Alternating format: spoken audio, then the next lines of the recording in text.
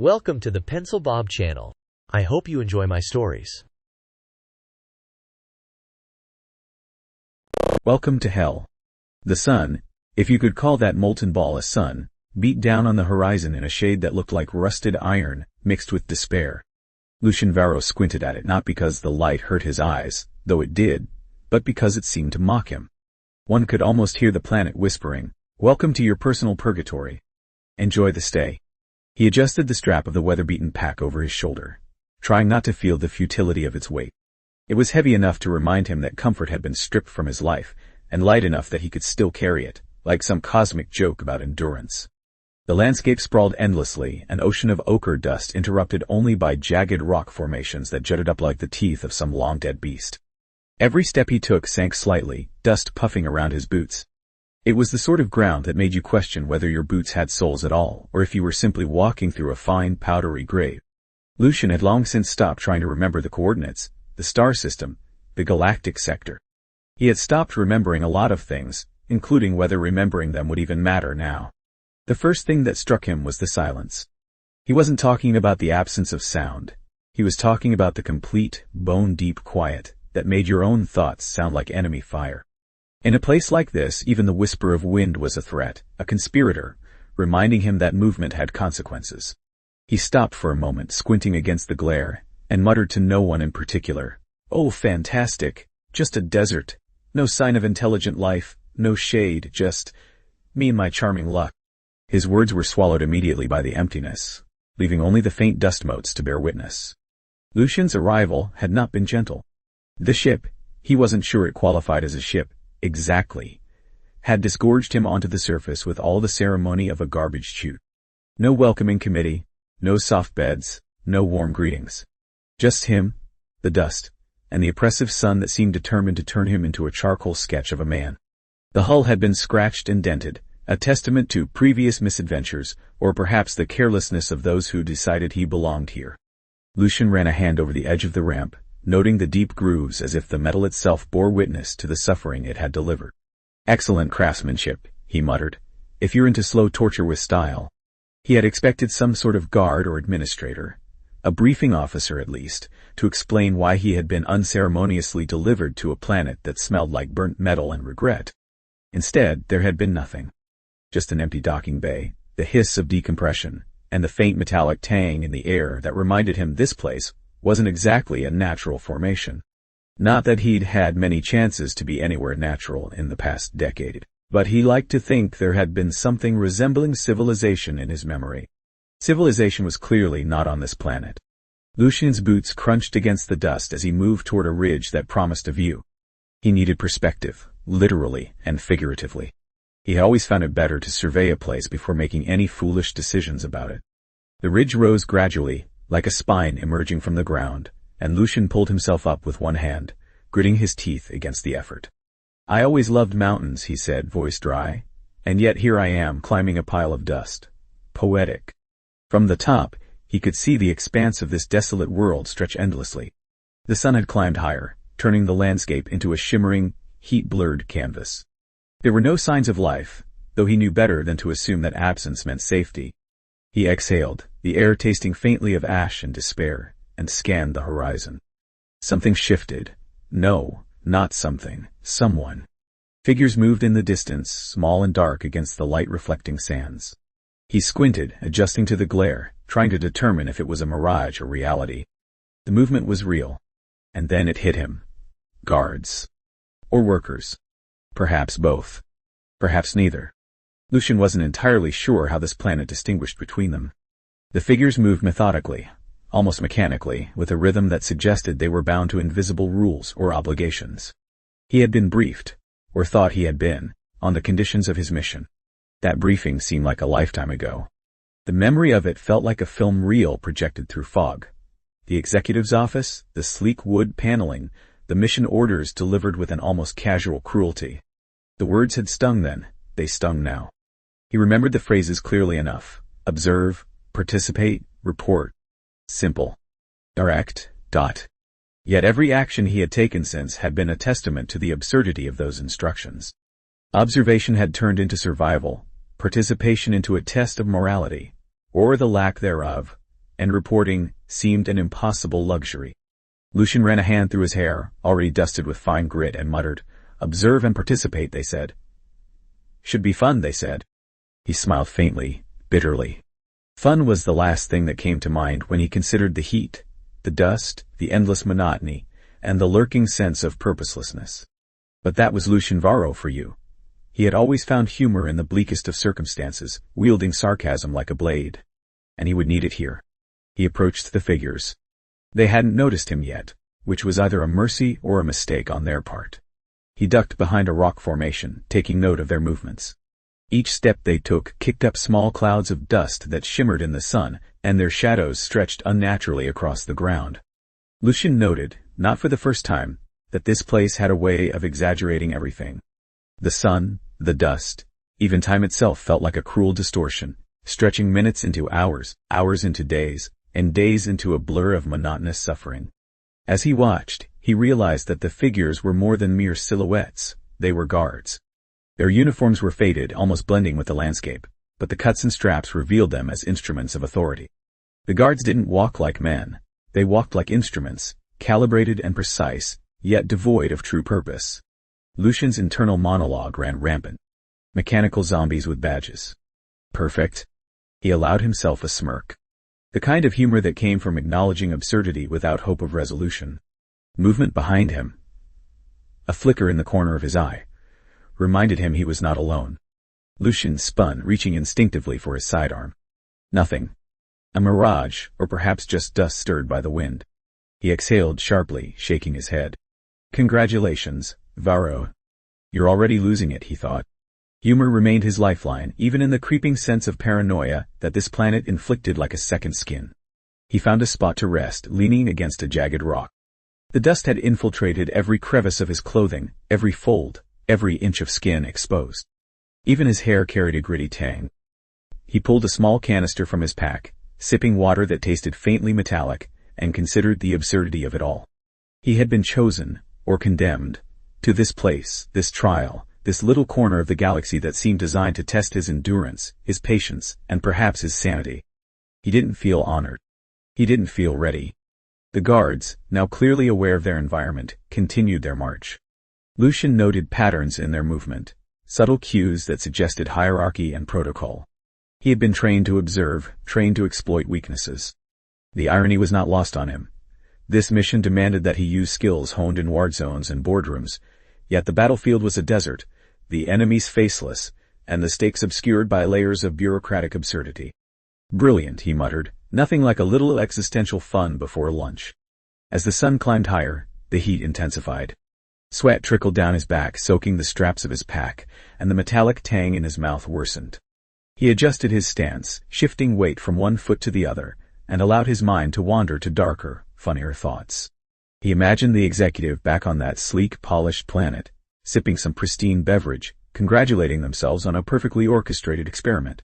Lucian smiled, a thin, bitter curve of lips. Congratulations. You've trapped me here. Your point? He rose from his perch, dust kicking around his boots. He needed movement, observation, action, even if all he accomplished was maintaining a sense of dignity.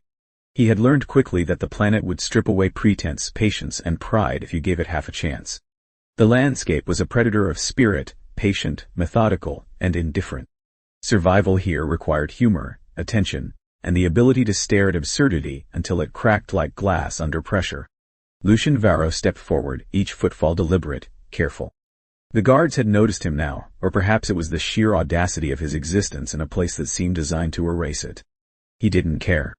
Sarcasm, wit, and a refusal to bend completely. They were his only weapons. Even against the sun, the dust, and the slow erosion of time itself, he would wield them like a shield. He would watch, he would endure, and he would survive. The first section of his arrival had not been violent. Not yet. But it had been revealing. The world he had entered was not merely hostile. It was sentient in its cruelty, structured in a way that punished, observed, and toyed with him. He could already feel the pull of its rhythms, the way monotony became oppression, and oppression became an instrument of quiet madness. He looked at the horizon once more, squinting, imagining the far side of the planet. Somewhere out there were secrets, lies, or answers, Probably all three.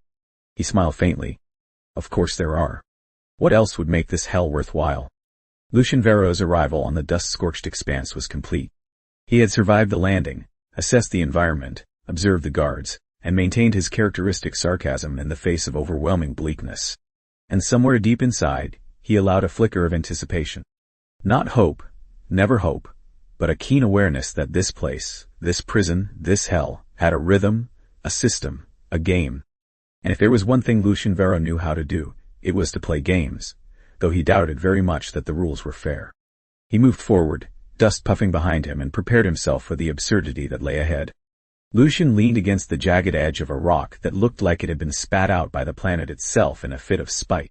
The sun was merciless, but he had learned long ago that complaining to the sky was an exercise in futility. Still, the heat gave him the perfect excuse to think, which, in this place, was dangerous enough to almost count as rebellion. He squinted at the horizon and let his mind wander back to the briefing, the one that had landed him here in a place that smelled faintly of rust, dust, and bureaucratic cruelty. It had all seemed deceptively simple at the time. Executive office, pristine wood paneling, the faint hum of artificial ventilation, the kind of place designed to remind you that wealth and power were sterile but very effective predators. Lucian remembered the briefing officer, a man who looked like he had been ironed flat under a lifetime of mediocrity, delivering his lines with the solemnity of someone who thought words themselves carried weight. The orders had been concise. Observe, participate, report. Simple words, almost elegant in their cold efficiency. So, observe what exactly? Lucian had asked, a smirk playing on his lips. Everything, the officer replied, voice clipped. Nothing escapes notice, Varro. Nothing. And yet, simplicity was never his strong suit when the universe had other plans. He remembered the way the officer had paused, as if savoring the impact of each word, the careful selection that hinted at consequences more severe than death. Lucian had suspected immediately that the briefing was a test in itself, a measure of how well he could endure absurdity under the guise of authority. He had suspected, though perhaps hoped wrong, that this was less a mission and more a punishment, an experiment in patience, wit, and survival. Lucian's mind wove between memories and the present, as if time itself was stretching across this dust-choked landscape. The thought of punishment brought a smirk to his face. If this was punishment, he had to admire the creativity. Being dropped on a desert planet with guards who moved like ghosts and workers who shuffled under rules invisible to him was punishment with style. Torture had nothing on monotony, and monotony had nothing on heat and dust, that stuck to everything in ways nature had never intended. He remembered, too, the details that had seemed trivial at the time but now loomed like ominous foreshadowing. The executive smirk when he delivered the mission dossier, the way his eyes flicked toward Lucian with the faintest glimmer of something predatory. Perhaps amusement, perhaps disdain. Lucian had noticed the little things that betrayed far more than the briefing itself. Like the faint scent of alcohol lingering in the air, or the way the officer's hand hovered unnecessarily over a panel of unknown functions, as if anticipating sabotage from a man who had yet to leave the room. And of course, there's always the colonel's wife, Lucian muttered to himself. What a subtle touch. Sleeping with the colonel's wife had not been the smartest career move nor the most ethical. But it had been the only thing that made the executive pause, the only thread that might explain why the mission briefing had been delivered with such subtle malice. Lucian had not been entirely surprised when he had been assigned here. In fact, he had half expected a planet with a name like Hell to be on the itinerary. He shifted his weight and let a faint laugh escape, the kind that carried both humor and a little despair. Substantial bonus, they said. Should be fun, they said. What else did they say? Oh yes, don't get yourself killed, and ideally, don't question the mission too loudly. Lucian's hands flexed against the grit of his gloves. Words on a briefing sheet were harmless enough, until you realized that every word might be a trap, every line a thread in a net designed to tangle your life into chaos. The mission dossier had been brief, but the implications were anything but. Observe, yes. But observe what? Participate. But participate in what? Report. But to whom, and for what purpose? The questions had piled up in his mind during the long ride to the planet, growing heavier with each passing light year, until by the time he had been dropped here, they were almost unbearable in their intensity. Almost. Lucian had long ago mastered the art of tolerating unbearable things with a sardonic grin. It was easier than crying. He thought of the officers and executives back on that sterile, polished planet, sitting behind their shiny desks, confident in their control. They had no idea that he could trace their motives with a simple glance, that he could sense the contempt hiding behind their perfectly rehearsed smiles. It amused him now, in retrospect, that they had assumed control and authority could dictate his reality. Authority had failed him before, and here it had failed spectacularly. He allowed himself a grin. "Thanks for the assignment. Truly delightful," he muttered, voice low, almost conversational with the desert winds. And yet, even in his amusement, there was a gnawing unease. The briefings, the orders, the careful orchestration, it all hinted at something deeper, something lurking beneath the thin veneer of mission protocol. Lucian suspected, though he could not prove, that the planet itself was part of a design, that his assignment was not a mere coincidence, but a deliberate orchestration by unseen hands. If that was true, then every step, every observation, every act of participation was already predestined. The thought did not frighten him, it intrigued him. Danger was a familiar companion, and intrigue had always been his preferred flavor. He crouched, brushing dust from his uniform, and allowed himself a rare moment of reflection. The briefing had left gaps, vast spaces where logic seemed to evaporate into absurdity. Those gaps were where the real story lived, and he intended to find it. If there were answers to be uncovered, he would uncover them, though not without commentary, of course. Humor was his weapon, sarcasm his shield, and patience, begrudgingly, his tool. He imagined telling the executive, if ever they were foolish enough to ask, that their elegant orders had resulted in little more than a desert tour and a great deal of dust in unexpected places. The memory of the office's artificial warmth made him shiver faintly. Here, the heat was real, the sun unyielding, the dust omnipresent. Every sensory detail was exaggerated, heightened to a point of discomfort. It was a deliberate test, he realized, though he didn't know by whom. A test of endurance, yes, but also of perception. Could he read the subtle cues? Could he detect the mechanisms that controlled his environment, even if they were invisible? Could he find order in chaos, purpose in absurdity? Lucian smiled faintly at the challenge. "I like my odds." He remembered the words that had made him uneasy at the time. "This is not a standard mission. You may find yourself outside the bounds of your training." They had said it casually, as if casually were enough to soften the implication that everything he knew might fail him here. Training had prepared him for combat, negotiation, espionage, but not this. Not dust, heat, endless monotony, and the subtle threat that the planet itself might conspire against him. Lucian had felt the edges of that unease sharpen almost immediately, and he had learned quickly to mask it with humor. Sarcasm, after all, was cheaper than tears. "And if I survive this," he muttered aloud, tone dry, "I suppose I deserve a medal, or maybe just a drink that doesn't taste like iron filings." And humor, biting and sarcastic as it was, had become a lens through which he viewed everything. He remembered joking to himself during the long ride. "If I survive this, I'll deserve a medal, a vacation, or at least a drink that doesn't taste like metal." Now, leaning against a rock, the sun burning his skin and dust sticking to his sweat, he realized the joke was ongoing, but the punchline had yet to arrive. Lucian shook his head and let his thoughts drift to less pressing matters, the kind of trivial, human reflections that reminded him he had been something more than an operative once. He thought of the smell of rain on earth, of cafes and crowded streets, of laughter that didn't carry an edge of despair. Those memories were both comforting and cruel, like a delicate teasing from a friend who remembered far too much about your failures. Here, there was no comfort, only the stark, unrelenting reality of the planet. He sighed, exhaling a mix of dust and thought, and muttered, "Oh, how the mighty have fallen. Welcome to hell, Varro. Please keep your sense of humor intact. It's the only thing that matters." The executive's smirk returned unbidden in his mind, as if etched there permanently, a reminder that control was an illusion. Lucian found himself smiling faintly at the thought. The man had believed that sending him here would be punishment, a test, a demonstration of authority. Lucian, however, had already discovered that the true punishment, and the true power, was in endurance, observation, and perspective. And humor, always humor. Even if the planet itself seemed determined to crush it. Dust swirled around him, catching the sunlight in sparks of gold and copper. Lucian stepped forward again, boots crunching, mind racing. He had the orders, the memory of the briefing, and the faint, indestructible sense that he was both observer and participant. He would use all of it.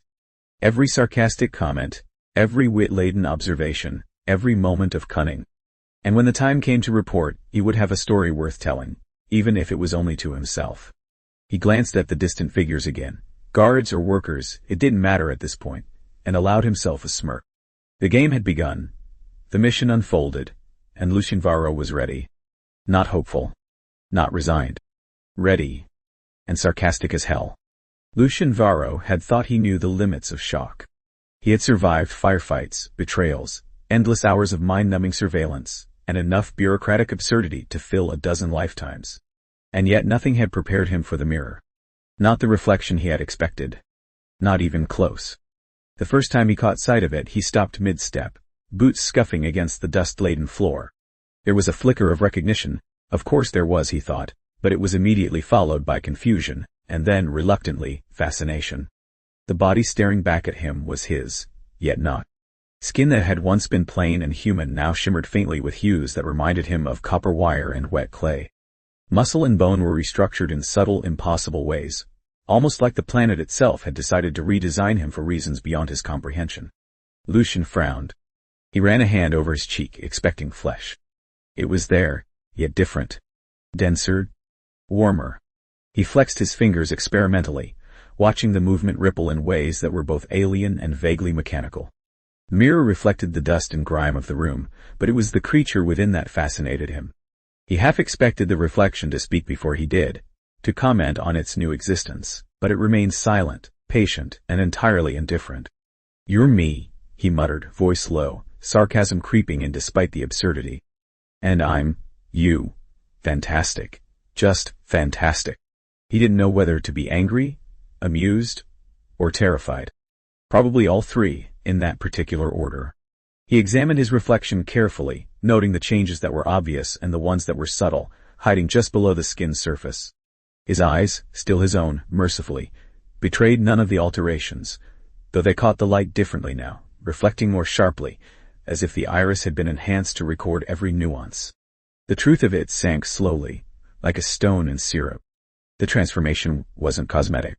It wasn't a joke, a punishment, or even a subtle test of endurance. It was functional.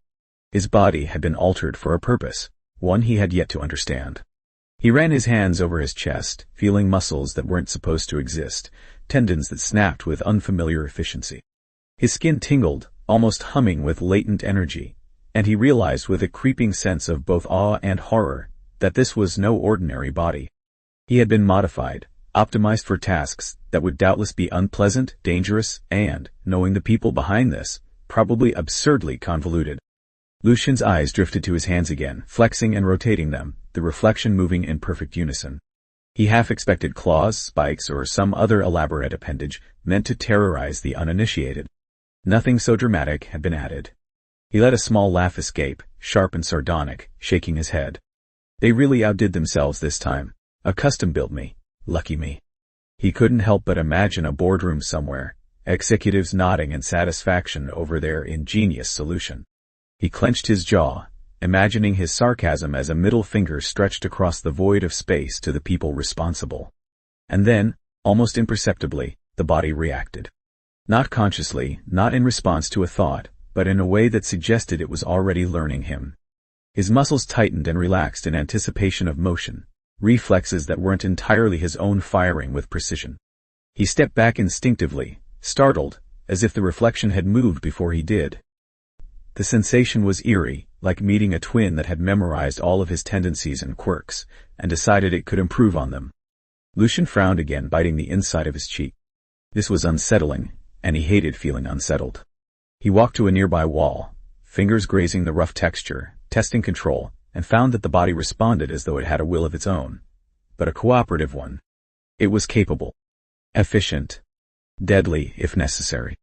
Lucian raised an eyebrow at his reflection, the first real expression he had managed since the transformation began. "Well, aren't you just a bundle of potential misery?" His wit was dry, threaded with disbelief. He had always found humor in the worst of situations. This one was no exception. Lucian flexed his jaw, thinking back to the briefing, to the executive's carefully chosen words. Observe. Participate. Report. The reflection in the mirror now gave those words a sinister edge.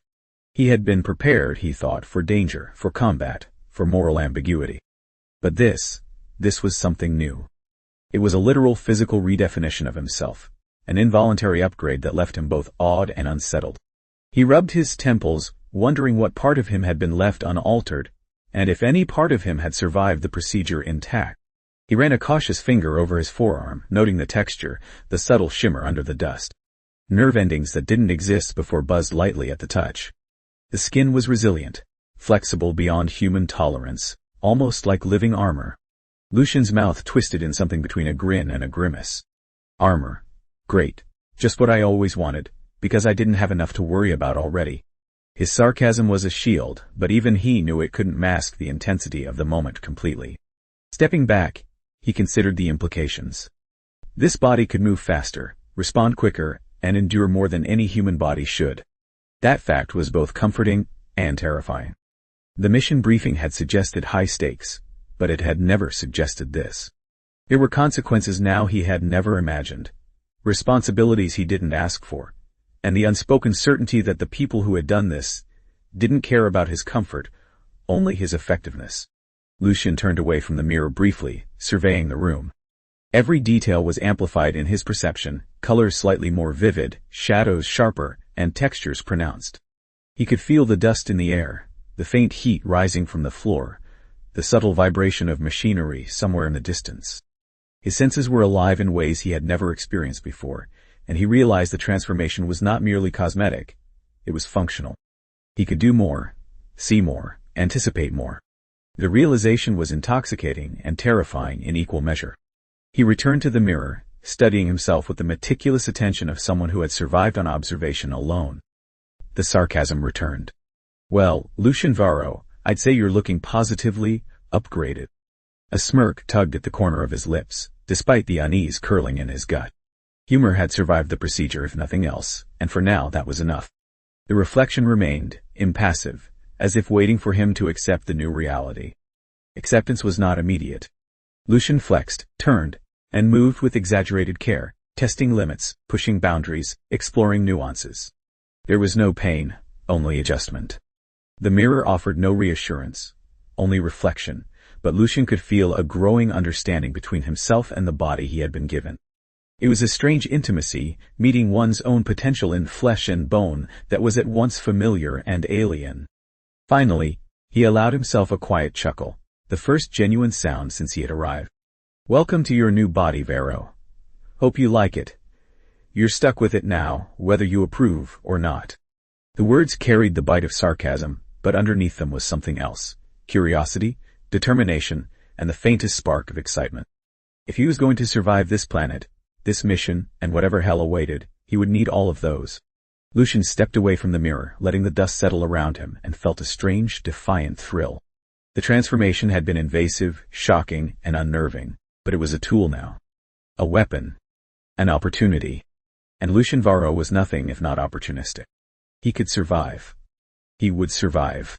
And somewhere in the process, he would make sure that the people responsible for this had reason to regret ever thinking they could control him.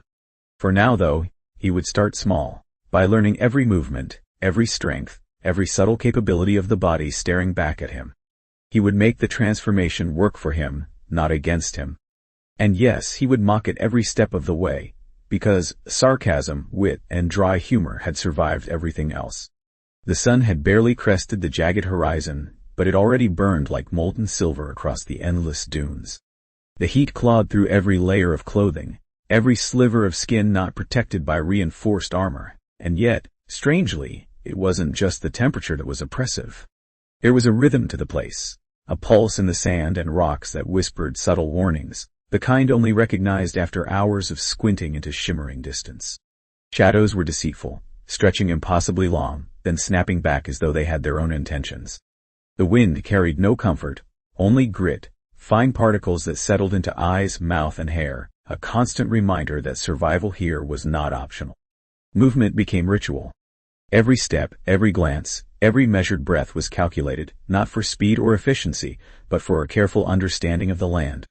Footfalls kicked up clouds of dust that settled almost immediately, erasing any trace of motion, as if the planet itself insisted on invisibility. Strange structures loomed in the distance, metallic, angular, and disjointed, like someone had tossed pieces of a crashed satellite into the sand and left them to rust.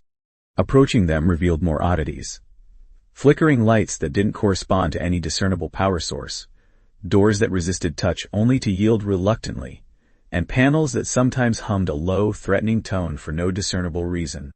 Each anomaly was a puzzle, a small, insidious test of awareness and patience. Observation became second nature. The workers moved methodically through the sun-scorched fields of dust and stone, their motions almost mechanical, yet tinged with a kind of resigned determination, only born from centuries of futility. Their eyes, when they lifted from labor, did not meet the horizon or the sky. They sought something else, something invisible, perhaps even imagined. Guards walked a narrow loop, but there was no real threat in their patrols. It was theater, a performance of authority designed to impress both the watchers and the watched. Lucian learned quickly which moments were scripted and which were genuine. The distinction mattered. Life in this place was less about brute force than cunning, less about survival than understanding the hidden rule. Anomalies became a study. Small things at first. The way shadows sometimes flickered when no sun moved, the almost imperceptible hum in certain metallic surfaces, the way the dust occasionally resisted settling, suspended in patterns that were too regular to be natural. One panel in a long corridor would always flicker in a sequence, blink, blink, blink, just before a worker stepped into view.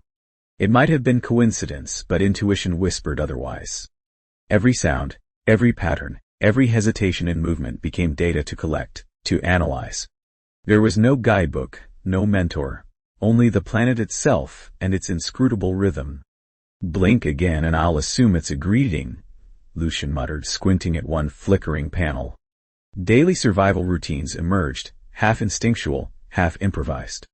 Hydration was critical, rationing the thick, metallic-tasting liquid provided in small canisters, savoring each swallow as if it were ambrosia. The sun dictated activity. Exposure during its zenith was deathly, so movement became pre-dawn and twilight affairs, the hours in between reserved for observation and study.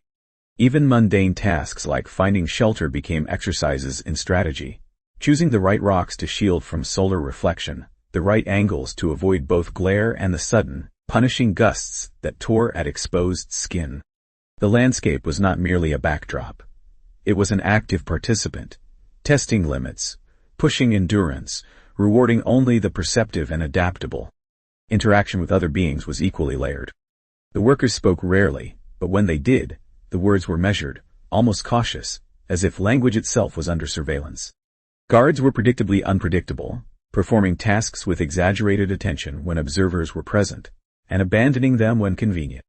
Lucian noted patterns, memorized faces, cataloged behavior. Which guard was likely to flinch under pressure, which worker would avert eyes but slip a helpful comment if approached carefully. Survival was not about confrontation. It was about understanding the ecosystem of people as much as the ecosystem of sand and rock. The alien physiology added its own complications. Movements that would have been simple in a human frame now required attention to new angles, new balances, and the peculiar mechanics of elongated limbs and reinforced muscle groups. Hands, once familiar instruments, now felt foreign in grip, strength, and sensitivity. Reflexes required recalibration. The body, it seemed, was a puzzle in itself, and the mind had to adapt just to avoid injury or draw unnecessary attention. Sarcasm became a mental shield, the internal voice a means to maintain sanity, to argue with oneself about the absurdity of learning to walk again on a planet that might very well despise existence. Even rest was tactical.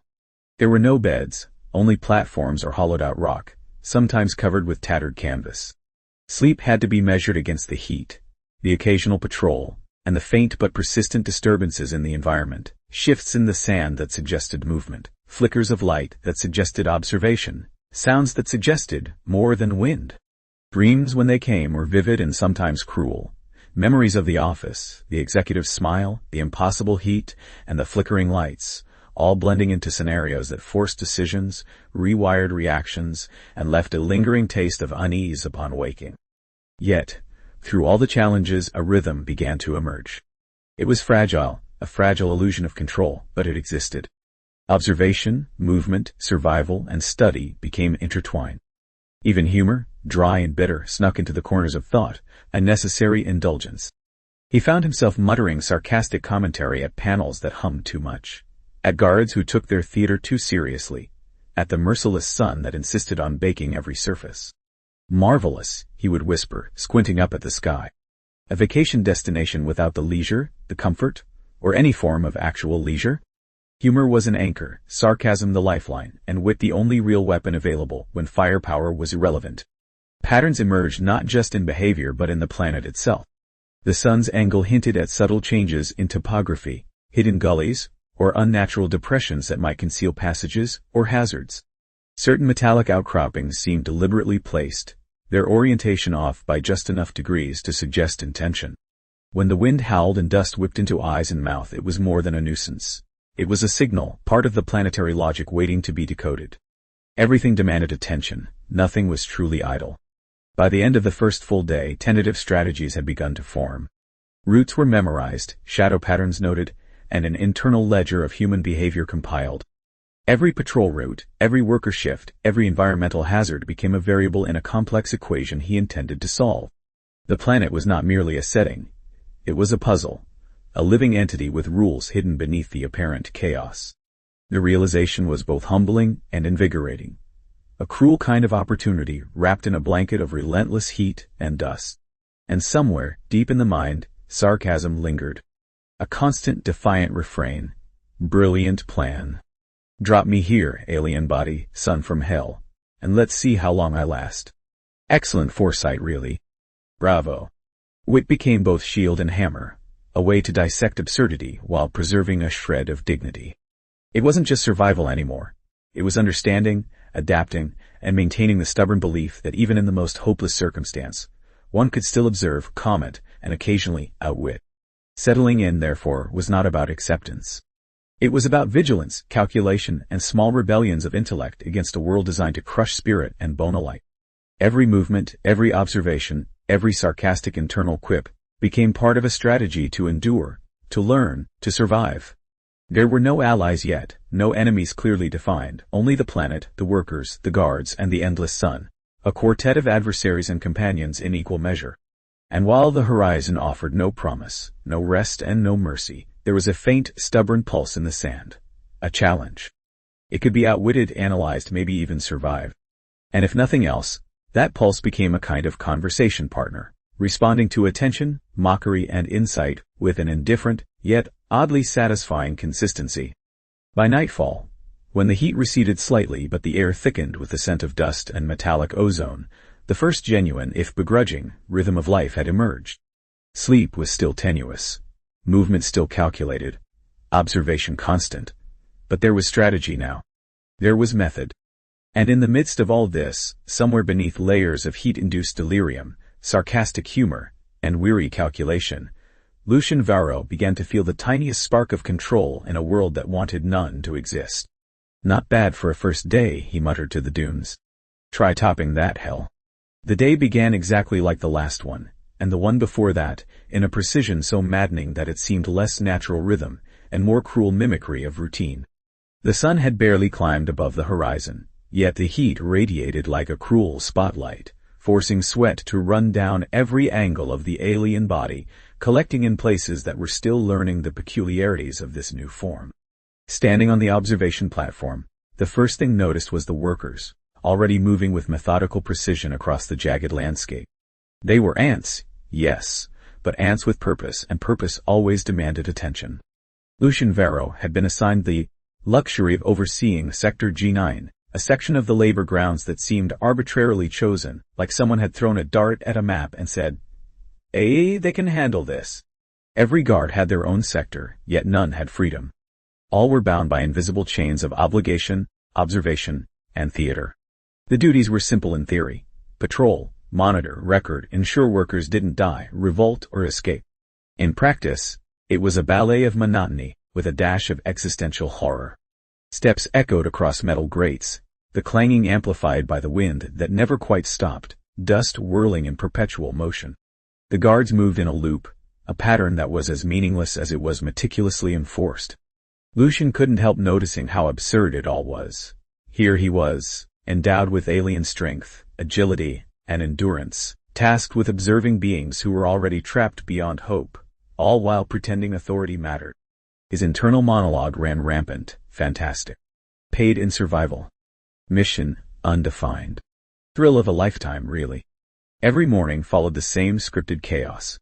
Doors clicked open with a mechanical precision. Sensors hummed warnings at intervals that seemed designed to irritate, and every panel blinked with cryptic signals that required attention. But no one knew why. Even the guards participated in the absurdity, marching along invisible paths, occasionally pausing to check panels that did nothing, or glancing at workers who would have been just as trapped if no one had been watching. There was a comedy in it, a dark, biting humor, but it required perfect timing and mental endurance to appreciate fully. Lunch, such as it was, consisted of rations that had the consistency of compressed gravel mixed with bitter oil. Lucian's taste buds were still adapting to alien metabolism, and the rations were a punishment disguised as sustenance. Eating became a tactical exercise. Chew slowly, swallow cautiously, and make mental notes of which nutrients didn't immediately cause nausea or hallucinations. Conversation among guards was minimal and perfunctory, as if speech itself was an expendable commodity. Occasionally, a guard would attempt humor, an offhand comment about the lovely view or the friendly sun, but it fell flat, met with blank stares or, worse, nods of agreement. It was the kind of humor that was only funny because the alternatives were worse. Observing the workers was slightly more interesting, though not much. They moved with a precision born of necessity, a rhythm imposed not by the sun, but by an ingrained understanding of what would not get punished. Some carried tools, others dragged cumbersome loads, and all obeyed the invisible logic of the planet's ecosystem. The true measure of their resilience was in the small, almost imperceptible deviations from routine, a glance that lingered too long, a whispered word caught just at the edge of hearing, a hand lingering on a piece of machinery for a fraction too long. Lucian noted it all. Observation was both duty and entertainment when nothing else mattered. Patrols required vigilance, yet the monotony was brutal. One could walk the same loop for hours and see nothing new, nothing threatening, nothing alive beyond the occasional worker and fellow guard. The platform offered a high vantage point, yet the horizon was endless and unforgiving, giving the illusion of freedom where none existed. Occasionally, the wind would lift the dust in great waves, creating ephemeral patterns that looked like movement, only to settle into nothingness, reminding him of just how arbitrary perception could be. Every false alarm was a lesson in patience, every real anomaly a jolt of adrenaline that reminded him the place was alive, in some sense, and did not particularly care who noticed. The physical exertion, while taxing, was secondary to the mental one. Every patrol was a rehearsal, every gaze a calculated assessment. Lucian's alien form made many tasks easier, climbing the observation towers, sprinting across dunes or hefting tools and equipment. But adaptation was still a constant effort. The body required recalibration for endurance and precision, reflexes needed to be tested under alien environmental stress, and senses had to be sharpened to catch the subtlest of irregularities. Every gust of wind, every flicker of light, every minor shift in the terrain was a potential hazard, or opportunity. He treated them all with equal suspicion, internal commentary running in sardonic undertones. Marvelous. Alien body, alien planet, same tedious duty. What could possibly go wrong? Occasionally the theater of authority became painfully literal. Guards were given minor tasks, seemingly ceremonial, like inspecting panels that only blinked or checking fences that could not possibly hold anything back. Yet each action had weight, a psychological consequence, the illusion of control, the suggestion that their presence mattered. Lucian observed it all with a mixture of fascination and contempt. To be a guard here was to be both participant and victim in a cruel play, each day scripted, yet with improvisational hazards thrown in by the planet's peculiar physics and the enigmatic purpose of the mission. Humor, a weapon and shield, persisted in his mind. Sarcasm whispered through mental commentary as a method of endurance. Patrol the desert, watch ants work, marvel at the sun. Outstanding performance metrics, truly. Wit became an internal coping mechanism, a constant reminder that the absurdity of the situation could be catalogued, examined, and occasionally laughed at. It was the only rebellion allowed, the only freedom guaranteed by the rules of observation. One could endure, observe, and, if clever, mock, but never interfere. By midday, the heat reached its zenith. Sweat-soaked armor, limbs ached, and the sun's glare turned every surface into a mirage. It was a test of patience and endurance. Workers moved in slow, careful rhythm, while guards mirrored their motions, walking in loops that seemed purposeless but were, in fact, the essence of control. Lucian noted how behavior mirrored function. Workers, constrained but alive. Guards, free in theory but bound by rules that mocked freedom. The planet itself, indifferent but demanding respect. Every shift, every task, every glance carried a weight disproportionate to its apparent meaning. Occasionally, tasks required improvisation. A conveyor jammed, a panel malfunctioned, or a minor dust storm obscured visibility. These moments demanded quick thinking, alertness, and occasionally, a well-placed sarcastic observation that could either amuse or irritate nearby guards. Lucian took to these interruptions like a cat to shadows, finding subtle joy in navigating chaos within the monotony. Even minor victories, restoring a panel, redirecting a work group, or simply outmaneuvering a gust of sand, offered the faintest hint of agency in a world designed to remove it. By the end of the day, the ritual repeated itself in reverse. Guards returned to stations, panels flickered off, the workers were corralled for rest or maintenance, and the sun began its slow, unyielding descent. Fatigue was immediate, and yet it was not purely physical. There was a gnawing exhaustion in constant observation, in processing patterns that might never reveal their purpose, in maintaining an alien form with alien capabilities in an environment that challenged every expectation. Humor and sarcasm became lifelines, commentary like a thin rope tethered to sanity. Well done, hero. Witnessed the industrious ants, patrolled the infinite sand, survived yet another day of scripted absurdity. Clap yourself on the back. In this endless cycle, Lucian began to map both the world and himself. Daily life as a guard was far more than repetitive. It was a study in endurance, observation, and subtle influence. Every loop walked, every panel checked, every glance at a worker, was a piece of the larger puzzle, a rehearsal for challenges he did not yet fully comprehend. And through it all, the inner voice, sharp and sardonic, kept him anchored. If nothing else, he would not allow the universe, or the mission designers, to crush his wit, his perspective, or his ability to mock the absurdity of existence. Duty, in this place, was survival disguised as observation. Guards were neither oppressors nor victims but something in between.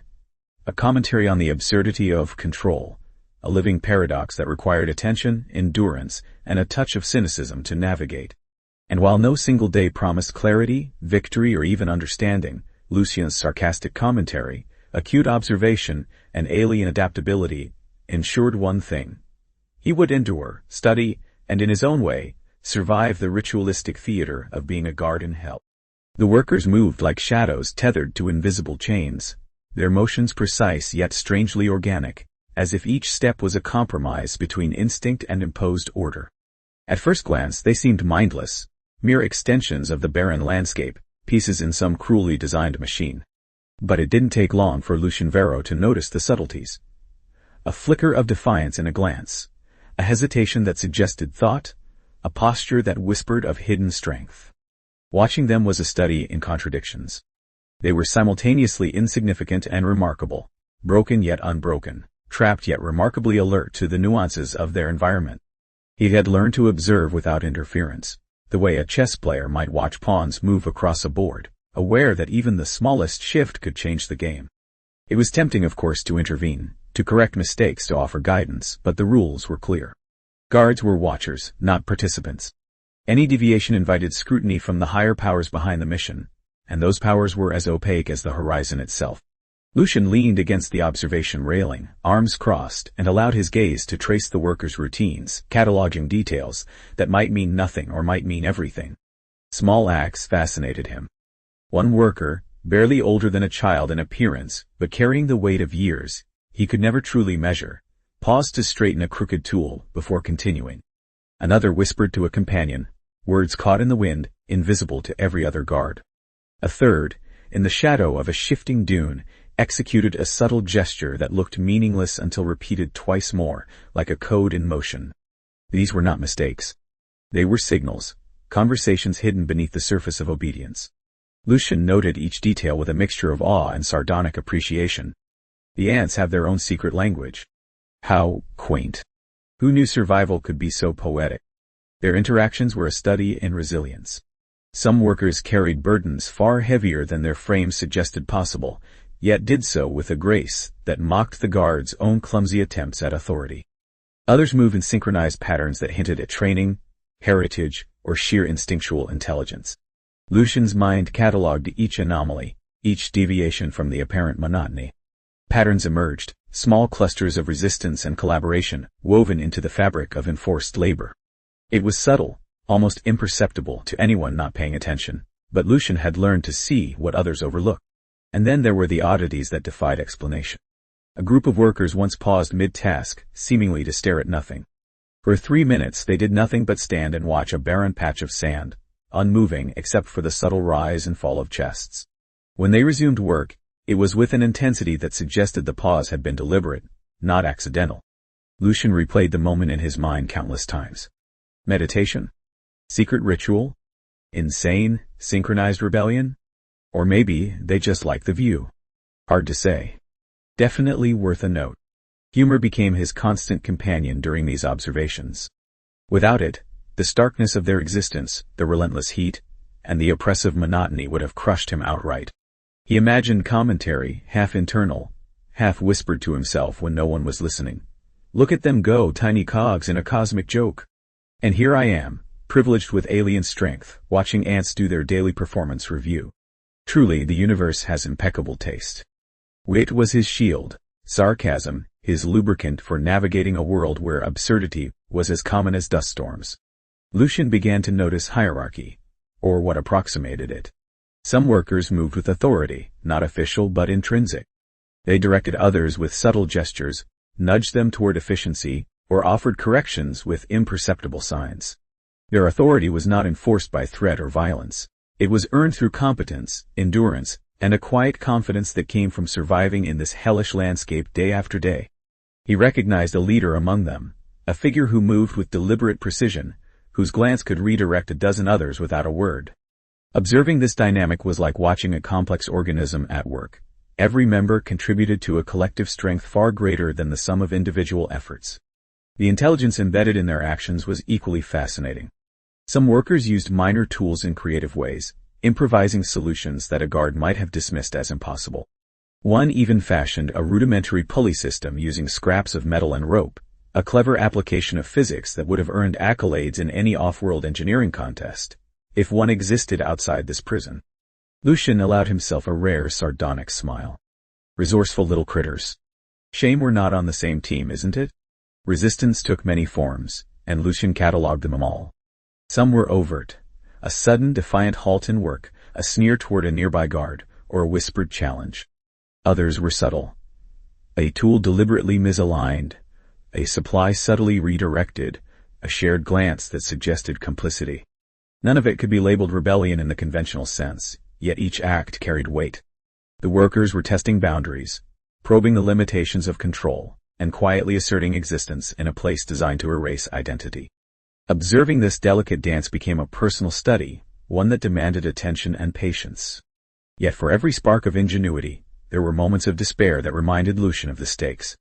He watched one worker collapse under the sun, the body trembling with exhaustion, only to rise again after a long pause. Another carried a load so heavy it bent the spine but refused to set it down until forced by sheer incapacity. The worker's suffering was not mindless. It was deliberate, endured, and often defiant. They carried the weight of this world not just on their bodies but on their minds, preserving a sense of self even when every external factor screamed erasure. Lucian noted it all with a mixture of admiration and grim amusement. Stubbornness as art form. Very efficient, very infuriating. Social dynamics also emerged in subtle ways. Some workers clustered into small groups, sharing burdens and glances, while others remained solitary, relying on instinct and internal rhythm. Occasionally, these groups would briefly synchronize their movements, a fleeting moment of coordination that suggested planning or tradition. Lucian found himself studying these patterns as though decoding a language written in body motion, a silent poetry of endurance and adaptation. Ants with secrets, ants with style. Brilliant. He also observed emotional nuance. The workers were not blank automata. Subtle facial expressions, body language, and micro-reactions conveyed frustration, relief, or satisfaction. One small smile, almost invisible, flitted across a worker's face after a minor victory, a successfully completed task, a clever solution, or perhaps a shared joke among comrades. Lucian's sarcastic commentary continued silently. Smiling ants. Delightful. I hope someone's taking notes for the next morale report. The more he watched, the more Lucian recognized a form of communication layered beneath the obvious. Workers passed signals in the tilt of a head, the placement of a tool, or a pause in motion. It was a system invisible to the untrained eye, yet profoundly effective.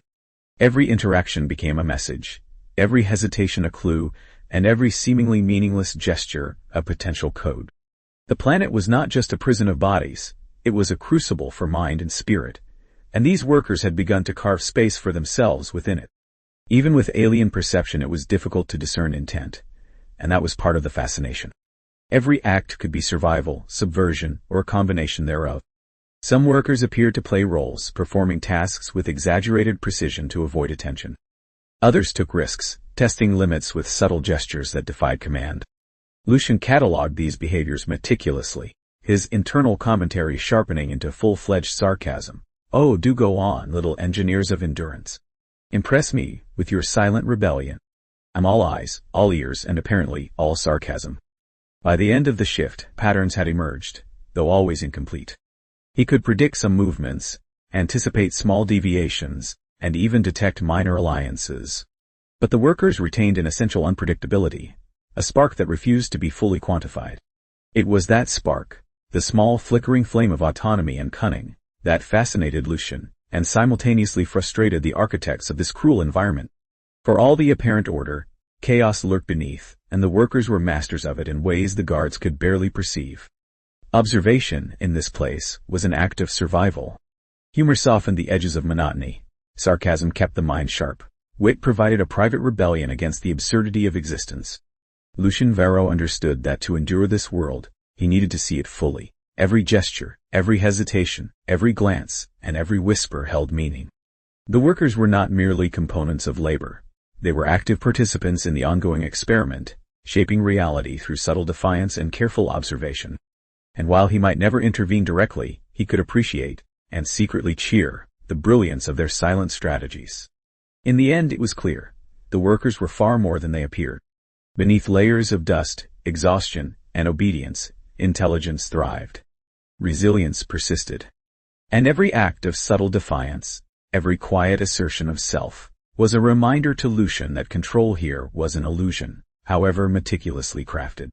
His duty paradoxically became both observation and quiet admiration. The workers moved with a rhythm that mocked the system, challenged expectation, and hinted at secrets not even the architects of this hell could fully grasp. By the time the sun reached its peak, and the heat became an unbearable press against skin and armor, Lucian realized he had spent hours cataloging, analyzing, and quietly enjoying the subtle theater of worker existence. Sarcasm remained a companion, humor a lifeline, and wit a shield. He had seen enough to understand that nothing in this place was random, yet everything remained unpredictable. Observation was survival, understanding was power, and amusement, bitter, dark, sardonic amusement, was the only genuine luxury in a world built to erase it. The sun hung like a giant judgmental eyeball over the dust-choked plains, baking everything in sight. Lucian squinted through the mirage-shimmering heat, feeling it crawl under his skin like some microscopic interrogator.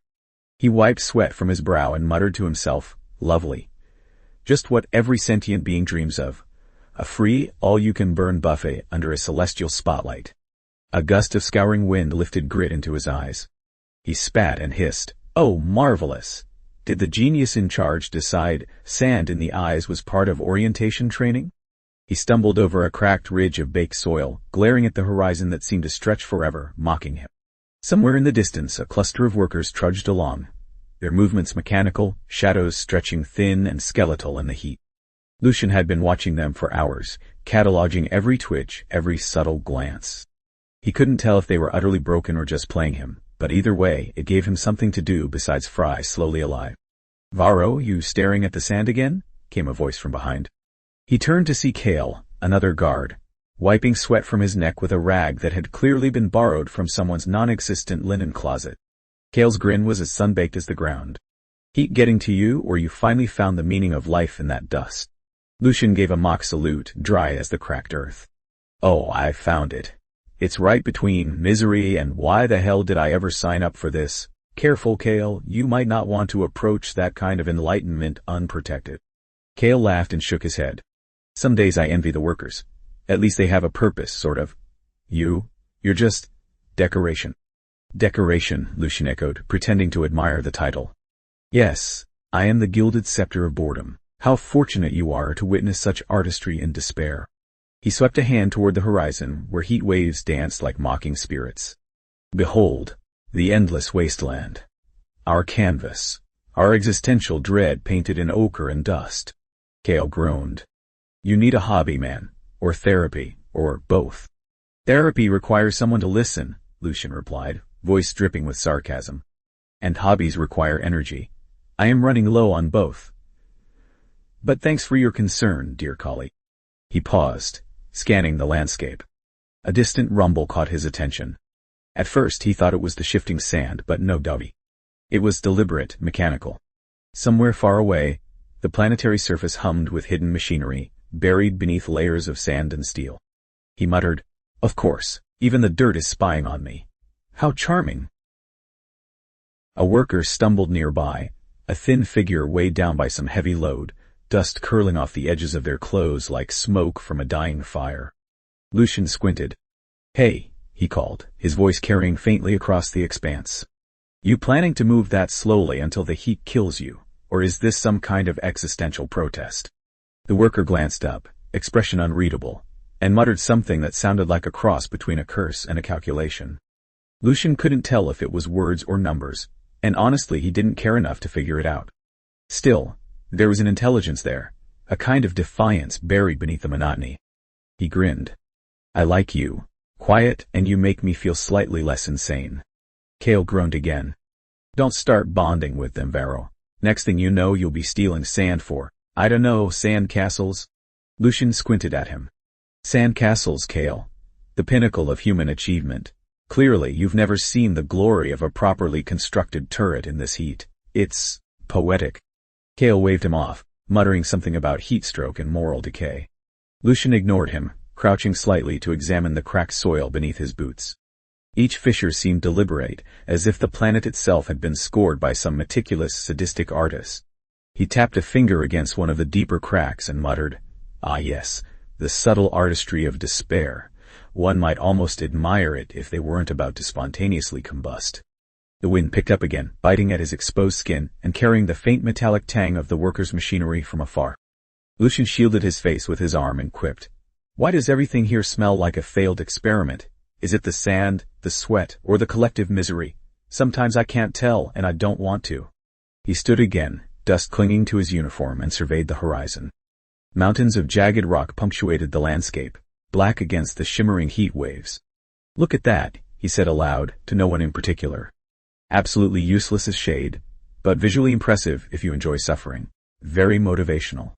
Kale sidled up, scratching his neck. "You know, some people survive by following the rules. You survive by talking to yourself and insulting scenery. Bold strategy." Lucian snorted. "Rules are for the unimaginative. Survival," he said, eyes narrowing at the distant shimmer of dust and heat, "requires flair. Wit and occasionally making sure your fellow guards think you're completely insane keeps them off your back." He shifted his gaze to a small cluster of shadowed structures in the distance, partially hidden by heat mirages. Machines hummed faintly, barely perceptible over the gusting winds. "Those," he muttered, voice low, "are not just buildings.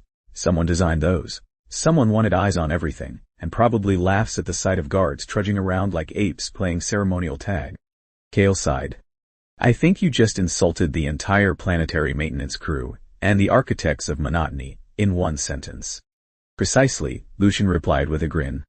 "Efficiency in sarcasm is key. It's what keeps me sane, marginally." He paused and crouched near a patch of sand, poking at it with a boot. Tiny crystalline fragments reflected the sun, sharp and unyielding. "This planet," he said, muttering under his breath, "is a hell crafted by someone with a sense of humor darker than a black hole. And me? I'm the unwitting guest of honor at the roast." As the day dragged on, the oppressive heat seemed to distort not only the land but time itself. Every step was deliberate, every movement a small victory. Workers moved with a precision that belied their exhaustion, and Lucian found himself watching their rhythm with grudging respect. "They're not just surviving," he muttered. "They're orchestrating misery into some sort of perverse ballet." Kale whistled. "You need a drink, Varro, or a lobotomy." "Tempting," Lucian replied dryly. "But I'll settle for staying alive long enough to see what happens when the next heat wave decides to murder everyone." He shaded his eyes against the unrelenting sun and squinted at the horizon again. Something shifted, an unnatural ripple, not quite sand, not quite air. "That," he muttered, "is not a mirage, and whatever it is, it's judging me. Excellent. Another observer for the collection. Just what I needed." By the time the sun began to drop, casting long shadows over the cracked earth, Lucian had developed a rhythm of observation, quip, and cautious step. He whispered to himself, voice sharp with sarcasm and dark amusement, "The landscape hates me. The guards ignore me. The workers might be plotting something brilliant, or plotting my death. All in all, a perfectly normal day in paradise." Kale shook his head, dragging his boots across the sand. "Paradise. Sure, Varro. Keep telling yourself that." Lucian smirked and kicked at a small ridge of sand. "Paradise is subjective. Hell is universal. Guess which one we're in." The sun sank lower, painting the barren landscape in harsh oranges and reds, reflecting off the metal of distant structures, giving them the faint illusion of life. Lucian took a slow, deliberate breath and muttered, "Tomorrow we test endurance. Or sanity. Or both. Either way, the planet wins as usual." And yet beneath the sarcasm, beneath the jokes and mockery, there was a spark of fascination. This planet was cruel, yes, but it was cunning. It had rules, hidden rules, and Lucian Varro, for all his wit and stubbornness, was beginning to understand that surviving here would require more than mere endurance. It would require observation, cunning, and a willingness to play the planet's game on its terms, even if it meant laughing in the face of absurdity the entire time. The wind shifted, carrying a faint metallic scent that made Lucian wrinkle his nose. It wasn't unusual for the planet to smell like scorched iron and burnt dust, but this was different. Subtle, layered, like a whisper under the roar of heat. Lucian froze mid-step, squinting toward the distant structures. Something was off. Kale trudged beside him, fanning dust from his face. "You're staring again. You always stare." "I'm thinking," Lucian said, tone smooth, almost innocent. "Sometimes staring is the highest form of intelligence." He nudged a pebble with his boot, sending it skittering across the cracked soil. "Other times, it's a warning that something's watching." Kale snorted. "Oh great, you're turning into one of those doom prophets again. Next you'll tell me the sand is plotting revenge." Lucian's lips twitched. "Funny you mention that, because I'm starting to think it might be. There's a pattern here, Kale. Not in the workers. They're predictable enough, but in the way the dust moves, the way the shadows shift, it's deliberate." Kale rolled his eyes. "Deliberate shadows. Sure. You're losing it, Varro." "I'm perfectly sane," Lucian shot back, hands on his hips. "Merely alert to the subtle manipulations of a sadistic planetary mind." Kale muttered something that sounded like a prayer for sanity, then kicked at a ridge of sand, sending a tiny avalanche sliding down its slope. Lucian squatted beside it, tracing the fine lines with his fingertip. "See that? Nothing in nature moves that precisely without intent. I'm telling you, Kale, someone, or something, is orchestrating this. And it's bored." Kale shook his head. "Or it's just sand, and you're reading too much into a rock and dirt show." "Maybe," Lucian said with a sardonic grin, "but I've always been a fan of overthinking. Keeps the mind sharp and the humor sharper." He rose, scanning the horizon again.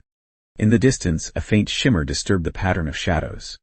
It pulsed, subtle, almost hesitant, like it was testing awareness. Lucian's brow furrowed. "There," he muttered. "Not sand, not heat mirage. Something alive, maybe not alive, but definitely noticing me." Kale glanced, uncomprehending. "Notice me too, then. Maybe it's lonely." Lucian didn't answer. He crouched low, ears straining against the whistling wind, trying to isolate the sound beneath the constant hum of the planetary heat. There was movement, a subtle vibration in the ground that didn't belong. He tapped his boot against the earth. A quick response, a mirrored tremor. He straightened, speaking aloud this time, half to Kale, half to whatever entity might be observing. "Okay, we're getting playful now. Very clever. Let's see how long you can keep this up without giving me a migraine." Cale muttered something like, "You're insane," but there was a flicker of curiosity in his eyes. Lucian turned toward the workers nearby. They moved with habitual precision, yet something about their rhythm seemed off today, more anxious, more deliberate. A worker paused mid-step, glanced toward Lucian, then resumed work, a subtle twitch in their shoulders suggesting tension. "Even them," Lucian muttered, voice low. "They sense it too. Either that, or I've developed a sixth sense for impending doom." Cale groaned. "Sixth sense. Sure. You'll be naming your imaginary friends next." "Already done," Lucian replied dryly. "They're plotting world domination, but mostly against anyone who underestimates dust." The wind kicked up stronger, carrying a shrill metallic clatter from one of the distant structures. Lucian winced. "Hear that?"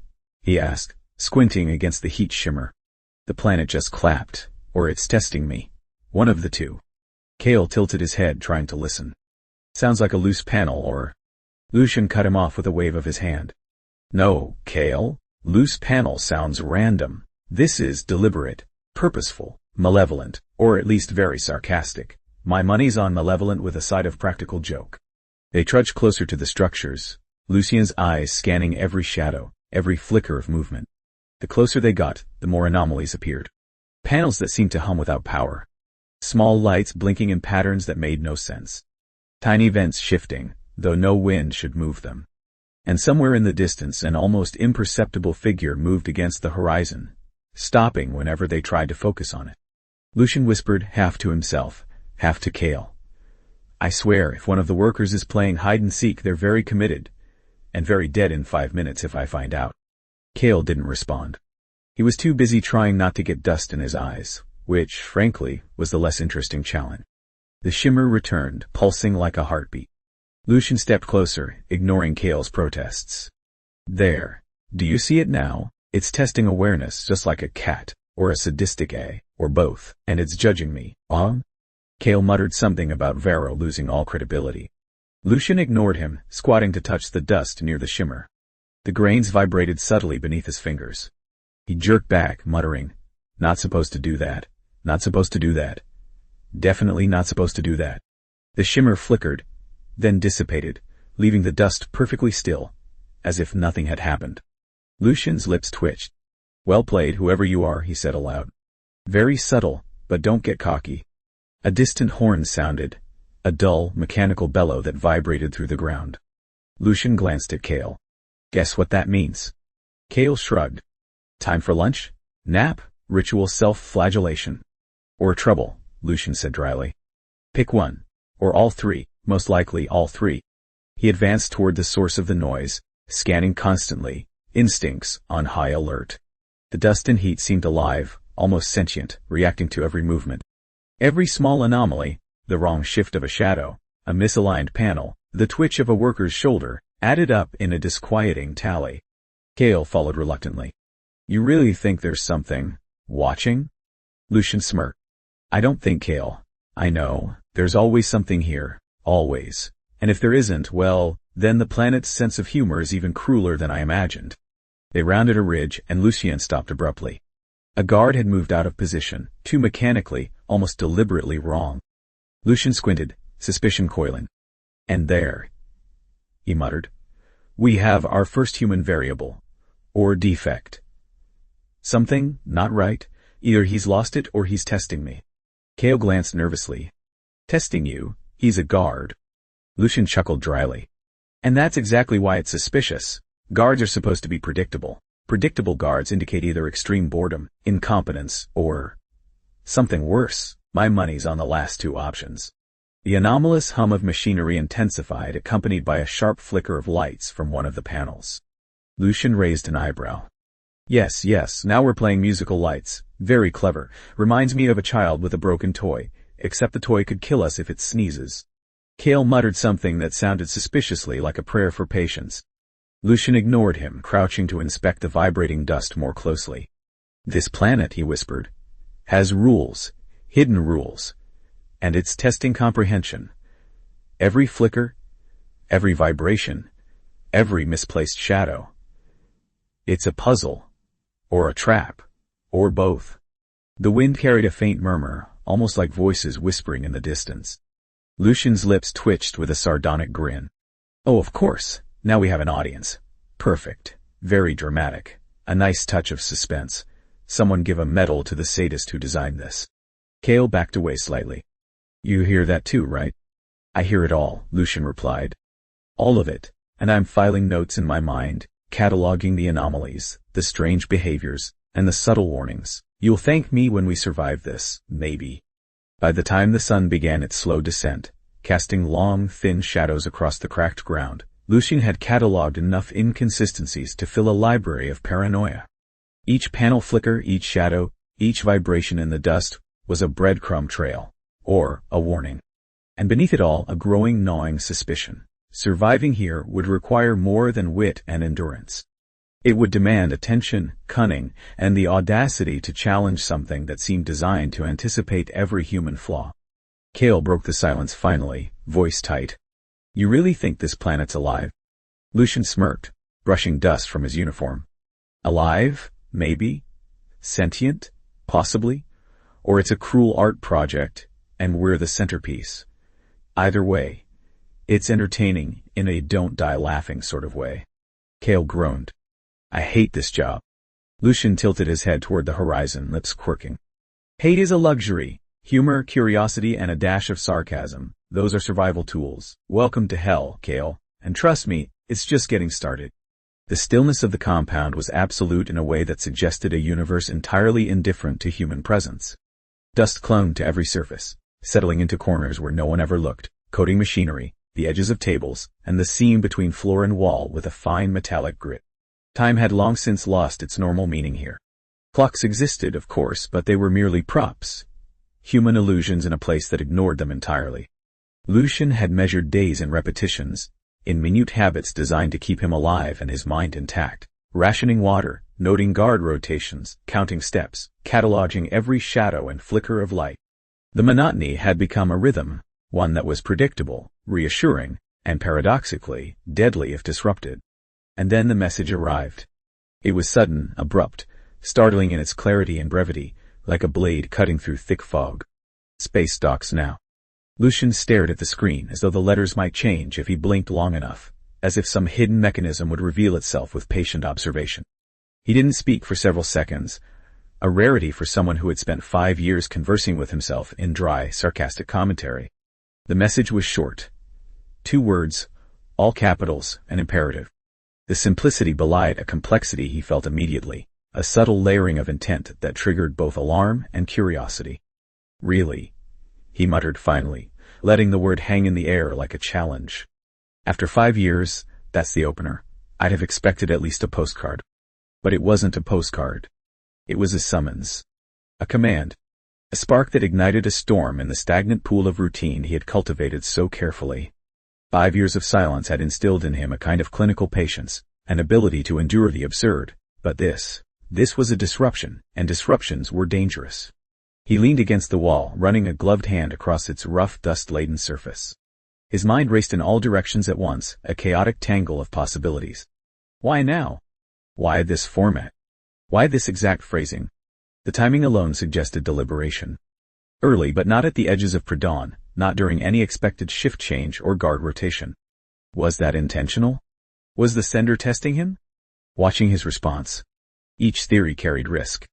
Each possibility whispered a different kind of danger. Or maybe, he said aloud, his voice low and dry, this is the universe's idea of a joke. Ha ha. The words tasted metallic in his mouth, mirroring the tang of the air in the compound. He took a cautious breath, aware that even inhalation had become a deliberate act, a test of patience and attention. Everything here demanded observation. Nothing was idle. The air itself seemed to hum with quiet intent, subtle patterns that required careful scrutiny to notice. Every detail of the message screamed for attention. The capitalization, the absence of punctuation beyond the period, the starkness, it wasn't just an order. It was a statement, a puzzle, a provocation. Whoever had sent it had anticipated his scrutiny, and likely enjoyed it. This was not communication for information. This was communication for effect, designed to elicit calculation, reaction, and perhaps even panic. Lucian allowed himself a smirk. Well, he said, letting the word drip with sarcasm, 5 years of quiet, And now, bam, space docks. Efficient, if nothing else. He moved to the comm panel, brushing dust from its surface, as though touch alone might reveal secrets hidden in the pixels. His eyes scanned for anomalies. Hidden symbols, timing codes, extra characters. Nothing. Only the stark, commanding words. The simplicity was deceptive. Simplicity in this environment was never innocent. Lucian paced the narrow confines of his living area, each step deliberate, measured. He had learned to move like a predator in reverse, cautious, aware, cataloging everything in sight. The sun outside was low, its harsh light refracting through the windows and casting long, shifting shadows that seemed to mock him.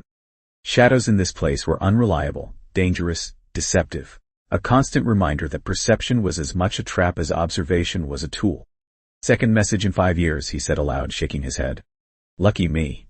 Or unlucky me. Probably both. Let's see what kind of disaster that I've planned this time. He allowed himself a dry laugh, brief and sharp. Humor had become a shield, a mental anchor against the creeping absurdity of life here. Sarcasm, wit, mockery, they were tools, not indulgences. He muttered to the empty room. Maybe they finally remembered me. Or maybe it's the Colonel's wife again, pulling strings from beyond the polite boundaries of space. Lucian crouched by the panel, fingers hovering over the activation console. Logic and instinct warred for dominance. Logic argued for caution, for careful scanning and verification. Instinct argued for immediate response. Experience argued for a third option. Assume it was a test, act as though it was a test, and ensure that if they were watching, they got a show worth analyzing. He repeated the message aloud, exaggerating the inflection, as though mocking whoever had sent it. Space, docks, now. He let each word stretch, linger, a slow taunt. Who sends a line like this and expects blind compliance? Amateur or sadist, could be both. Perfectly reasonable. The comm panel chirped faintly, an accompanying mechanical sound signaling that the message had been delivered. Lucian glanced around the room, as if the walls themselves might be listening, taking notes. He catalogued the dust, the shifts in shadow, the subtle hum of the machinery, filing each observation away. Nothing was too small. In a place where control was an illusion, information was currency. He leaned against the wall again, rubbing at the stiffened dust on his gloves, and allowed himself a rare pause. The message had done its job. It had pierced the monotony, triggered awareness, and forced recalibration. 5 years of stasis were gone in an instant, replaced by tension, possibility, and an edge of danger that made every nerve stand alert. Lucian thought of the guards, the workers, the environment itself. Each element was part of a broader system, a web designed to test, to observe, to extract data. And he had been in the center of it, unnoticed but not unseen. The message was not a benign communication. It was a challenge. A spark in the dry kindling of routine designed to see how it would burn. He allowed himself a grin, wry and sardonic. Lesson 1, he muttered, tracing the letters on the panel with a fingertip. The universe does not care about comfort. Lesson 2. 5 years of silence does not equal safety. Lesson 3. His voice trailed as he let the lesson hang in the air, knowing full well that discovery would always carry consequences. Movement was necessary. He began the preliminary checks. Hydration, gear, orientation.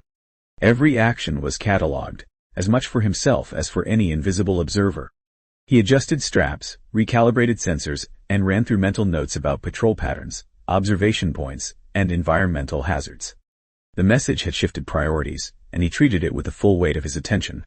I hope whoever sent this enjoys watching me overthink everything, he said aloud, tone dry, almost conversational, because that's exactly what's happening.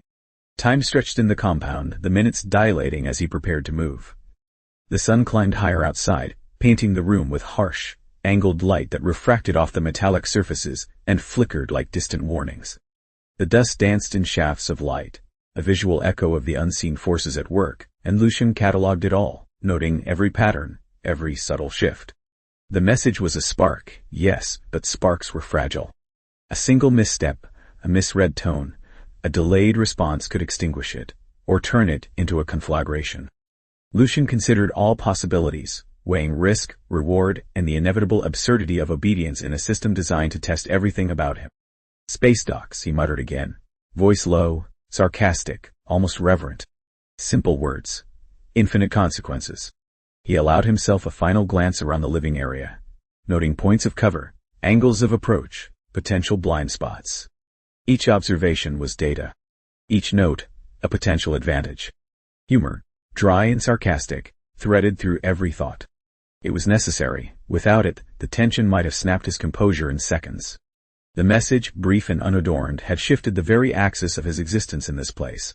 Hope and suspicion warred silently, each a companion in the quiet battle of preparation. Lucian allowed a dry, almost imperceptible smile. Lesson 4, he said softly. The universe doesn't announce itself politely. It drops a single line, then watches. And I respond. He moved toward the exit, careful, deliberate, cataloging every step, every shadow, every flicker of movement in the compound. The sun, the dust, the machinery, the silent observers, they were all variables, pieces in a puzzle designed to test endurance, wit, and awareness. The spark had struck. The game had begun. And in the small, relentless pulse of anticipation, Lucian Varro felt the familiar, dangerous thrill of life, and the biting edge of curiosity. The corridor smelled faintly of ozone and metal, a constant undercurrent to the dust that hung like a persistent fog. Lucian's boots scuffed against the grated floor as he moved, the sound echoing off walls that seemed too tall and too smooth, almost designed to intimidate rather than protect. He had been in the compound long enough to notice how every angle, every echo, every faint flicker of light carried meaning, whether intentional or accidental. And then he saw him. Giotto, the guard, standing with that casual stillness that made him seem simultaneously benign and impossible to read. Lucian had observed him from a distance countless times, cataloging his rotations, noting subtle shifts in posture and gaze, guessing at habits and routines. But proximity was different. Up close, Giotto seemed even more ordinary, except that ordinary was deceptive in this place. Varro, Giotto said, voice low but clear, carrying a hint of amusement. You finally noticed me. Lucian arched an eyebrow. I noticed. I catalogued. I judged silently. Is that sufficient? Giotto smirked faintly, the corners of his mouth twitching like he'd been waiting for that answer. It's a start. Lucian crossed his arms, leaning against the wall. I'm going to guess you're here to make life interesting? Interesting? Giotto echoed. Depends on your definition. Observation, endurance, patience. If that's interesting, then yes. Otherwise, mundane. Endurance, patience, Lucian muttered, his voice dry. I've been practicing for 5 years. By now, I can endure dust, heat, monotony, and bureaucracy in the same breath. Giotto's eyes flicked toward him, sharp and assessing. And yet here you are reacting to a single message. Lucian shrugged, letting his smirk widen. Some things can't be endured. They must be interrogated, dissected, mocked, taught. Then you'll fit, Giotto said simply, nodding once. He shifted slightly, as though the motion itself carried meaning. Sector G9 doesn't forgive mistakes. Lucian's eyebrows lifted. Sector G9? I've catalogued the sectors, the rotations, the shifts. I thought I had a handle. Care to elaborate, or is this a pop quiz? Giotto didn't smile, though there was a spark of humor in his eyes. Sector G9 is complicated. Rotations are irregular. Assignments appear arbitrary. Observers watch, and lawyers. Lucian tilted his head. Lawyers? In the desert? Really? I was beginning to hope the system wasn't fully insane. Lawyers, Giotto repeated, voice clipped. They're not like you think. Not suits, not courtrooms, but authority. Shadow authority. They test compliance, morality, endurance. They track everything. Everything. Lucian let out a short, dry laugh. You're saying I'm part of a science experiment, aren't you? Part of a system, Giotto said, finally allowing a hint of gravity to creep into his tone.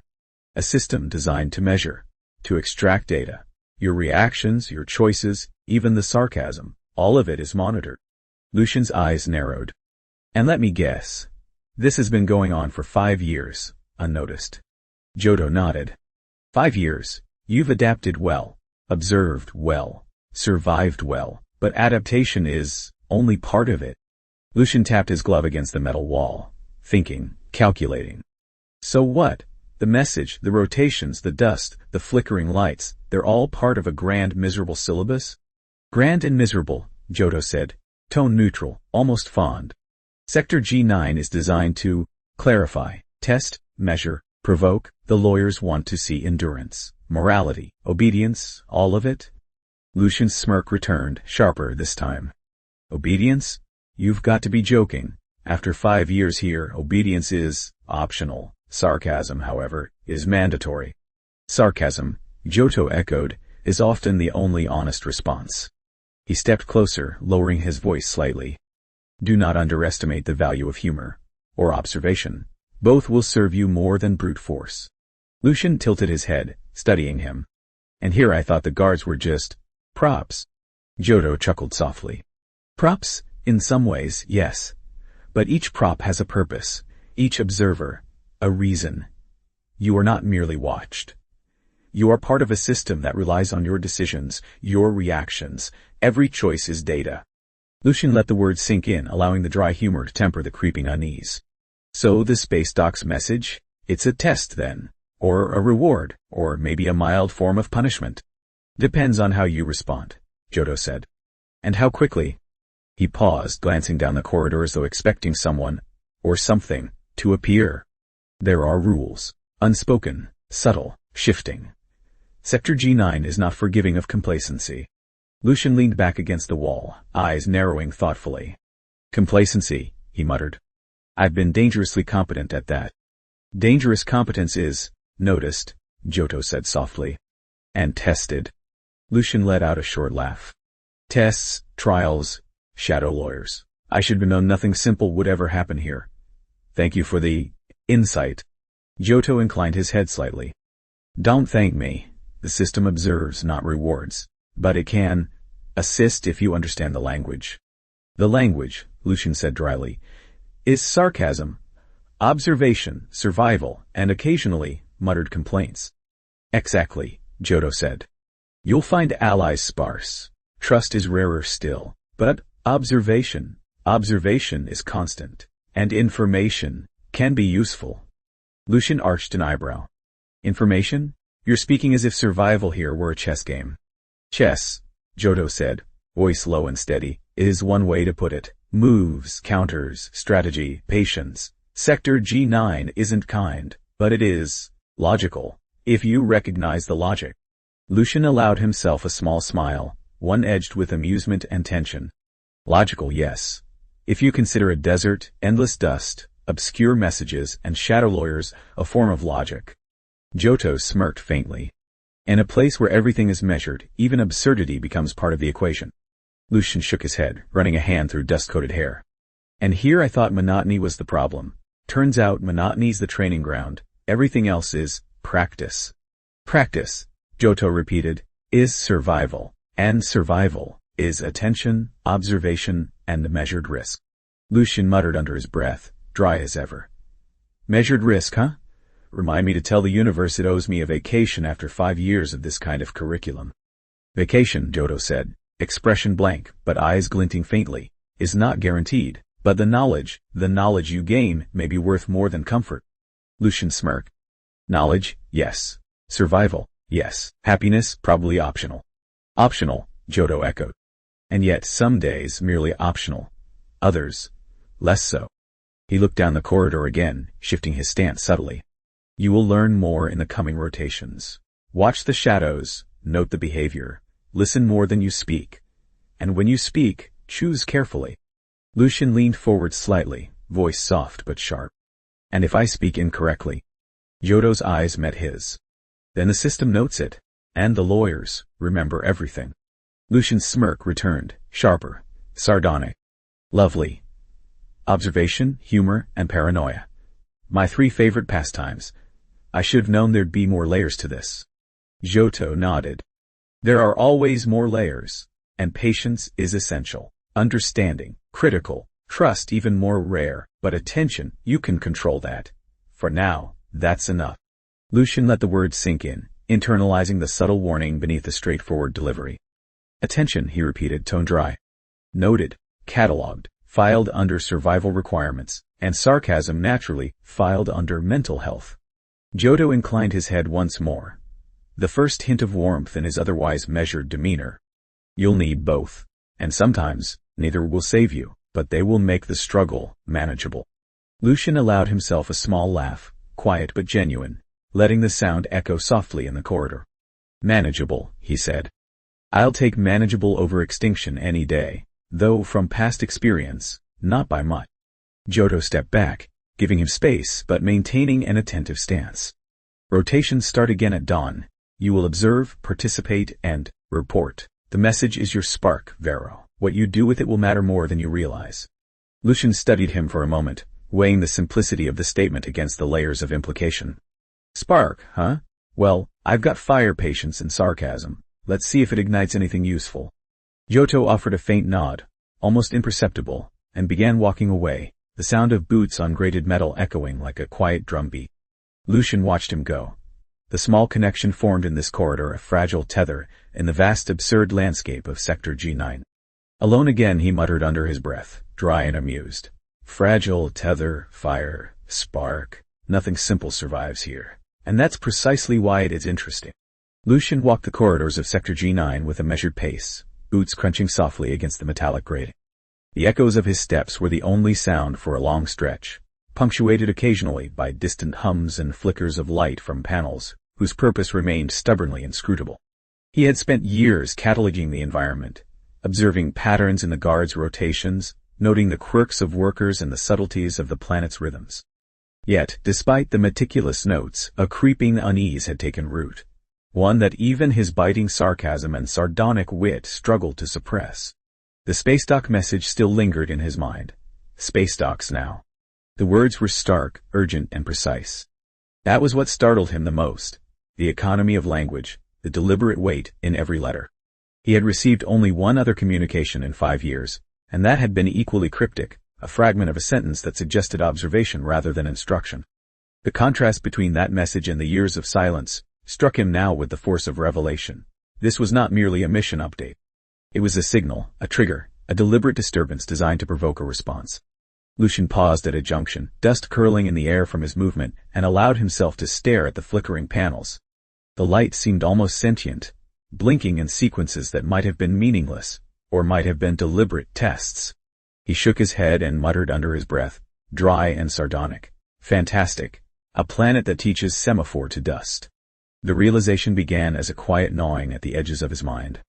Patterns, rotations, schedules, anomalies, they were not random. Everything he had catalogued, every small note in his mental ledger, was a thread in a network whose design he had only partially glimpsed. The guards, the workers, even the so-called lawyers, their movements, their tasks, their pauses and glances, formed a lattice that controlled him as much as he thought he was observing them. He had believed himself to be an active participant, a detached observer, a master of patience and survival. Now the illusion of autonomy began to crumble. He remembered Johto's words with a sharper clarity. You are part of a system that relies on your decisions, your reactions. Every choice is data. At the time, he had filed the remark under observations to ponder later, as one might label a puzzle piece with a question mark. Now, it seemed a prophecy rather than advice. Every decision, every sarcasm-laden internal commentary, every strategic pause was catalogued, analyzed, and fed back into a system designed to anticipate him, to measure him, to predict him. He let out a short dry laugh. A system, he muttered to himself, voice echoing faintly. That's the polite term for a prison designed in spreadsheets. He began pacing, small circles at first, then longer routes, testing himself against the familiar corridors and platforms. He observed how shadows shifted as lights flickered, how dust drifted in subtle patterns, and how the guards' footsteps could be predicted with enough attention. With every observation, a chilling pattern emerged. Nothing was arbitrary. Every movement, every action, every chance encounter had been orchestrated. The system did not merely watch, it manipulated, shaped, and constrained. Lucian ran a hand through his dust-streaked hair, rubbing at the heat and the persistent grit. The desert sun outside would have burned flesh and spirit alike, but here in these corridors the heat was psychological, insidious, constant. The system was omnipresent, invisible, yet inescapable. Even his wit, the one constant that had allowed him to endure monotony and heat, now felt partially compromised. Every joke, every sarcastic mutter, every dry observation might be feeding the data set of his captors. He stopped suddenly at a junction, his mind clicking through memories like a careful audit. The rotations of the guards, the patterns of the workers, the messages, every assignment he had received, Every seemingly arbitrary order he had followed now revealed itself in a new light. He was not merely observing a prison.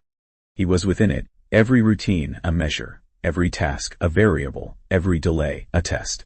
Even the apparent randomness of environmental anomalies, the flickering lights, the suspended dust, the unresponsive panels, was part of a design, part of a matrix meant to gauge reaction, patience, and compliance. Lucian shook his head, voice low, dry, sarcastic. "Oh, wonderful.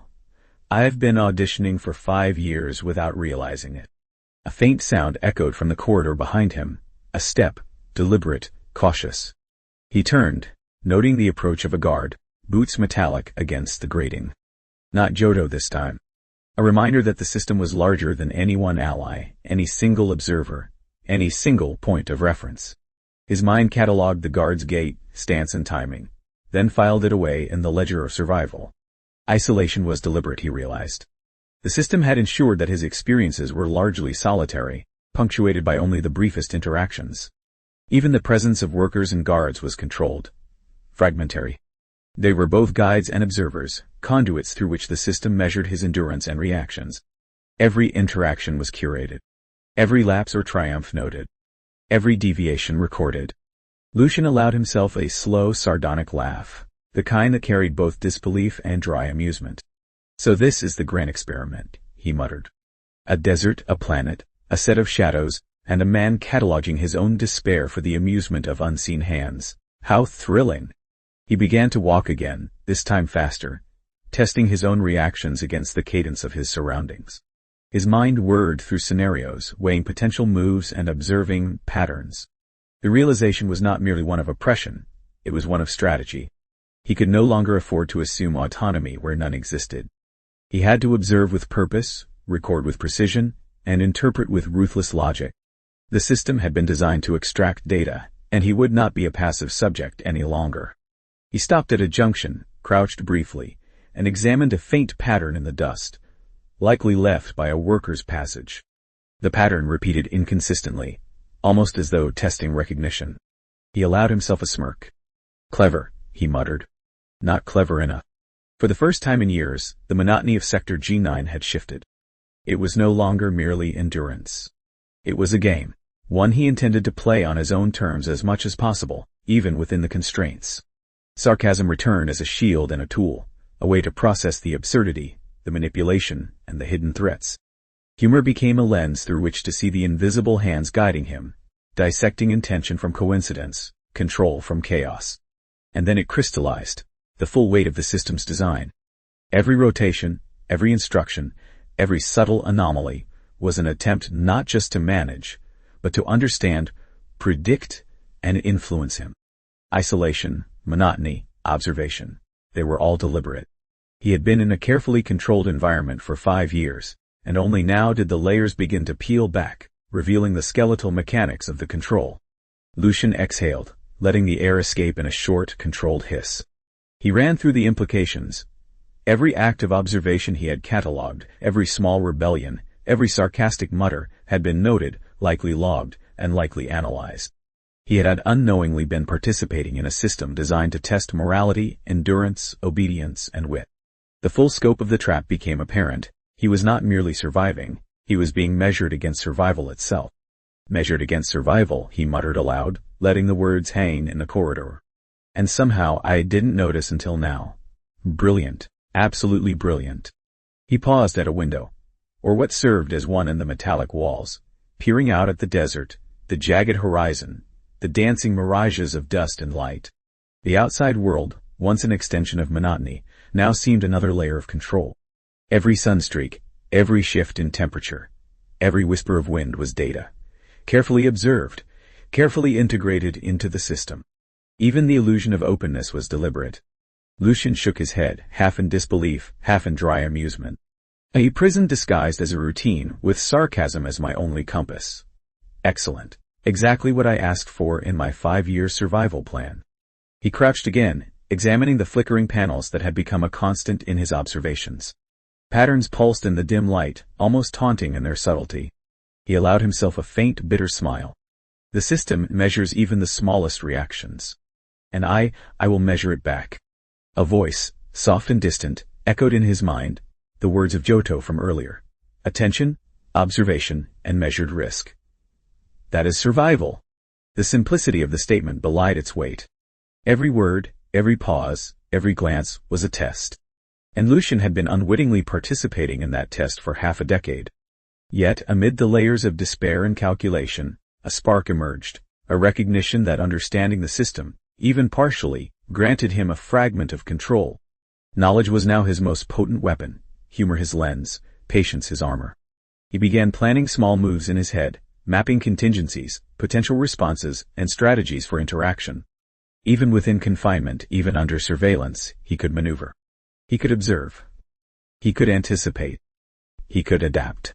Lucian rose to his feet, dust swirling around his boots as he straightened, shoulders squared. The system had underestimated him, perhaps by design. Or perhaps by oversight. Either way, the knowledge gave him purpose, and the smallest shard of purpose in Sector G9 was enough to ignite action. Control, he muttered, voice dry and sardonic, may be an illusion, but illusions can be played, and I intend to play them well.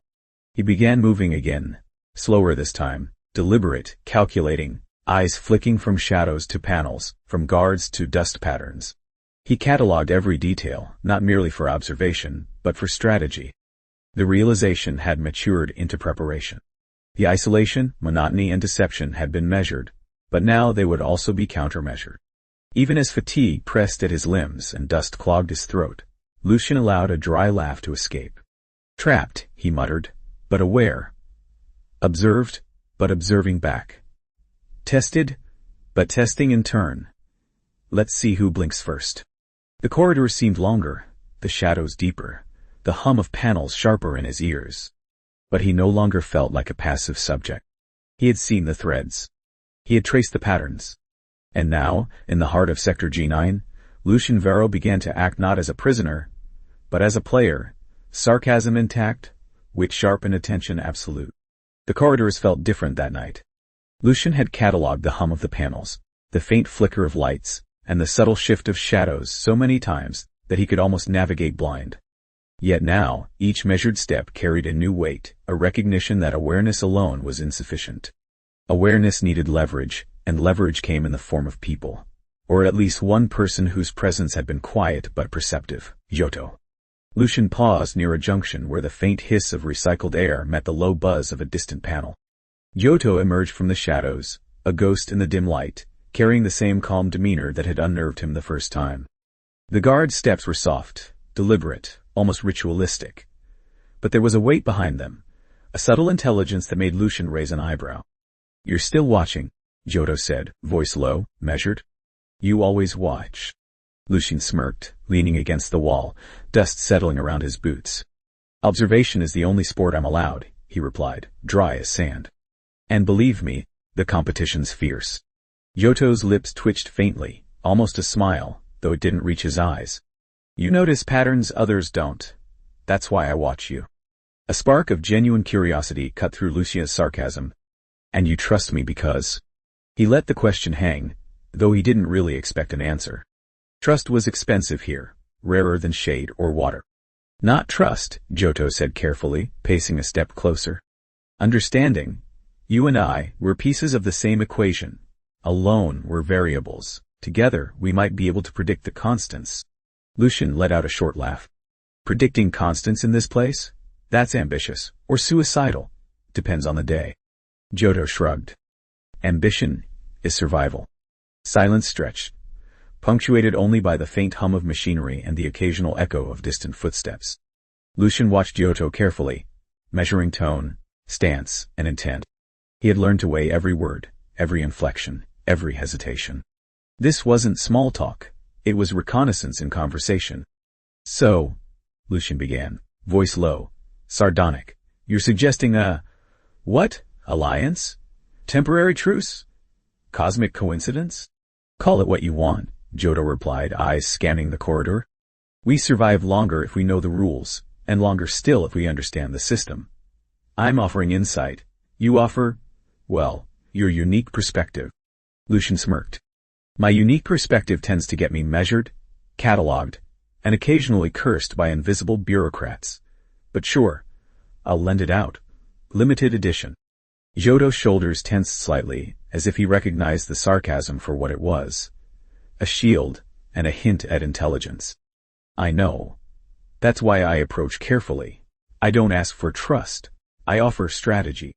Lucian leaned back against the wall, letting the silence stretch while he catalogued Johto's movements, his subtle eye shifts, the way his fingers brushed lightly along the strap of his uniform.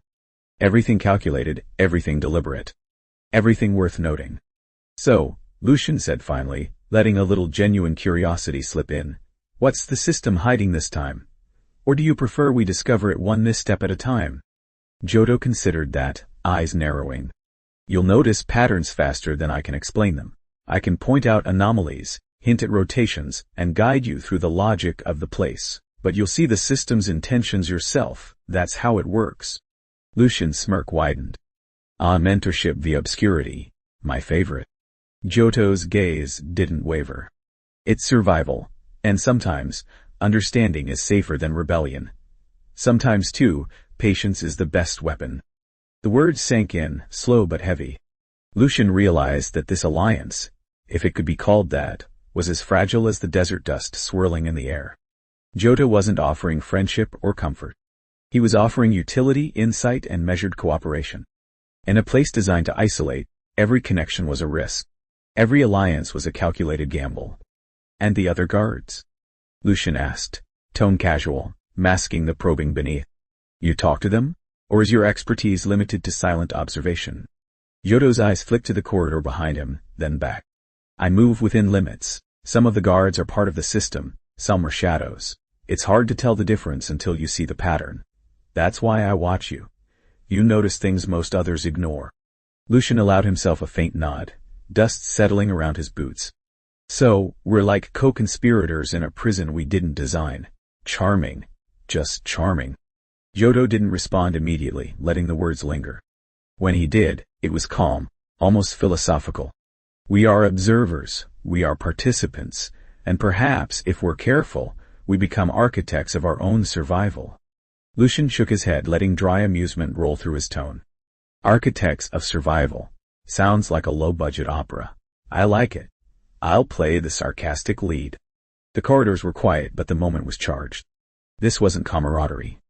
It wasn't trust. It was understanding, bare, utilitarian, and carefully measured. Lucian recognized that Johto had extended a hand without revealing weakness, had hinted at strategy without offering loyalty, and had spoken enough to provoke thought without inviting attachment. And yet, Lucian muttered, almost to himself, I feel slightly safer with you here than alone in this circus of panels and dust. That's disappointing. Johto's faint chuckle, silent, measured, acknowledged the observation.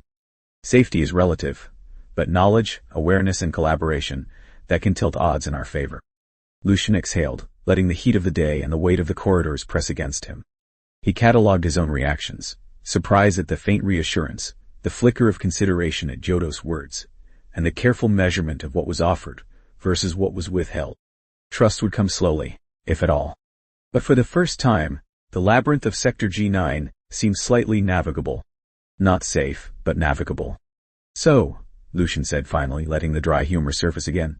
We work together, we share observations, we survive slightly longer than a lone idiot with a ledger and sarcasm. That about sum it up? Johto's gaze remained steady. That's enough for now. Observe, calculate, collaborate when it benefits survival. Nothing more, nothing less. Lucian smirked, dust curling around his boots. Minimalist philosophy. I approve, and I suppose you've earned the right to question my sarcasm, or is that also part of your job description? Part observation, part correction, Johto said, voice even. But mainly, understanding, patterns, reactions, survival strategies. You'll see the benefit soon enough.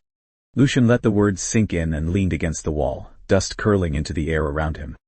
He catalogued the moment, stored the exchange in the mental ledger, and allowed himself a faint flicker of hope. Not trust. Not camaraderie. Not friendship. But the smallest advantage he had had in years, a hint of shared perception. A potential ally. Fine, he muttered, letting his sarcasm roll over the words. Well, try it your way, Johto. But know this, if the system notices any collusion, you are explaining the sarcasm. Yoto's faint smirk, just enough to see at the corner of his mouth, was acknowledgement, not amusement. Understood. And in that acknowledgement, Lucian felt the first spark of potential strategy, the first thread of partnership, fragile but significant. Isolation remained a constant threat, suspicion an unavoidable companion, but for now, a small, careful connection had formed. Together, they began walking the corridors, a measured, synchronized pace. Lucian catalogued every shadow, every hum, every pattern, now with an additional factor in his ledger, Yoto. Not an ally, not yet, but a variable he could leverage. He muttered under his breath, dry and sardonic, as dust swirled around them. Partners in survival. Let's see how long this illusion holds. And for the first time in years, the corridors of Sector G9 felt less like a trap and more like a board game, a deadly, intricate board game, but one in which Lucian Varro had at last a fellow player. Not a friend. Not an accomplice. Just a necessary co-conspirator against a system designed to measure, manipulate, and control. The day began like every other, with the sun climbing lazily over the jagged horizon, spilling molten light across the dunes. Lucian's boots crunched over sand and rock, each step catalogued, each shadow noted, every sound filed away for later analysis. But something in the air felt off. The hum of panels, the distant clatter of doors, even the low whistle of the wind through metallic outcroppings carried a tension that hadn't been there before. Then came Leto. Lucian had known of him by reputation. Names circulated quietly among guards and whispered in fleeting moments by the few workers willing to speak. Belligerent. Erratic. Unpredictable.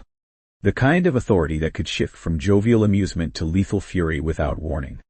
And today, the legend had arrived. The first sight of Leto was disorienting. He stormed across the sand-swept courtyard, coattails whipping, boots kicking dust into the air. He barked orders with such force that even the guards flinched, hands tightening around straps and weapons, though none spoke. Lucian tilted his head, noting the cadence, the emphasis, the tiny gestures.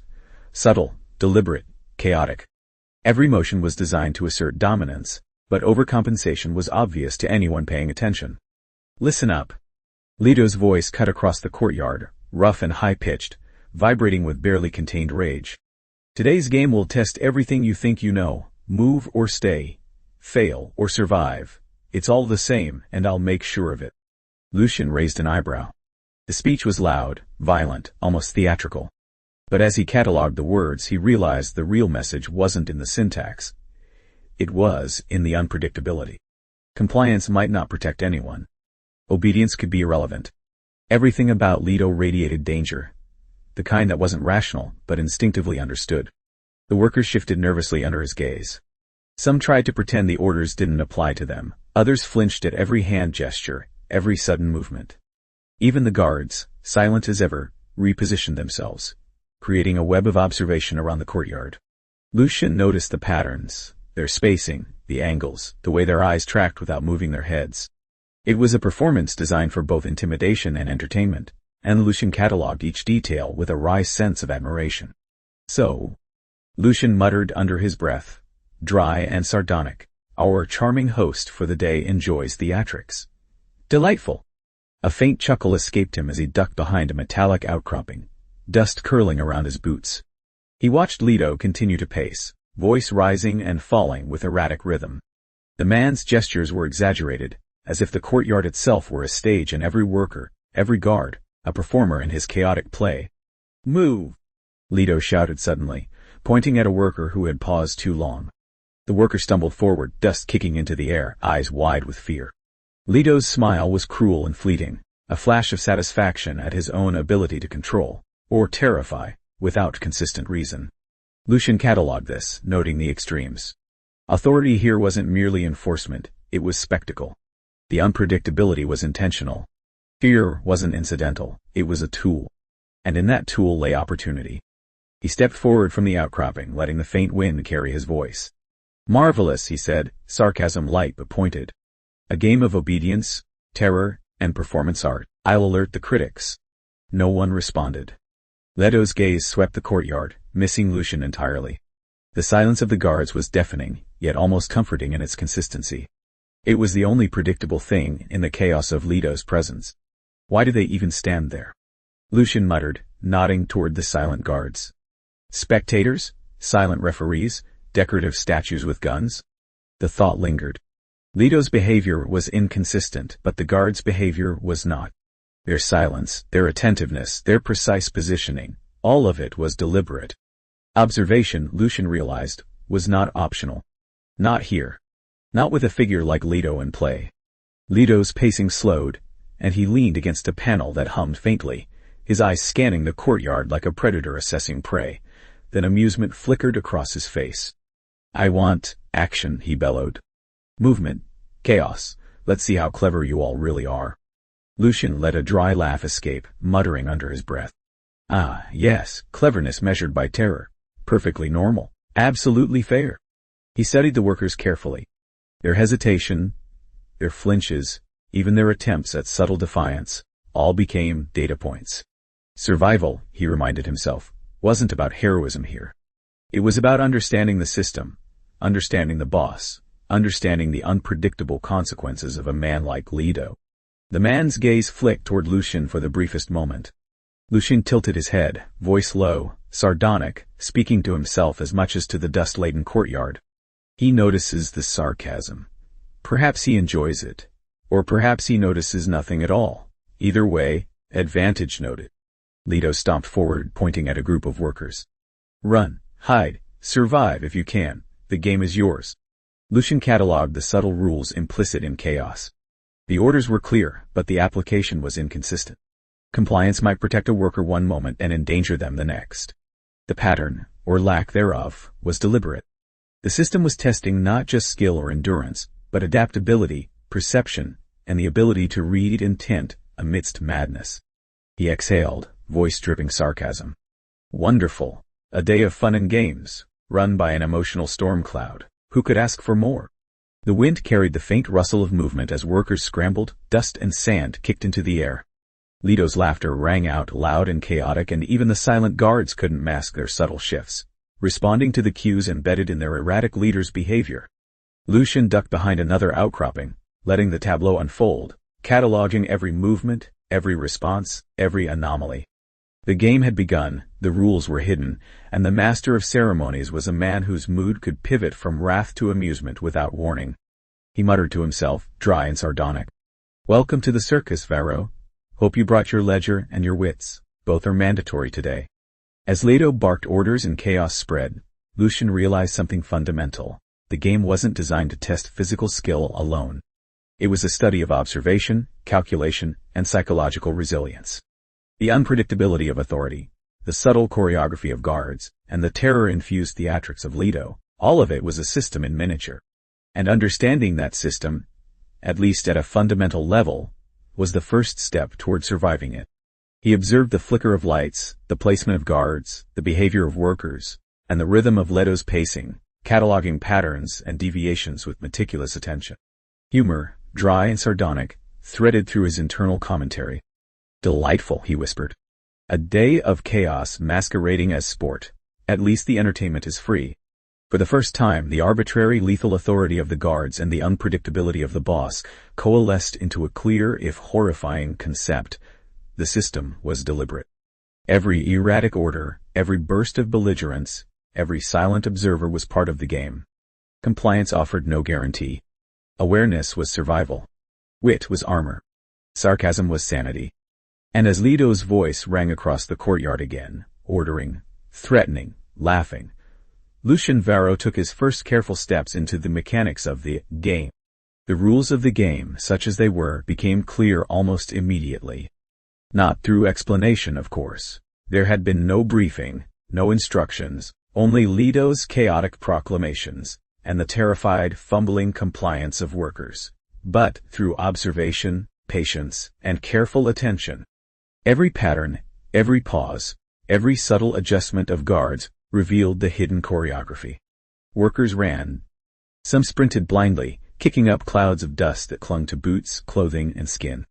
Others moved cautiously, eyes scanning every panel, every shadow, every glint of metal that might conceal a threat. Their attempts at strategy were often naive, born of instinct rather than experience, and Leto's laughter was the soundtrack to the predictable carnage. The guards were everywhere, yet nowhere. silent, statuesque, their presence a constant, inscrutable threat. Each one seemed to know exactly when to step forward, when to allow space, when to let the chaos unfold and then intervene with sudden precision. Their silence was unnerving. It made every movement feel scrutinized, every thought potentially exposed. Lucian observed, noting the angles of approach, the timing of interventions, the subtle ways in which workers were herded, nudged, and corrected toward disaster. And then it became grotesquely obvious. This was not a test of skill. Not of courage.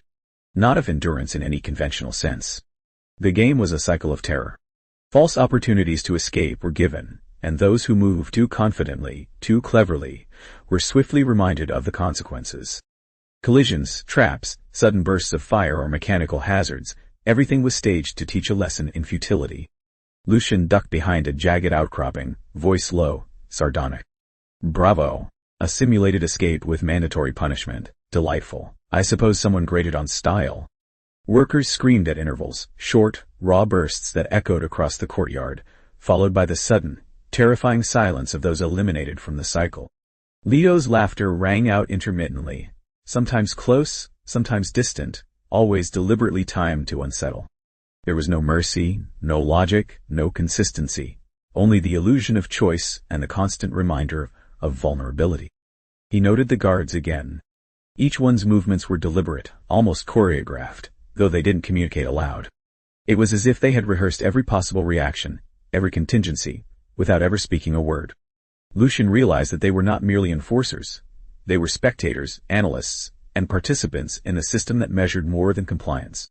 They measured thought, hesitation, adaptation, the subtle calculus of survival under arbitrary, lethal rules. A worker stumbled, catching on the edge of a metallic panel. A guard immediately intercepted, delivering a precise non-lethal strike that corrected the trajectory, sending the worker spinning back toward the group with a sharp, punishing nudge. Lucian's voice muttered under his breath. Oh yes, perfect technique. Teach them submission with style. Elegant. The patterns of intervention were infuriatingly consistent yet entirely unpredictable. Guards did not respond to failure or compliance in any predictable way. Sometimes they allowed an escape attempt to proceed almost to success before intervening. Other times they struck preemptively, cutting off progress at the slightest hint of initiative. It was a test of attention, perception, and patience, the ability to calculate not just actions, but timing, context, and consequence. Lucian scanned the environment. Every metallic surface, every flickering panel, every faintly humming machine seemed to play a role. Obstacles were not random. Paths were not arbitrary. The landscape itself was a participant, conspiring subtly with the guards and Lido to maintain control and extract information. Even the wind seemed to carry intent, blowing dust into eyes at precisely the wrong moment, masking sounds or obscuring visual cues with perfect timing. He muttered, dry and sardonic, and here I thought it was just sand and sun. No, the planet conspires. Brilliant design, really. Subtle, yet cruel. The workers' attempts were almost poetic in their futility. Some ran with hope in their eyes only to falter at the last possible moment. Others froze, paralyzed by fear and indecision, while guards silently observed, stepping in with mechanical precision to correct, punish, or simply return the worker to the cycle of survival theater. Death, injury, and humiliation were constant, normalized, grotesquely routine. Lucian catalogued each incident, mentally tracing cause and effect. It was clear that this was more than punishment. It was data collection, a continuous assessment of adaptability, morality, and decision-making under extreme stress. The system didn't merely test skill. It tested everything, including psychological endurance. And the irony wasn't lost on him. The very act of observing, of cataloging, of analyzing, was itself part of the test. Fascinating, he muttered under his breath, voice dry. A school of human behavior disguised as entertainment. Everyone's a pupil, including me. He noticed the subtle interactions between guards. Though they did not speak, their movements were coordinated. A glance, a shift in stance, a slight adjustment of trajectory, all communicated volumes. Lucian realized that understanding these silent signals was as important as avoiding traps or surviving Ledo's unpredictable whims. The guards were part of the system, not just enforcers but interpreters, arbiters, and subtle manipulators. A worker tried a clever maneuver, ducking behind a panel and sprinting toward a potential exit. A guard intercepted, silent, efficient, and precise. The worker faltered, stumbled, and fell to the sand. Leto's laughter cut across the courtyard, high-pitched and cruel. Lucian muttered, sarcastic and sardonic. Bravo, another lesson in futility. Truly inspiring pedagogy. Even moments of apparent success were illusory. Lucian watched as workers reached a checkpoint, only for the environment itself to shift subtle. Doors that had seemed passable jammed shut. Panels flickered and hummed in new sequences, shadows shifted. Every sensory detail was weaponized, every potential advantage nullified before it could be exploited. The game was not merely physical, it was psychological, an endless test of perception, intuition, and endurance. Lucian's eyes flicked to the silent guards again. They were watching, always watching, yet not interfering unless necessary. Their presence amplified the uncertainty, reminding everyone that observation was constant and consequences could arrive without warning. He smirked faintly, muttering under his breath. Silent judges, unseen threats, mandatory chaos. I approve. The cruelty was systematic. Leto's instructions and laughter provided the illusion of entertainment, while the real purpose, control, assessment, extraction of data, remained hidden beneath layers of performance and fear. Lucian understood, even as his internal commentary dripped with sarcasm, that participation did not equal compliance. Observation, calculation, and mental acuity were survival tools, potentially as important as physical skill. Workers screamed again, cries sharp and raw. Some fell, some stumbled, some hesitated. Guards remained silent, precise, almost invisible except for the small, telling movements that betrayed their coordination. Leto, meanwhile, paced, gesturing, laughing, and shouting, chaotic, erratic, violent. The cycle continued, predictable in its unpredictability, horrifying in its systematic nature. Lucian crouched behind a metallic outcropping, voice low, sardonic. Marvelous. A parade of fear and futility, guided by a maestro of madness. At least the choreography is consistent, if nothing else. And in that consistency, he found clarity. The rules of the game were simple in principle but cruel in execution. Survive, adapt, observe, and calculate. Every detail mattered, from the flicker of a panel to the subtlest guard movement. The workers' actions, reactions, hesitations, and bold moves were all part of a system designed to teach obedience, resilience, and psychological acuity. And for Lucian, the realization was both horrifying and exhilarating. Understanding the system was not merely survival, it was the first step toward controlling, manipulating, or at least navigating it. Even as the day progressed, Leto's erratic presence and the grotesque cycle of false freedom continued. Workers ran, fell, and scrambled.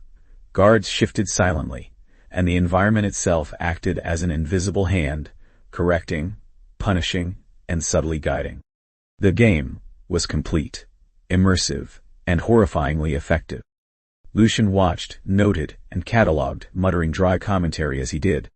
Humor remained his weapon, sarcasm his shield, observation his tool. The game was clear now, the chaos was structured, the terror deliberate, and the lessons unavoidable. Success or failure depended on understanding, perception, and subtle manipulation of every available detail.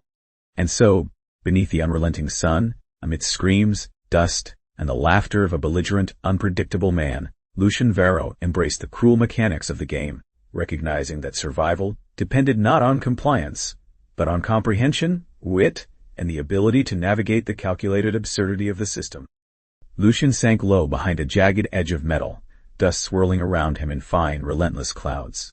The sun had shifted since morning, sending long, deceptive shadows across the field, exaggerating every edge, every crevice, every pitfall. He watched, catalogued, and waited, allowing the game to unfold in front of him. But his mind was no longer merely observing, it was calculating, questioning, simmering with a slow burn of dissent. The workers scrambled again, some bold, some cautious, all ensnared by the invisible strings that guided their actions.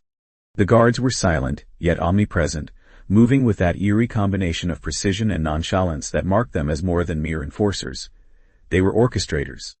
Lucian noted the patterns, the subtleties, the invisible hand nudging and correcting, all part of a system designed to instill terror and obedience. And in that observation, realization crept in, sharp and undeniable. He was not a spectator. He was a participant, bound by invisible chains, each order, each subtle manipulation, Each moment of surveillance another link in a chain forged not to protect or instruct, but to control and extract. The game was not a game, it was a trap, and he had been lured willingly, if unwittingly, into the center of it. He muttered under his breath, dry and sarcastic. Well, isn't this delightful? Trapped, observed, judged. And for what? Entertainment? Experiment? Who really cares? Every detail became more than observation. It became data. The timing of guards, the way workers responded to sudden threats, the shifts in the environment, all were threads to be pulled, patterns to be dissected.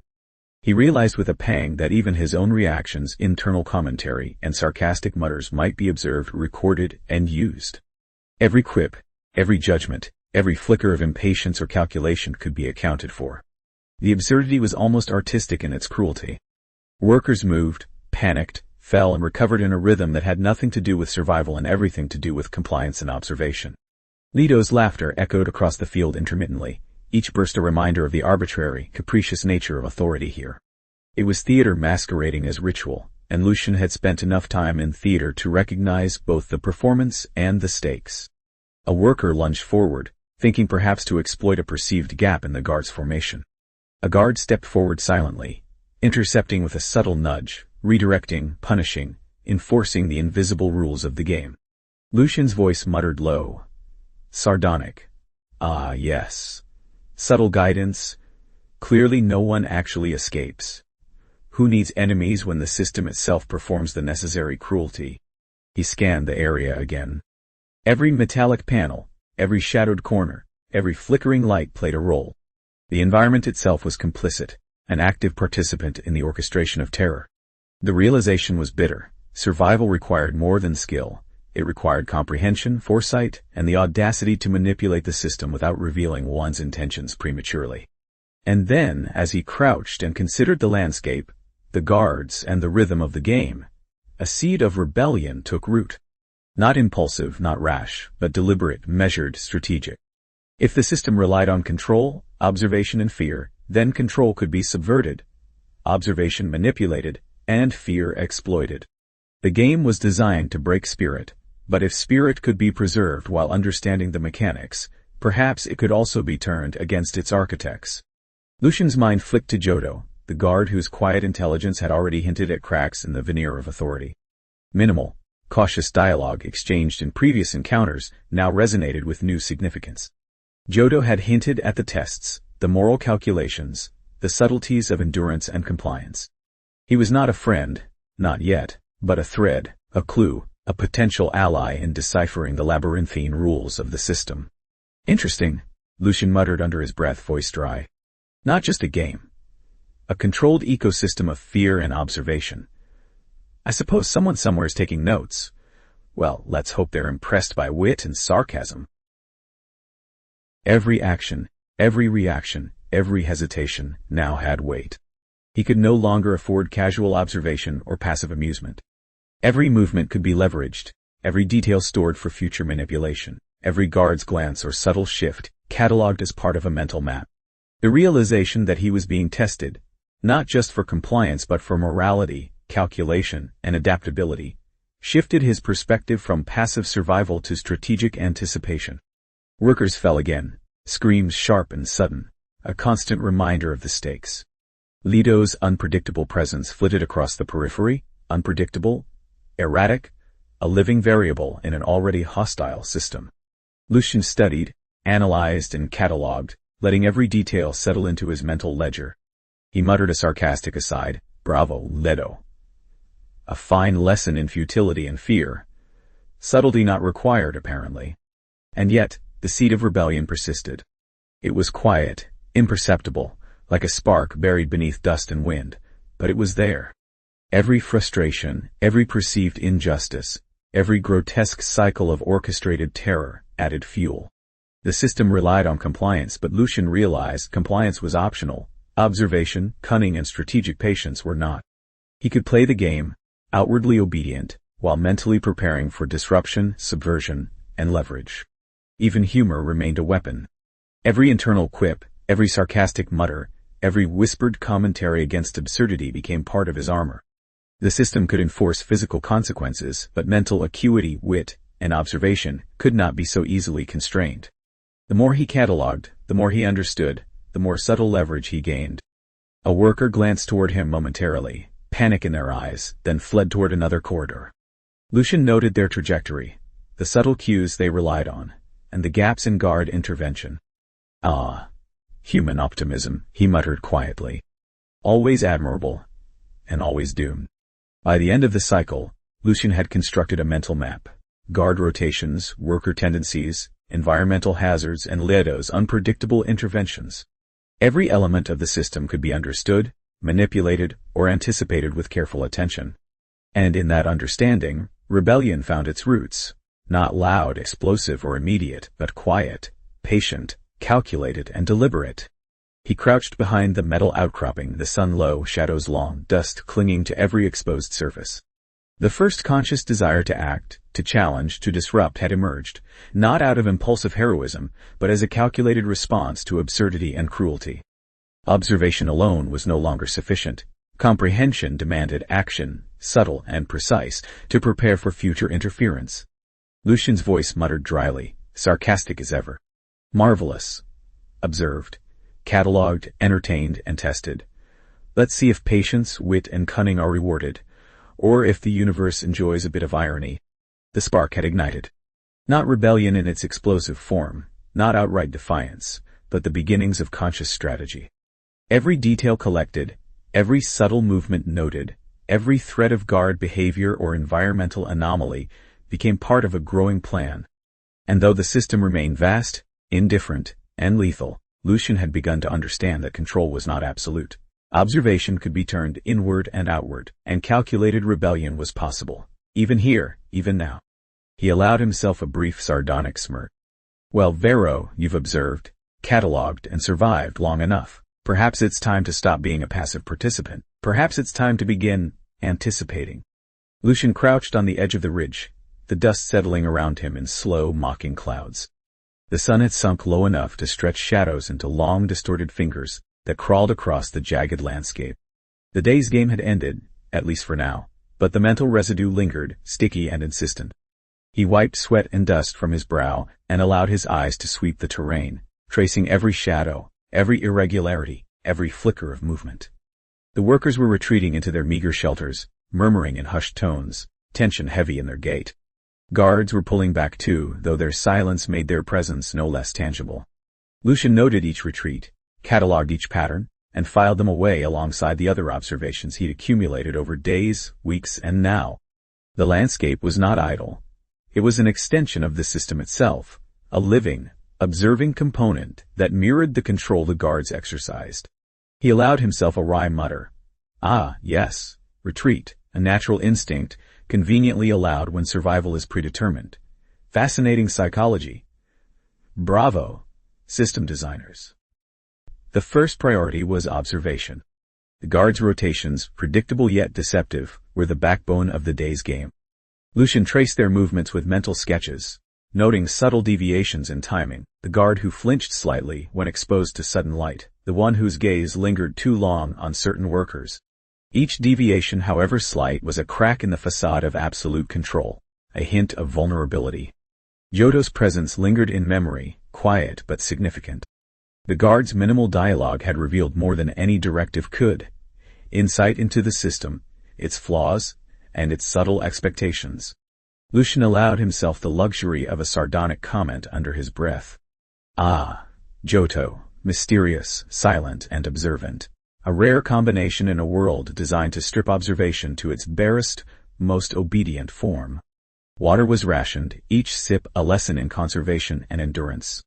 Lucian's mind catalogued the canister's locations, the intervals between distribution, and the subtle environmental cues that signaled the approach of guards with supplies. Even something as mundane as liquid allocation became part of a larger map, a web of opportunity, constraint, and hidden information. He muttered, marvelous, hydration as both sustenance and strategy, who knew? He focused on environmental hazards next. The sun, unrelenting and punishing.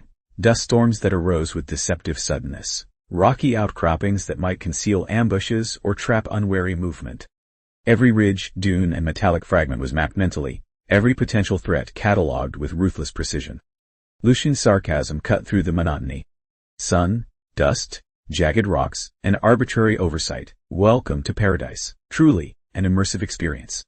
Workers were unpredictable variables, but predictable in their responses to perceived pressure. Lucian had noticed patterns. The cautious would retreat at the first sign of guard proximity, the daring would test boundaries, and the resigned would follow the flow. These behaviors were catalogued, stored, and analyzed with the intent of leveraging their reactions if necessary.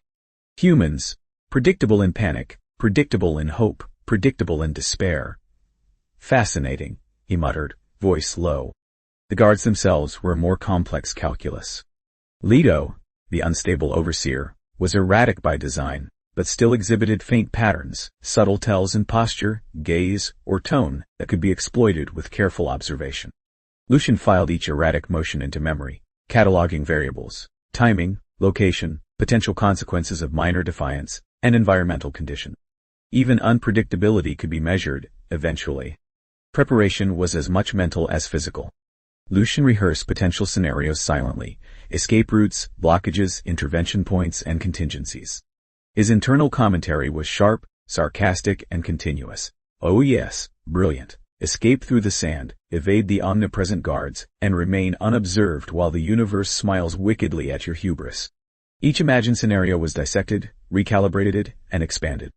No detail was too trivial, no variable too insignificant.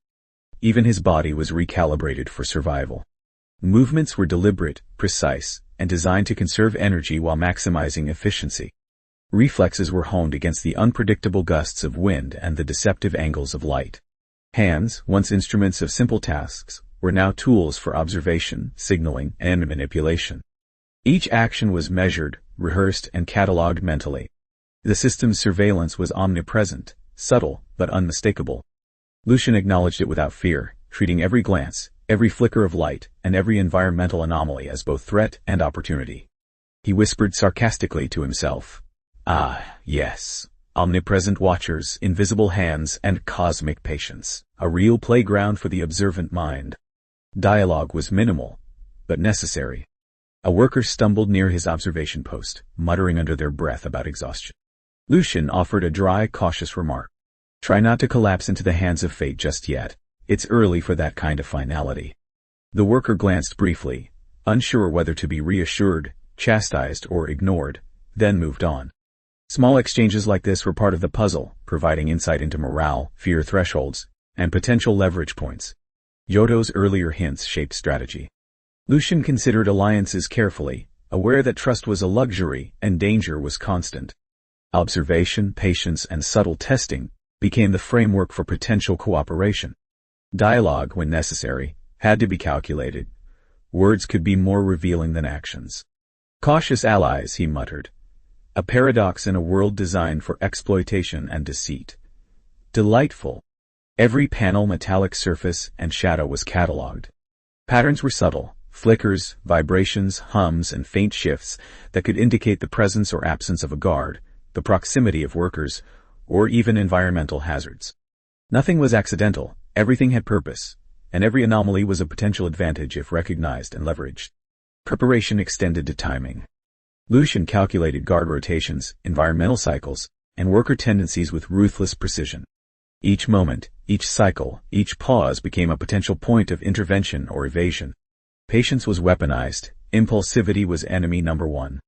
Sarcasm coated his observations, humor a necessary shield. Timing, observation, patience, and wit. The four pillars of survival in paradise. Who knew? By the end of the day, Lucian's preparation had transformed the landscape from hostile chaos into a mentally mapped system of possibilities. Every guard rotation, every environmental hazard, every worker response, and every erratic variable of Leto's command was filed into memory. Rehearsals were silent, internal, and precise.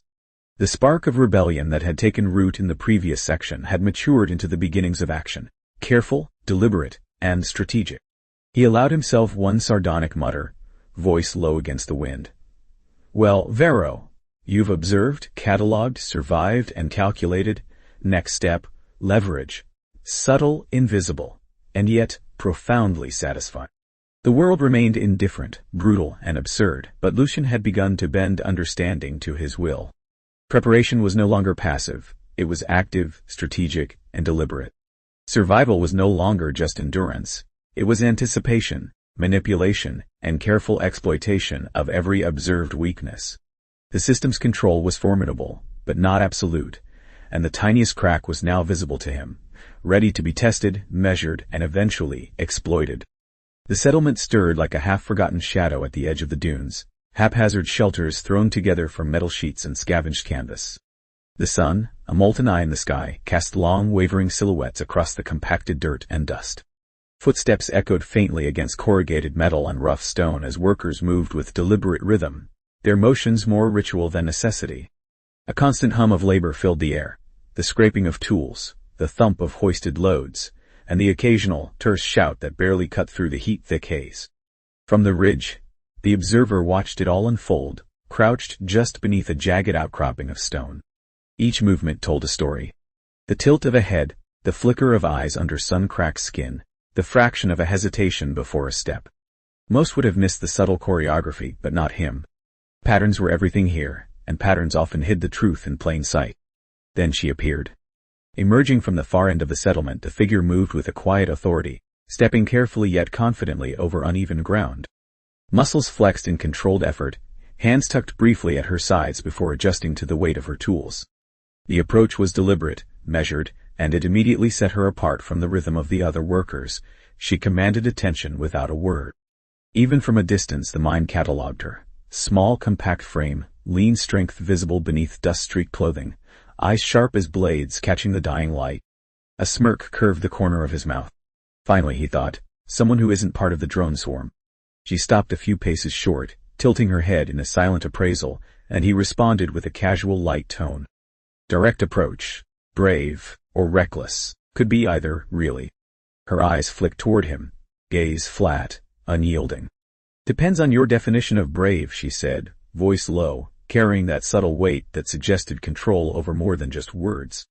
Most people hiding up there wouldn't survive more than a few cycles. He chuckled, stepping down cautiously from the ridge. Dust clung to his uniform, but he didn't care. Cycles, hours, days, it all blurs together out here. You'd be amazed what people start calling normal when the sun does enough damage. The faintest edge of amusement crossed her face. Normal, she said, repeating the word as if tasting it for the first time. Out here? That's a joke. I prefer to think of it as dark comedy, he muttered, letting his sarcasm settle naturally into the conversation. Much better punchlines than the office back home. Though I admit, fewer audience members. Her gaze didn't waver. Audience doesn't matter, you'll learn that soon enough. He raised an eyebrow. Will I? Or is that what everyone wants me to think? A brief pause. She tilted her head slightly, then stepped closer, boots kicking up faint clouds of dust. Observation is survival. Misinterpretation is death. That simple. He grinned, letting the words hang in the heat between them. Simple. I love it when everything is simple, makes existential dread easier to swallow. She didn't laugh. Not yet. Instead, she scanned the settlement behind him, then flicked her eyes back. What are you doing up there? Watching, cataloging, judging? Mostly cataloging, he admitted, voice neutral but laced with humor. Judging is secondary. The records may come in handy later. Her lips quirked, the first real sign of amusement. Records. That's ambitious. Most people barely survive the first week without losing their wits. Then you'll be glad to know I keep extra wits in reserve, he said dryly. You know, just in case one decides to wander off. For a heartbeat she regarded him with something like caution, or perhaps assessment. You'll need more than wits, she said, tone sharp. Not everything here responds to thinking. He let that settle for a moment, nodding slowly. I'm well aware, but humor, sarcasm, makes the waiting tolerable. And tolerable is the first step to survival, at least in my experience. Experience? She asked, eyebrows raising. Or imagination? He shrugged, brushing dust from his sleeve. A bit of both. Reality has a funny way of testing the limits of either. Her gaze softened fractionally. Limits are a funny thing. Most people reach them and don't even notice until it's too late. He tilted his head, intrigued. And you? You've noticed yours? I haven't had the luxury, she said quietly. Not yet. That sparked something in him. curiosity mixed with a careful wariness. He needed to know more, but he also knew that questions were a currency he couldn't spend freely. Not yet, he repeated. Interesting phrasing. She glanced away toward the shifting shadows of the settlement. You learn to read things between words if you want to last. Otherwise, everything kills you, sometimes slowly, sometimes all at once. A faint laugh escaped him, a dry, sardonic sound. Slow or fast, you learn to appreciate timing. She shot him a look that was equal parts challenge and warning. Timing alone won't save you. You think you understand, but here, understanding is just the first step in a long line of mistakes waiting to happen. He nodded slowly, letting the tension stretch. I like mistakes, he said, a hint of jest in his tone. They make for stories, and sometimes useful lessons. Her expression didn't change, but there was a faint spark in her eyes, something that suggested she had not dismissed him outright. You'll find stories here are often tragic, and lessons come with a price. Some people pay it more than once. He considered that for a moment, looking past her to the workers moving like gears in a slow, grinding machine. I'm used to paying for lessons. Some of us collect them religiously. She tilted her head slightly, studying him. Religious or obsessed? He smirked. Depends on how you define obsession. But I find it keeps the monotony interesting.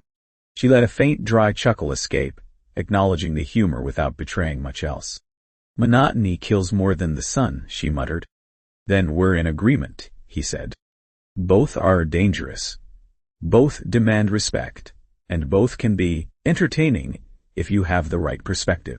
Her eyes flicked to his briefly, almost appraising. Then back to the settlement. Perspective is survival, and survival is perspective. Keep that in mind, if you remember to do either. He nodded again, pretending to take mental notes, though internally he catalogued more than words. Every pause, every subtle inflection, every flicker of expression added to the picture. Noted. Consider it filed under, do not forget or die trying. She didn't respond immediately, only walking a short distance to stand closer to a group of workers, hands flexed at her sides. Then, over her shoulder, she said, You want to survive here? Stop thinking in terms of orders or missions. Start thinking in terms of patterns, habits, small openings. That's the only real authority. He let the words hang in the air, tasting their implications. Patterns and habits, he repeated. Small openings. Good to know. Very tactical advice. You'll need it, she said simply. Everyone here learns the hard way. He smirked faintly, dust settling from his uniform as he stepped closer, though keeping a safe distance. Learning the hard way is kind of my specialty, though I prefer a chance to cheat a little when possible. Her eyes narrowed, sharp and calculating. Cheating rarely works here. You'll get noticed, and if you get noticed... She didn't finish the sentence, leaving it hanging like a blade poised above the throat. Then I'll have to improvise, he said softly. Improvise is part of the fun, isn't it? A silence fell between them, the heat settling around words like layers of dust. And then she gave a curt nod, the faintest concession of acknowledgement. Perhaps, but don't mistake acknowledgement for trust. I wouldn't dream of it, he replied. Trust here is a currency I can't afford to spend lightly. The wind shifted, carrying the scent of metallic dust, sweat, and heat-soaked earth between them. Somewhere in the distance a worker stumbled, recovered, and muttered a terse string of words, a reminder that life here was unforgiving, and observation alone would not be enough. She looked at him again, eyes sharp. You pay attention? Every second, he said, letting the words roll off his tongue like practiced levity. Even when it's boring, repetitive, or apparently meaningless. That's good, she said quietly. You'll need that. Most don't last long enough to understand why. And with that, she turned, moving back toward the center of the settlement. Each step precise, deliberate, measured.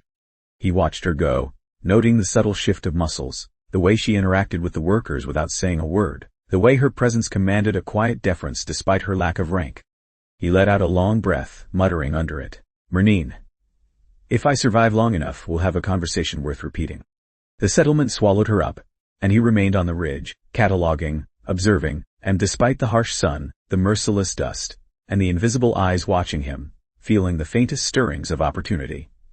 She was intelligent, perceptive, and careful. She might be an ally, or she might be another hazard. Either way, the encounter had shifted the equilibrium.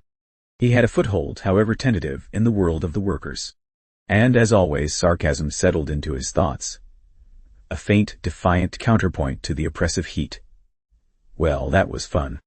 Now to see if survival is just as witty. Dust clung to everything, skin, uniform, and thoughts alike. The settlement hummed with motion, a grinding rhythm of labor that seemed eternal. He waited near the edge of a partially collapsed shelter, letting the heat settle over his shoulders while watching Merneen. Her movements were precise, efficient, yet subtle signs of calculation betrayed a mind always measuring and testing. Today, he needed more than observation. He needed an entry point. She glanced up from her work, lifting a hand to shield eyes from the sun. Back again.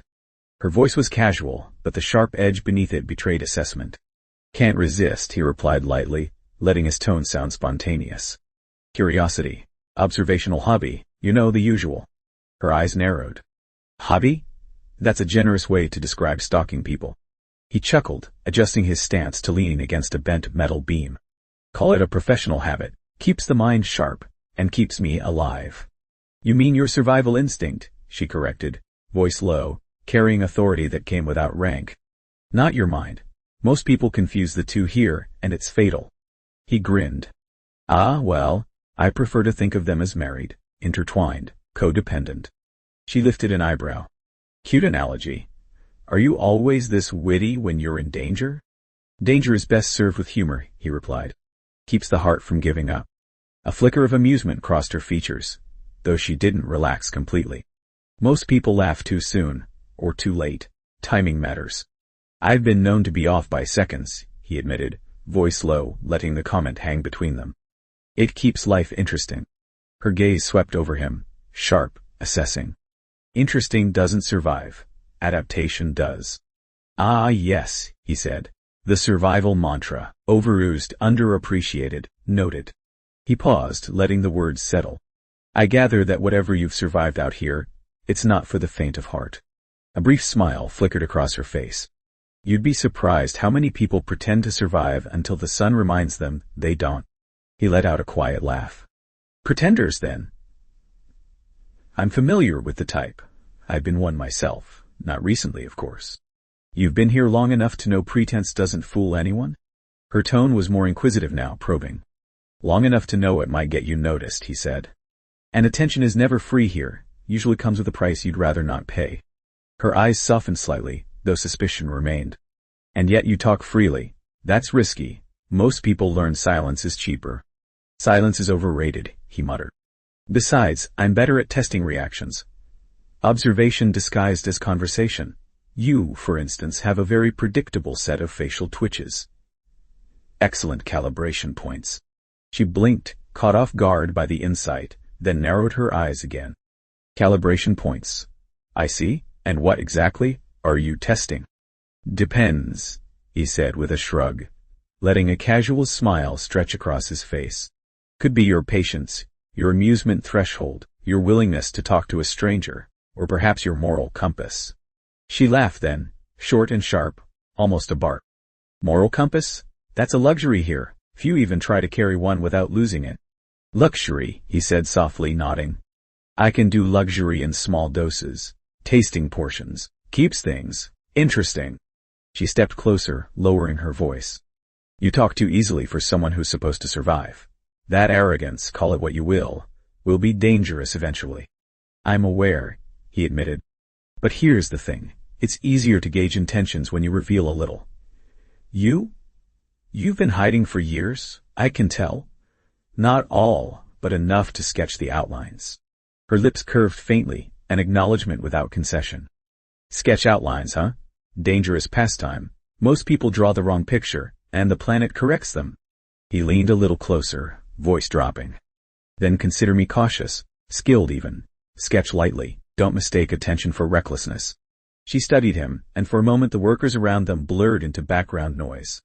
You lie, she stated flatly. Details are off. Timing is off. Intentions are misaligned. He chuckled softly, tilting his head. I lied. Congratulations. You're observant. I didn't expect you to call it, though. Call what? She asked, tone even but curious. That my story, he admitted. I didn't arrive with the official paperwork, the noble past, or heroic deeds. I had a convenient half-truth. Works in most environments, but here, not enough. Her gaze sharpened. And yet you speak. That's brave. Or foolish. Can't decide which. Depends on the definition of brave, he replied, voice playful. Most definitions are relative anyway. She smiled faintly, though there was still wariness. Relative bravery, yes. That might keep you alive longer than most. But survival isn't measured by how witty you are. Words are only part of the equation. He nodded slowly, letting her words settle. Of course. Observing, measuring, and interpreting patterns, that's the equation, isn't it? Words are just the padding between numbers. She glanced toward the distant dunes, then back. Numbers lie, patterns lie. Only reactions are truthful. Watch reactions, not actions. Understand the motives hidden between movements. He smirked. Between movements, I like that. Adds a game-like element to everything. You think it's a game, she said sharply, but mistakes aren't fun here. They're painful. And sometimes permanent. He sighed dramatically. Ah, permanence. I'll have to make it fleeting then. Leave a mark, but not a wound. Or maybe a wound disguised as a mark? Keeps people guessing. Her lips twitched, barely holding back a smile. You have audacity. Dangerous for some, intriguing for others. I can't decide which category you belong to yet. Neither, he said. Or maybe both. Depends who's watching and who's cataloging. A pause. The workers nearby shifted, unaware, but she remained focused. Cataloging is useful. Memory is more valuable. Records don't survive dust storms or sun-blind eyes. But memory endures. Memory, he repeated, letting the word roll through his mind. Memory is selective and dangerous. I'll remember what matters. She nodded, approving in the smallest gesture. Then we'll see if it's enough. Most people falter before memory translates into action. He glanced at the settlement again, then back to her. Action, he murmured, requires observation, patience, and a little audacity. And maybe a bit of improvisation. Improvisation kills more than the sun, she said with a small smirk, finally showing a trace of humor. He mirrored it. Then I'll be careful. Mostly, but not too careful. Otherwise, there's no story to tell. She finally extended her hand, brief, deliberate. Name's Merneen. Remember it, or forget, up to you, but it matters which you choose. He shook it, a firm grip, eyes meeting hers. I'll remember, and forget tactically when necessary. Names, like patterns, are more valuable when selectively deployed. Her eyes flicked to his, reading between words. I'll hold you to that. Words aren't cheap here, nor chances. Don't waste either. I intend to bargain carefully, he replied. Every word, every step, every glance. Consider it investment. A nod. Then she turned back to the work at hand, leaving him standing in the dust, cataloging, observing, processing. Interaction concluded, but a tentative thread had been established. A bond, false, real, or somewhere in between, had been initiated, and he could already feel the gears of strategy begin to turn in his mind. The settlement continued its rhythmic grind. Tools scraped, boots thumped, voices called, muted by heat and dust. But somewhere in the midst of it, the faint spark of connection lingered.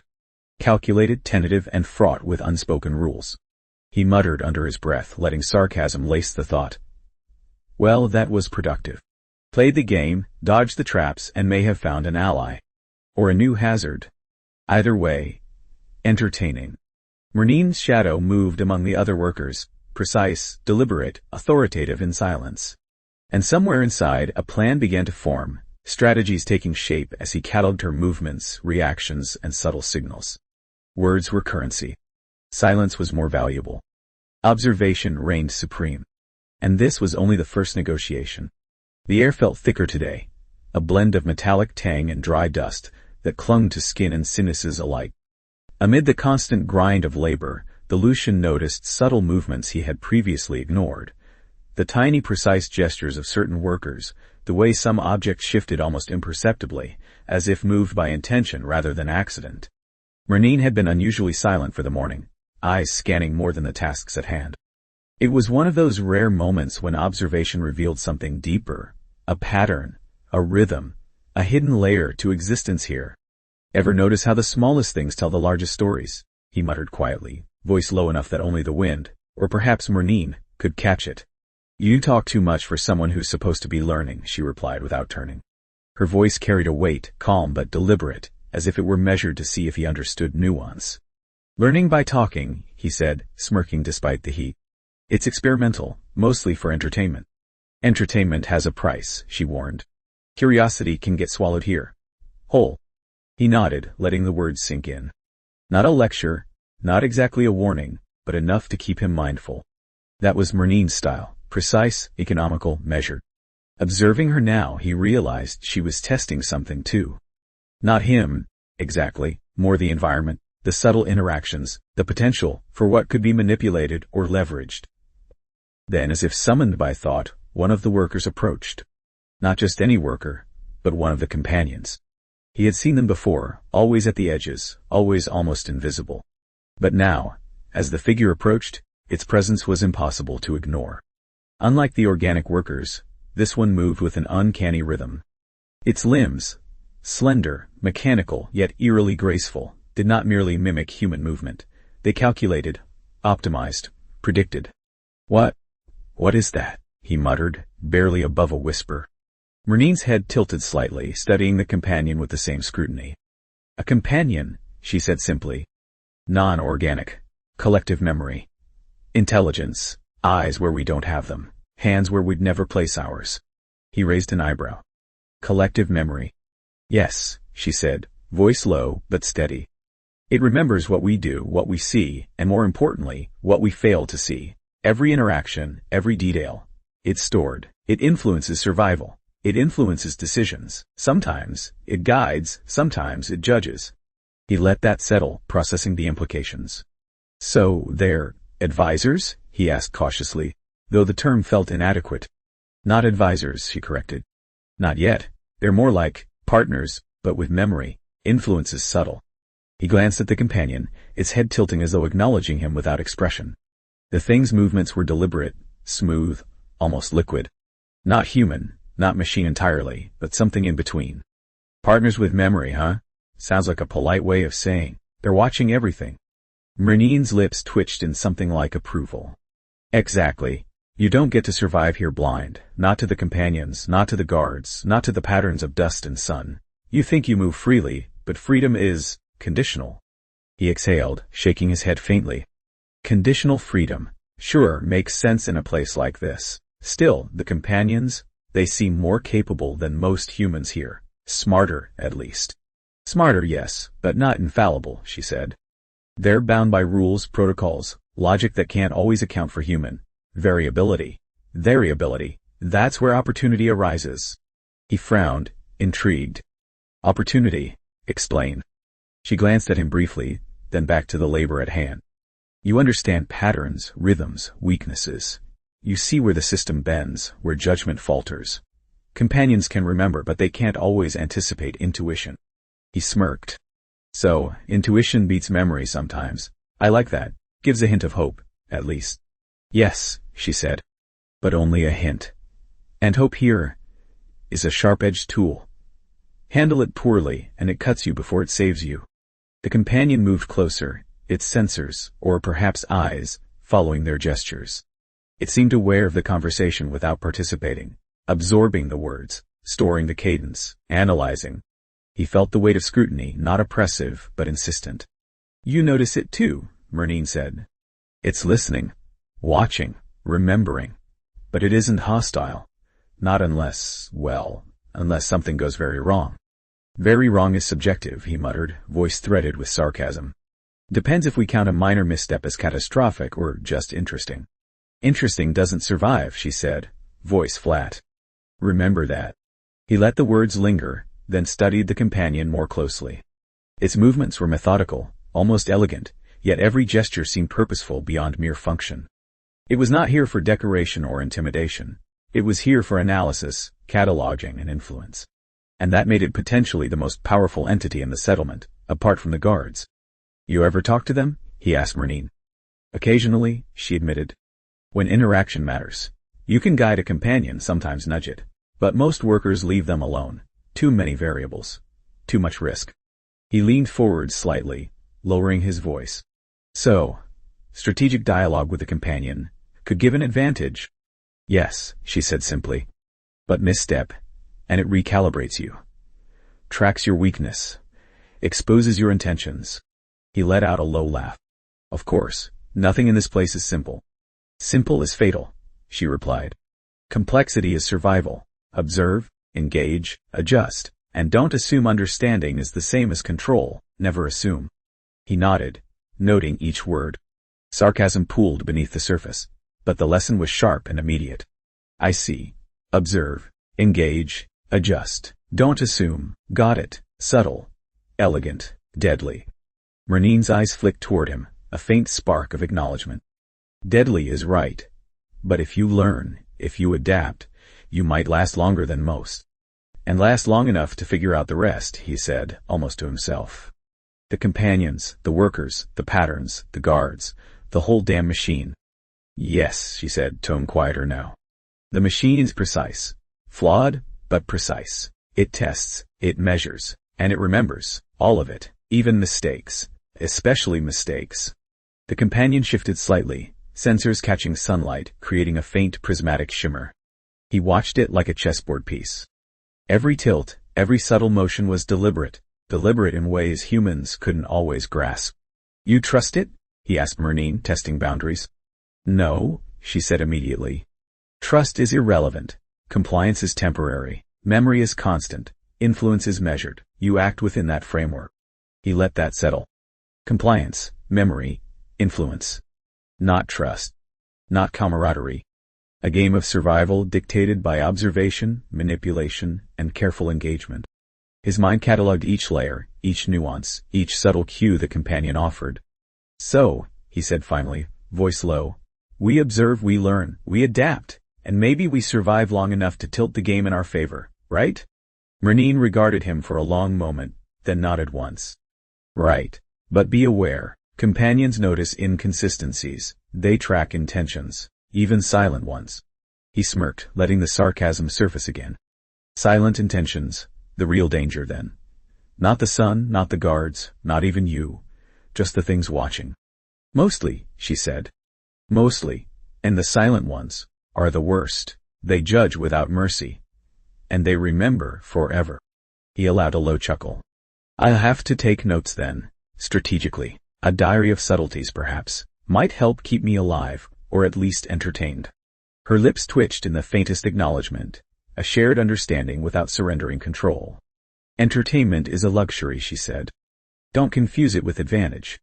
Of course not, he said, letting the words float lightly, sarcasm intact. Advantage is everything.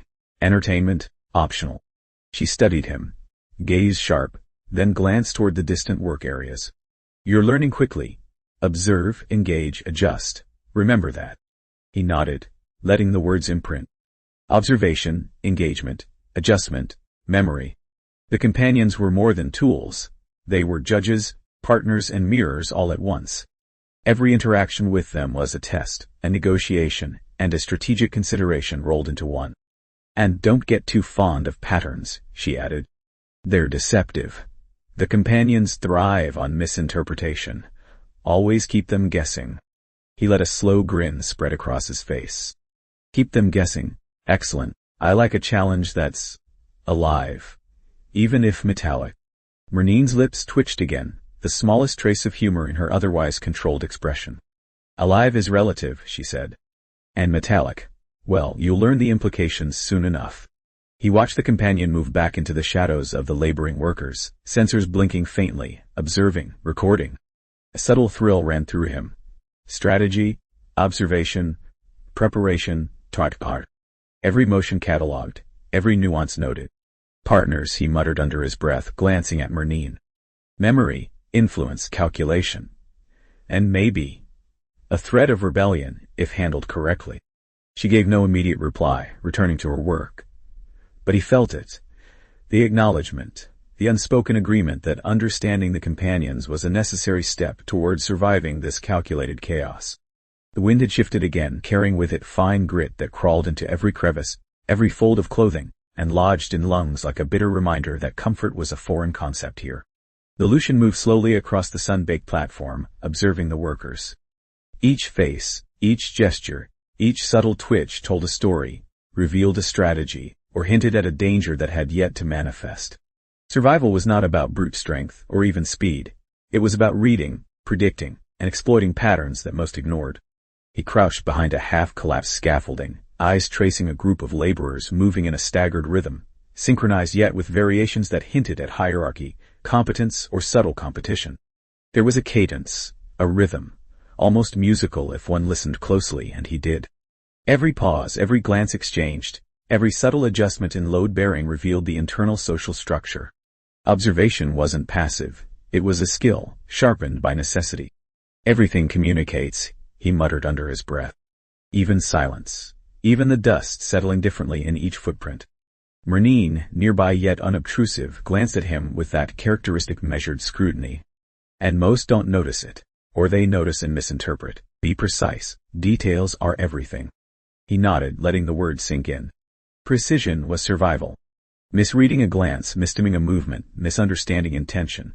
Any of these mistakes could carry consequences far beyond a simple reprimand. This wasn't just a labor camp. It was a living organism, a system designed to test perception, patience, and adaptability. The companions moved among the workers, subtle but undeniable. They never intervened unless provoked or required by circumstance, but their presence influenced behavior, constrained options, and occasionally nudged individuals toward efficiency or error. The Lucian noted the slight hesitation of one worker before lifting a heavy load, the tilt of the head signaling calculation, awareness of being monitored. That hesitation, amplified by the companion's silent observation, rippled through the group. It was subtle, invisible to anyone not paying attention, and profoundly consequential. You notice it, right? Merneen whispered, sidling closer. The companions. They're more than passive observers. Their memory informs decisions, guides behavior. Subtle, invisible nudges that keep everything moving. The way it should. He smirked faintly. Subtle nudges, or invisible whips. Either way, someone else is writing the rhythm, and we're dancing along, preferably without stepping on too many toes or traps. Exactly, she said. Watch, learn, anticipate. The workers who survive aren't stronger. They're smarter. They're cautious, patient, adaptive. The companions reward subtlety, punish miscalculation. He followed her gaze to a worker adjusting a scaffold with delicate precision, a companion hovering nearby. The worker's movements were slow, deliberate, almost hypnotic. And yet, every adjustment, every step, seemed purposeful, designed not only to maintain structure, but to avoid drawing unnecessary attention. Observation, the Lucian realized, was more than watching. It was understanding the invisible web of rules and behaviors, of control and influence. Funny, he muttered. We complain about monotony, dust, and sun, but here, monotony is camouflage. Dust is a measure, sun is a timer, and every glance counts. Merneen chuckled quietly, the sound dry and brief, almost swallowed by the wind. You're catching on. Just don't let it get to your head. Observation alone isn't enough. Insight, connection, and a sense of timing, that's survival. He considered that, eyes tracing a guard's distant patrol. The guards moved predictably, yet with enough variation to prevent exploitation by rote memory. Their routes weren't random. They were designed for redundancy and unpredictability simultaneously. Observing them was not just a matter of safety. It was research. Strategy. All. Every pattern noted, every nuance stored. Timing, he murmured.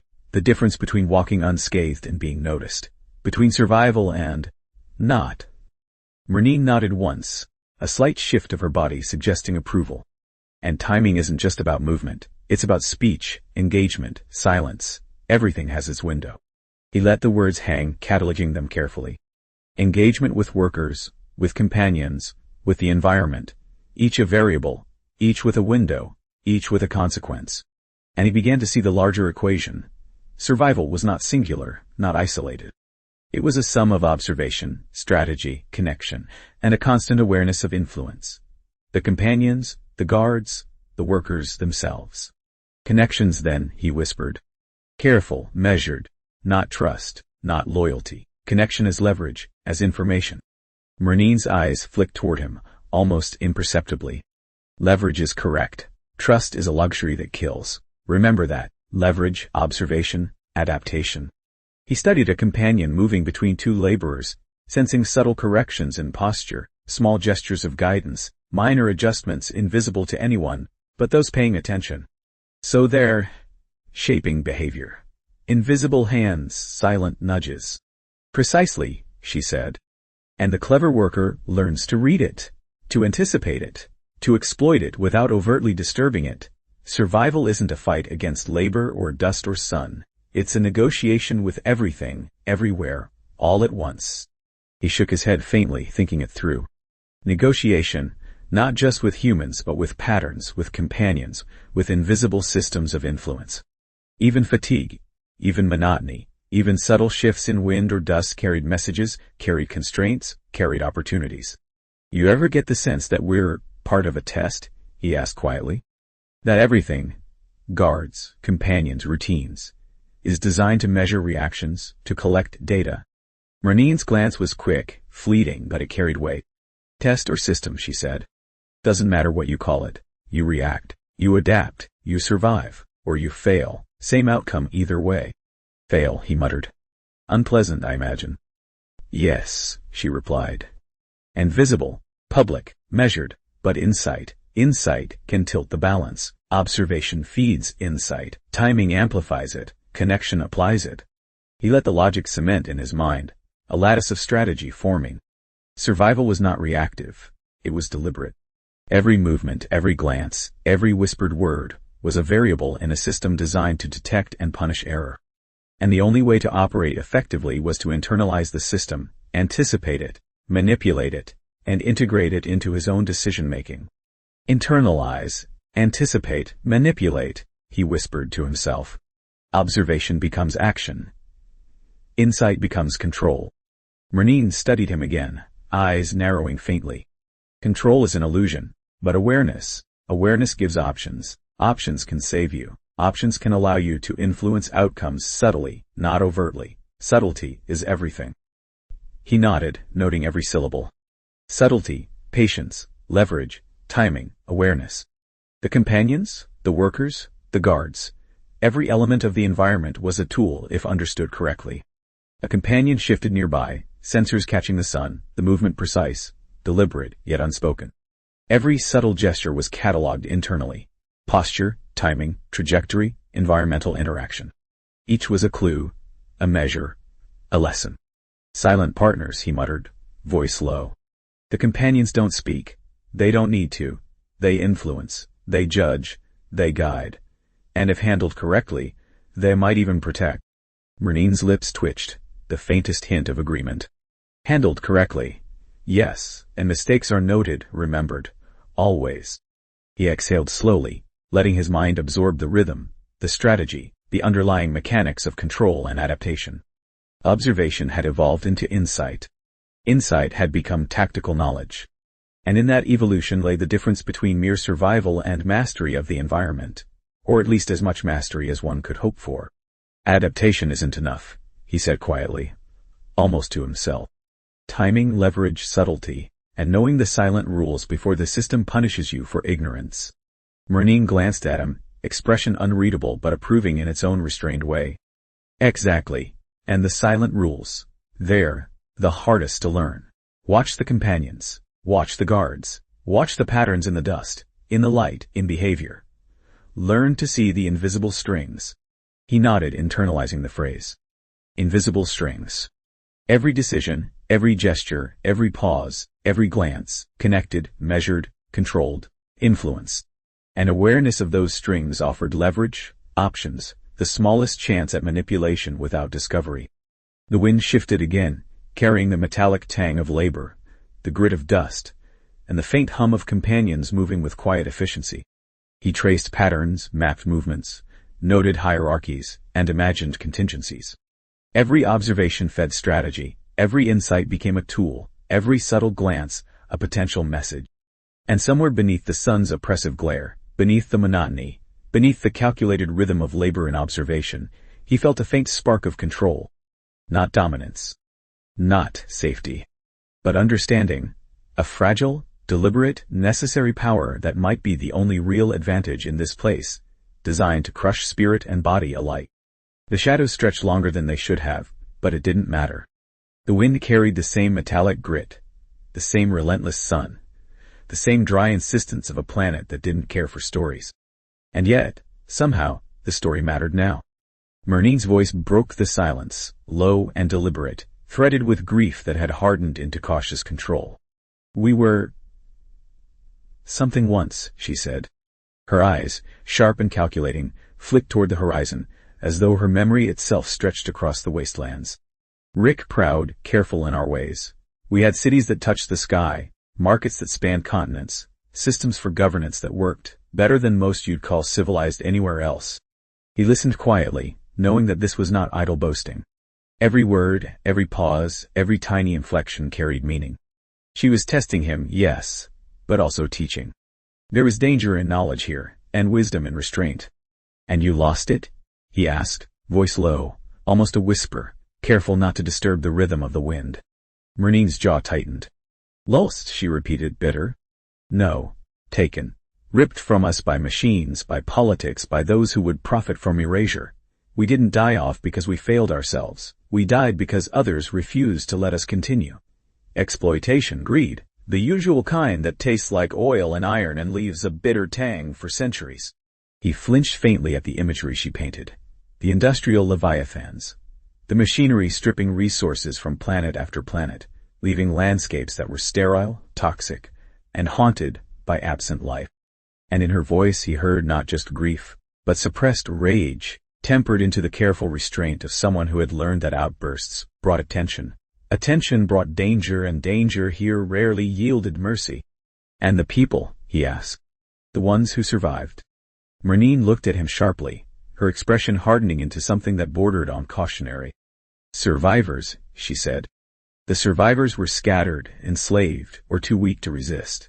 Many became laborers, like you see here. Some were integrated into systems we didn't understand at the time. Some became part of the companions. Her voice softened for just a fraction of a second, the hint of pride slipping through before it was covered by control again. Those who remain are few, but we carry the memory, the knowledge, the structures that once defined us. And in memory, we survive. He absorbed the weight of that. Memory as survival. Knowledge as resistance.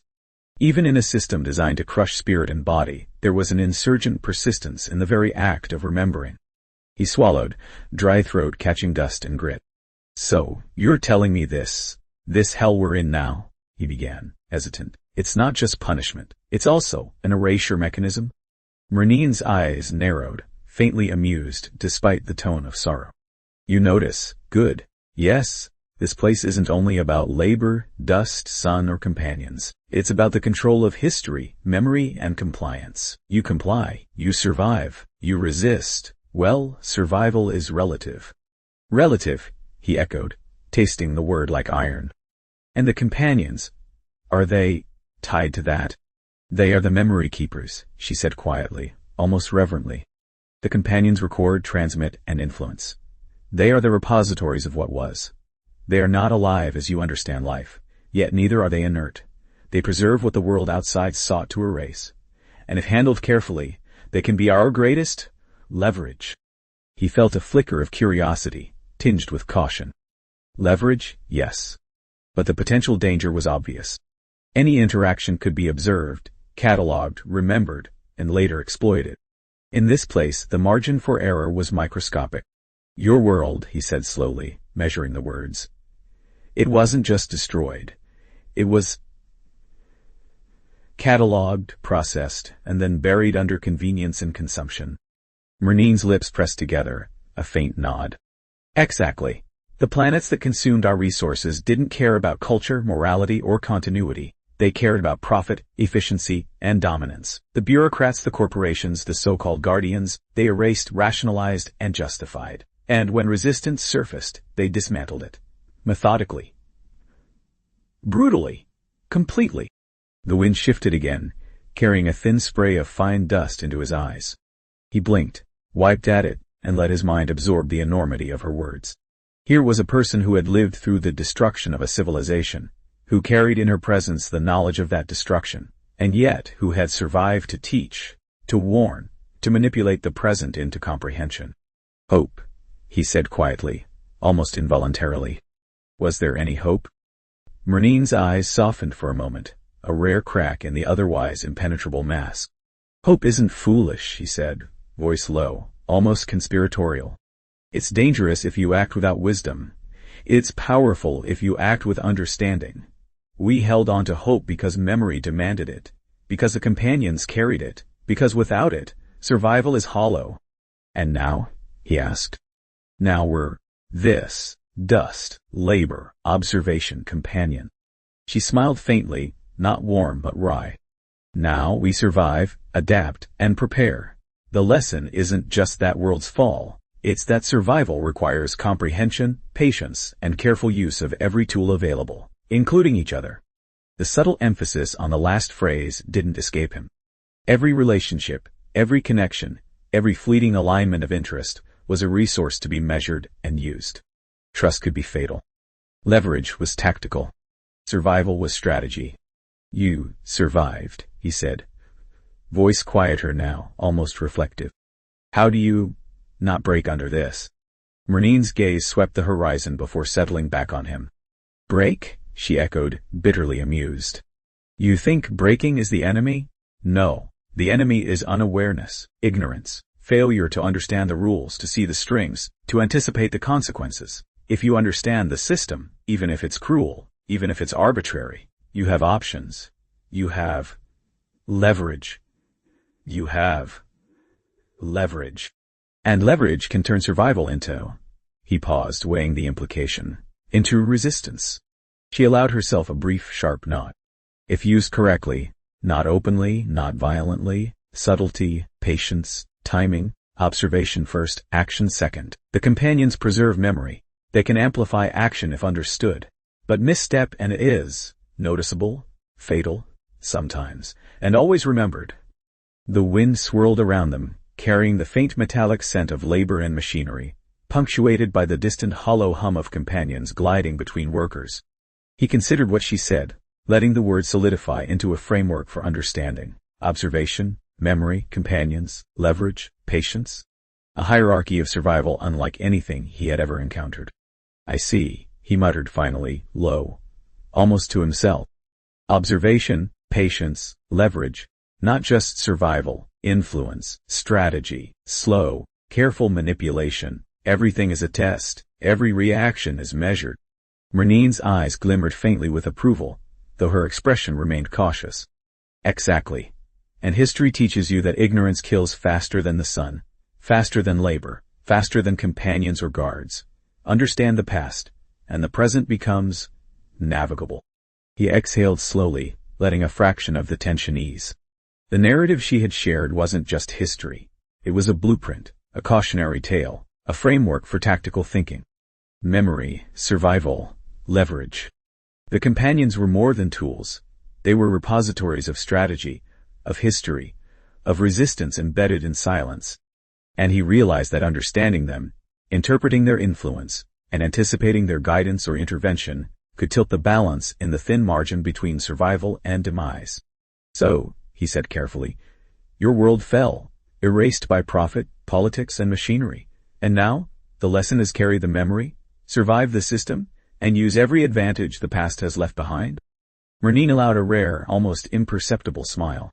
Exactly. And don't confuse survival with acceptance. Survival is the foundation. Strategy is the architecture. And patience is the mortar that holds it together.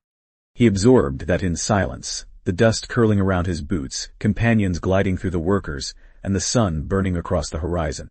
Each element was a lesson, each observation a potential key.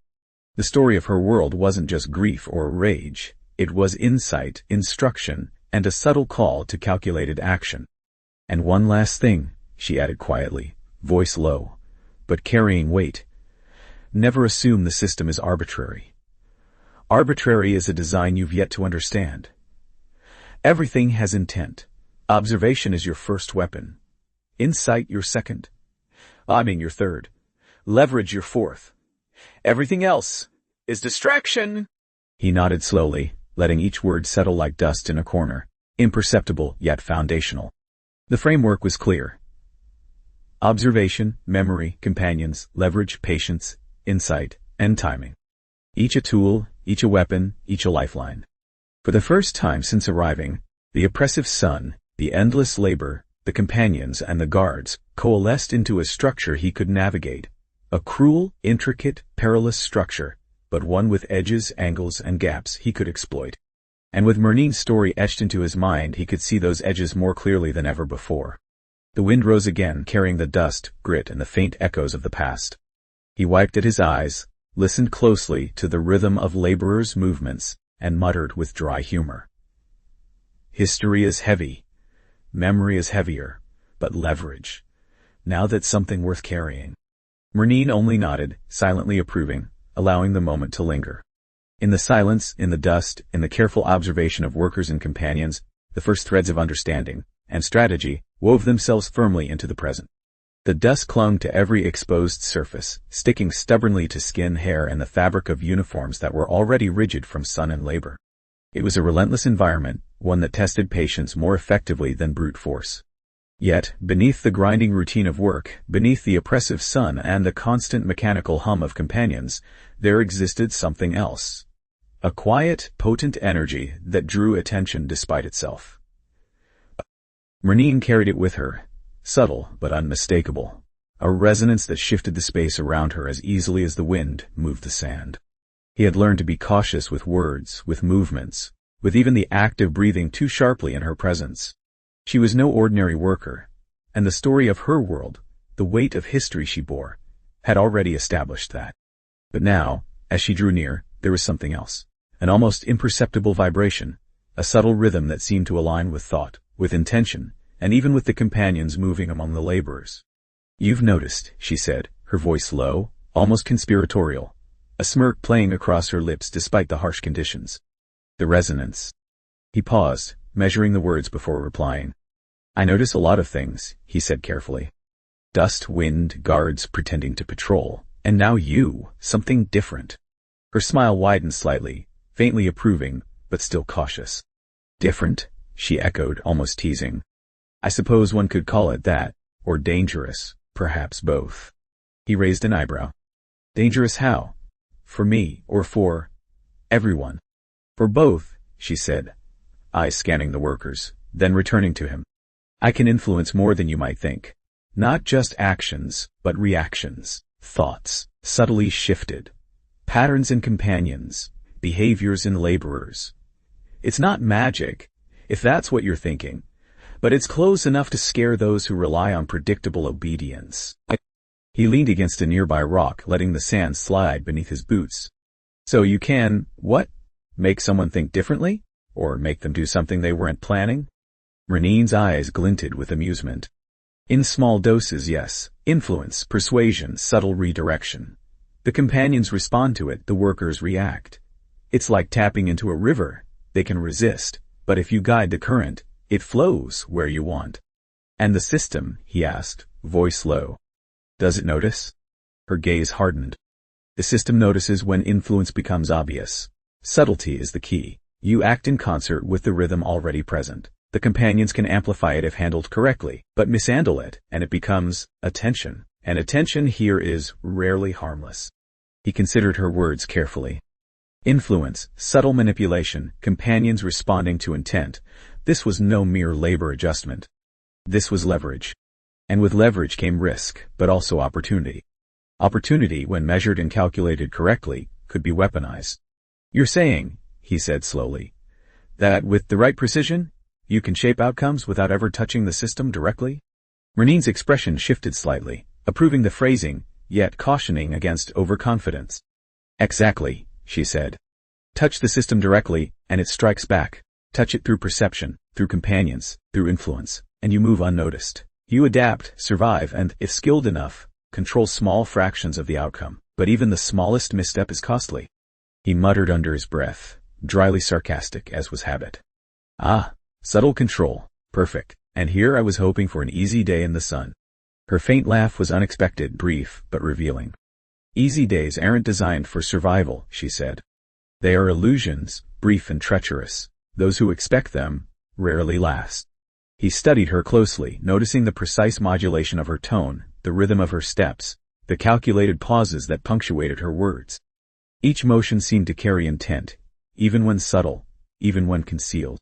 And these companions, he asked, they respond to your, whatever this is. Mental link, resonance, influence. They are conduits, she said carefully. Memory, intelligence, instinct, all wrapped in a network you can barely perceive. The link is subtle, mental, tactical. Not domination, not force, but guidance. Nudge here, emphasize there, and they adjust. Patterns emerge, behaviors shift. But it's never guaranteed, never absolute. Subtlety is survival. Precision is life. He nodded slowly, absorbing the weight of what she revealed. Influence without force. Control without confrontation. Subtlety as a weapon. This changed everything about the way he perceived the environment, the laborers, the companions, even the guards.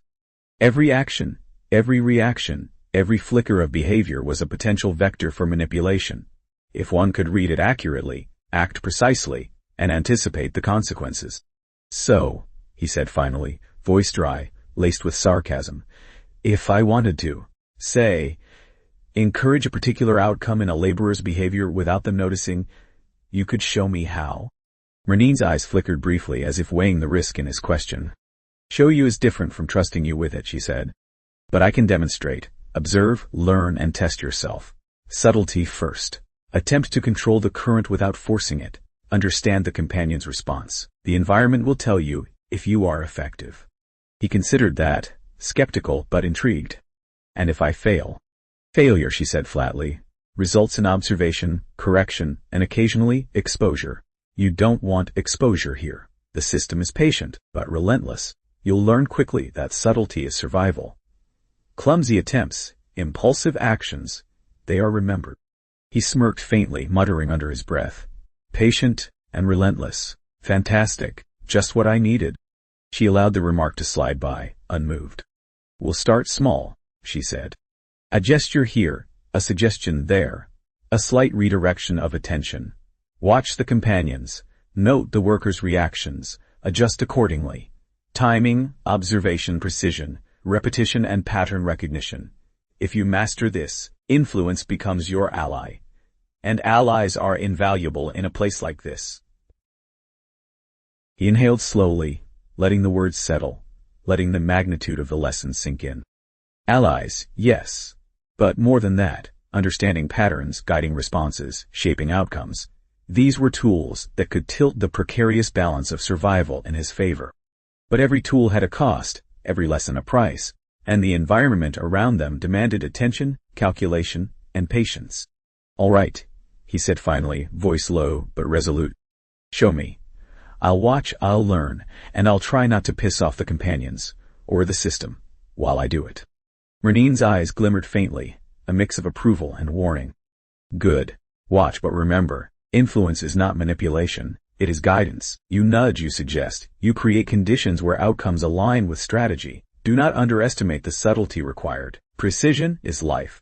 He leaned against a nearby metallic outcropping, eyes scanning the companions drifting between workers, noting the faint shifts in movement, the subtle changes in attention, the almost imperceptible variations in behavior that hinted at responsiveness. Each micro-change was a data point, each glance, gesture, or hesitation a signal. Influence, he realized, was as much observation as action. So, he muttered under his breath, sarcasm threading through the words, mental nudges, companions responding like obedient little machines, and every action recorded in case I screw up. Got it. Simple enough. What could possibly go wrong? Merneen allowed a faint chuckle, almost imperceptible. Everything, she said, eyes flicking to the horizon where guards and laborers moved in predictable rhythms. And nothing. Subtlety will protect you. Observation will guide you. Patience will sustain you. Fail to respect one, and the cost is immediate. Respect all, and survival is tactical advantage. He took a careful breath, studying her expression, the companions, the laborers, and the environment. Influence, observation, subtlety, precision, patience. It was a framework, a tactical blueprint for survival in a system designed to crush every shred of individuality, every spark of resistance. And one last thing, she added quietly, almost as an afterthought. Trust nothing beyond what you can observe and verify. Allies are tools, influence is leverage. and every action has consequences that reach farther than you realize. Your thoughts, your decisions, your guidance, they ripple. Understand that before you act. Understand that before you act. He nodded slowly, absorbing each syllable as both warning and instruction. The companions weren't just instruments. They were extensions of knowledge, memory, and influence, capable of subtle guidance that could tip the balance of survival. Misuse them, and the consequences could be fatal. Master them, and they could be a force multiplier, a strategic advantage in a place that measured patience, observation, and wit above all else. As the wind carried the dust, grit, and faint metallic tang of companions, he muttered under his breath, dry humor threading through the words, mental nudges, subtle influence, companions as allies, and don't screw it up, or die spectacularly. Perfect. Exactly the kind of fun I was hoping for. Merneen's smirk returned faintly, acknowledging his sarcasm while emphasizing the seriousness beneath it. Fun is relative, she said. Precision, patience, and subtlety, those are not relative. They are survival. Learn that, and you may last longer than most. He let the words settle, observing the companions, the laborers, and the rhythms of the environment, letting the subtle patterns, tiny signals, and invisible threads of influence crystallize into the first coherent strategy he had ever perceived in this place. The sun dipped low on the horizon, casting long shadows across the sprawling compounds where workers moved like tides of sand, predictable yet individually erratic. Even in the waning light, the harsh reality of the planet did not soften. Dust penetrated every crevice. The wind carried abrasive particles that whispered of patience and endurance, and the companions drifted silently among the laborers, observing, guiding, and occasionally nudging. Merneen's voice broke the quiet, calm but weighted with unspoken history. You need to understand the cycles, she said, eyes scanning the horizon, as if it might answer questions she had no words for. What we call escape attempts are not chaos, they are deliberate, mandated rituals. He frowned, trying to process the explanation while his mind catalogued every subtle shift in her tone and every flicker of the companion's movements. Rituals? You mean, like training exercises? He asked, his voice a mixture of curiosity and skepticism. Training, she echoed, a wry smile tugging at the corners of her lips. No, not training. That would imply preparation for freedom. This is control disguised as a game. A cycle designed to preserve the system while keeping us alive enough to participate again. Escape attempts are performative, psychological, and structural. Every attempt, every pattern, every panic is observed, analyzed, and recorded. He squinted at her, trying to reconcile her calm tone with the implication of her words. So people get hunted? Merneen nodded slowly, her expression unreadable. Hunted, yes, if you call it that. And not just hunted, the event serves multiple purposes. It tests obedience, endurance, problem-solving, and emotional thresholds. Every action, every hesitation, every decision we make is documented, cataloged, and used to understand both us and the companions. And these companions, he muttered dryly, voice low, they're part of the test too? They are extensions, she said, eyes narrowing slightly. Memory, intelligence, perception. They maintain continuity between cycles, ensure behavioral consistency, and provide feedback. You think humans are the only ones being evaluated? The system watches, influences, and manipulates all participants, organic and otherwise. He shook his head, muttering sarcastically. Wonderful. Watching, influencing, manipulating, and all under the guise of fun. Perfect morale booster. Merneen allowed a faint chuckle to escape her lips.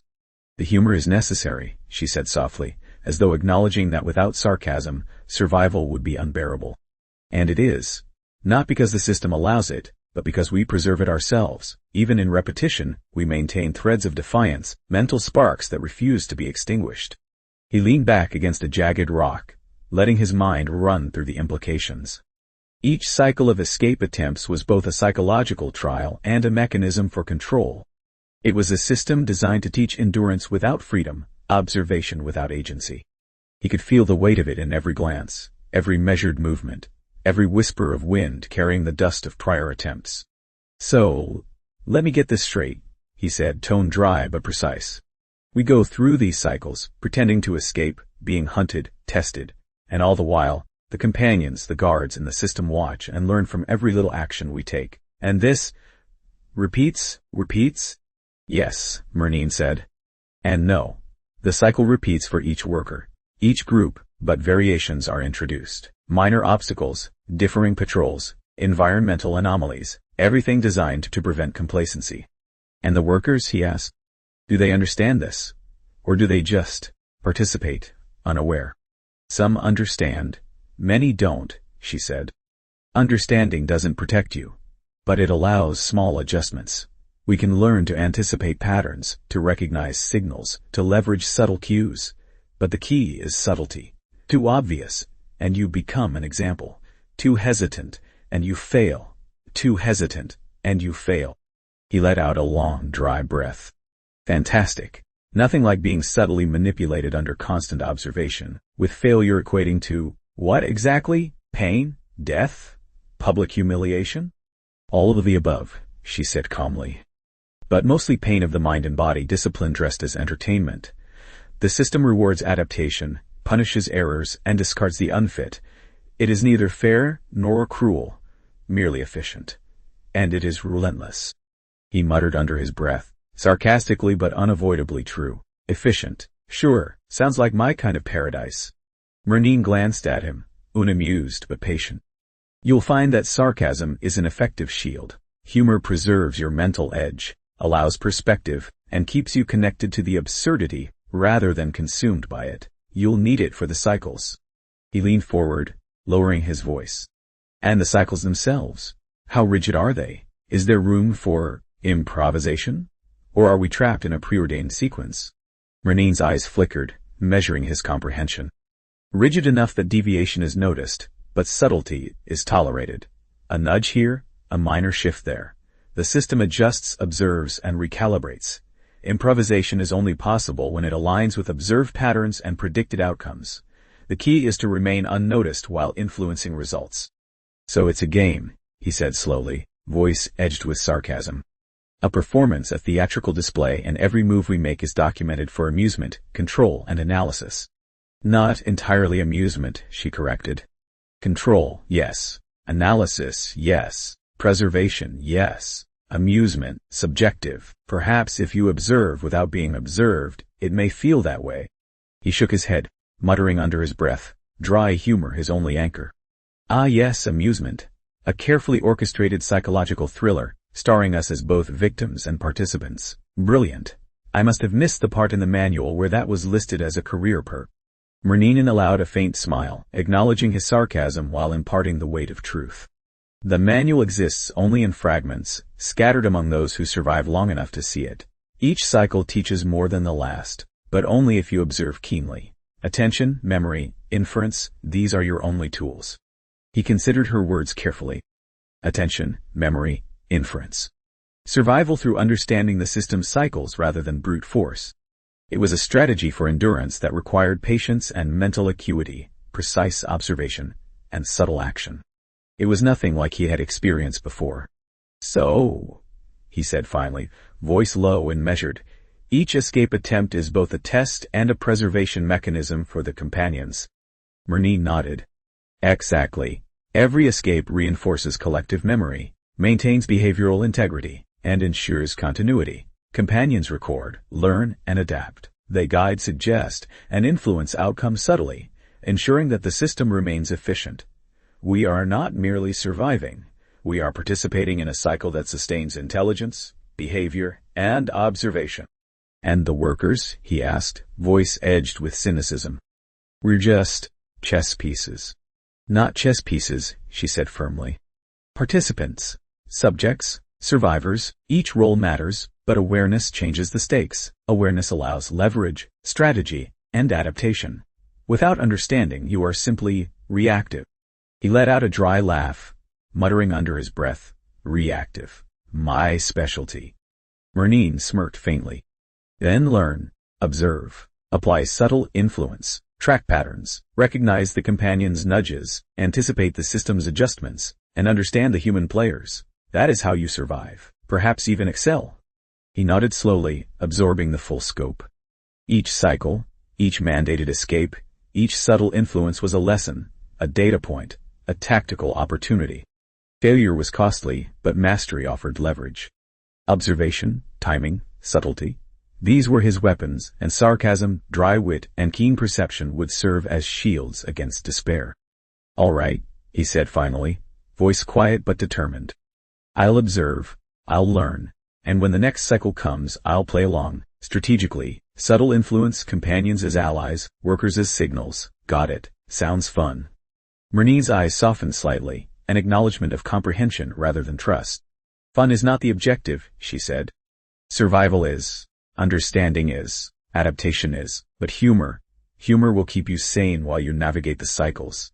Don't underestimate it."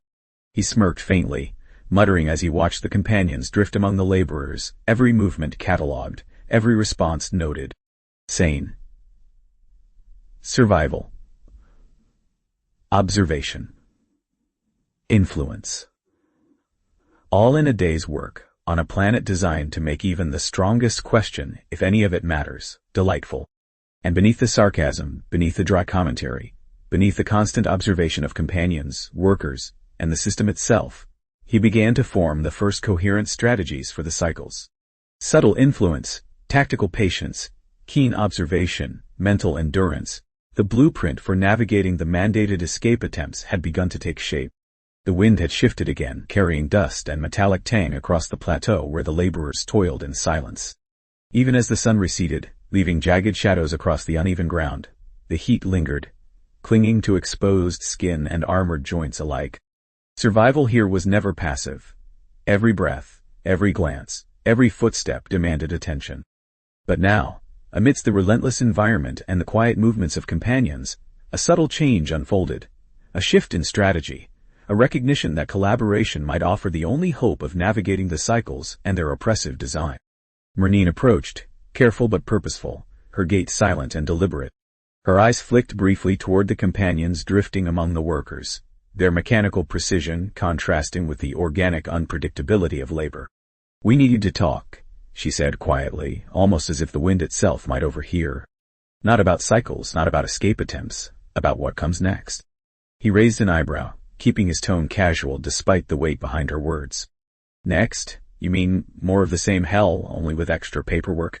She gave a faint, humorless smile. "Something like that, but with options. For the first time, options might exist, if we understand each other and the system well enough." He folded his arms, studying her carefully. Trust was a luxury on this planet, and yet some alliances were unavoidable. "And why me? Why now? You've survived countless cycles without my commentary or wit to keep you entertained." "Because," she said, voice low, "you notice, you observe, you see what others do not, and you question. Those qualities are rare among those assigned here. Useful, even dangerous, depending on perspective." He smirked, muttering under his breath, dangerous, useful, or simply another pawn in a system designed to watch us sweat and scramble. Couldn't be simpler, really? Merneen tilted her head, eyes narrowing slightly. "Perhaps. But pawns can influence the game if they understand the board. You observe, yes, but you also react. You have the ability to adapt, to influence outcomes subtly, and you have wit, which, though seemingly trivial, serves as a tool for both mental survival and manipulation." He shook his head, voice dry and measured. "I take it collaboration doesn't mean we hold hands and sing songs about sand and metal dust?" "No," she said, expression unreadable, but a flicker of amusement softened her features. "It means mutual understanding, shared strategies, careful observation, knowing which risks are worth taking, which signals to watch, and when silence itself is the strongest weapon." He studied her for a long moment, noting the subtle flex of her fingers, the way her eyes measured every shift of the companions, and how the workers' actions betrayed patterns only she seemed to interpret instinctively. "So, you want me to assist subtly when necessary, and you'll do the same?" "Yes," she said, straightforward. "But caution is critical. Reveal nothing more than necessary. Every word, every gesture, every glance can be recorded, noted, and later used against us. We play the game while shaping it quietly, invisibly. Subtlety is the key." He let out a low, dry chuckle, muttering under his breath. "Invisible manipulators in a landscape designed to crush bone and sanity. Perfect. Just the sort of collaboration I enjoy." She allowed a faint laugh, but it was brief, cautious. Enjoyment is not required. Survival is. And survival requires comprehension, adaptation, and, if possible, control. We cannot defeat the system outright, but we can work within its parameters to increase leverage, influence outcomes, and minimize loss. That is our objective. He nodded slowly, eyes scanning the horizon where shadows deepened and companions moved like specters among laborers. Control, influence, leverage, subtlety, patience, observation. Got it. And I suppose sarcasm counts as a strategic tool as well. Merneen's smile deepened, though it remained guarded. Sarcasm is invaluable. It preserves mental equilibrium, provides perspective, and ensures clarity when the absurdity threatens to overwhelm. Use it wisely. It is your shield as much as your wit. They walked together in silence for a time, letting the wind carry dust around them as they observed the workers. Each movement, each glance, each hesitation became data. Patterns of behavior, responses to companions, environmental anomalies, and the subtle nudges that shaped compliance. I've watched the companions, he said finally, voice quiet, and they're not just passive observers. They interact, suggest, guide, almost like invisible mentors or supervisors embedded among the laborers. They are precisely that, she said. And more. Memory, intelligence, guidance. They maintain continuity, ensure repetition, and preserve lessons learned. Every escape attempt reinforces their function and sharpens the system's expectations. We cannot underestimate them, nor can we ignore their subtle influence. Recognizing it gives us an advantage, if we can manipulate signals without revealing intent. He chuckled quietly, muttering under his breath. Subtle manipulation while pretending to obey, all under the scrutinizing gaze of invisible overlords. Delightful. What's next? Dancing with dust devils while debating protocol with a ghostly audience. Merneen allowed a faint laugh, eyes scanning the workers for cues. Almost. Humor will keep you sane. Observation will keep you alive. Strategy will allow you to endure, and perhaps influence. You understand this, correct? Understood, he said dryly. But comprehension does not equate to compliance, not entirely. I can play the game, but I'll do it on my terms, strategically, subtly, and with constant commentary. Good, she said, eyes narrowing slightly. Then we can begin forming a framework. Observation, pattern recognition, timing, subtle influence and collaboration. We catalog behavior, track shifts, anticipate anomalies, and act only when opportunity aligns with discretion. Nothing more, nothing less. He smirked, muttering quietly, framework for survival. Check. Observation checklist. Check. Wit, sarcasm, subtle influence. Check, check. Feels like we're assembling the survival toolkit from scratch on a planet designed to crush every tool before it can be used. Then begin, Merneen said, voice low, almost commanding in its quiet authority. Observe everything. Identify the signals. Recognize which workers and companions provide leverage. Note patterns of rotation, surveillance, and timing. Each detail matters. And remember, subtlety is paramount. Too much influence, and you attract attention. Too little, and the opportunity is lost. He nodded, scanning the laborers and companions again. Dust swirled in eddies, shadows stretched long and unnatural, and the companions drifted silently, nudging and monitoring in ways nearly imperceptible. Every motion was meaningful, every hesitation potentially a signal. He catalogued everything mentally, filing it away as potential leverage for cycles to come. Merneen, he said finally, voice cautious, how do we maintain the alliance without exposing it? Guards are unpredictable, cycles are mandatory, and companions, well, they see everything. Timing, subtlety, and minimal disclosure, she said. We communicate indirectly when possible, use observation to signal intent, and only intervene directly when necessary. Think of it as a game within the game, a hidden layer beneath the mandated cycles. Every word, every gesture, every movement carries weight. He let out a quiet, dry chuckle. A hidden game, in a visible game, within a cycle of perpetual observation. Brilliant, my kind of entertainment. Merneen allowed herself a small, rare smile. Entertainment is secondary.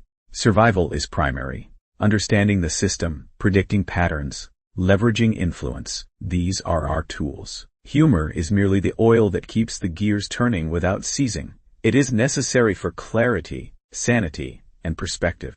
He nodded slowly, allowing the dust-laden wind to press against his armor as he catalogued every detail. Rotations, worker behavior, companion nudges, environmental hazards, and the subtle signals that might indicate leverage or danger.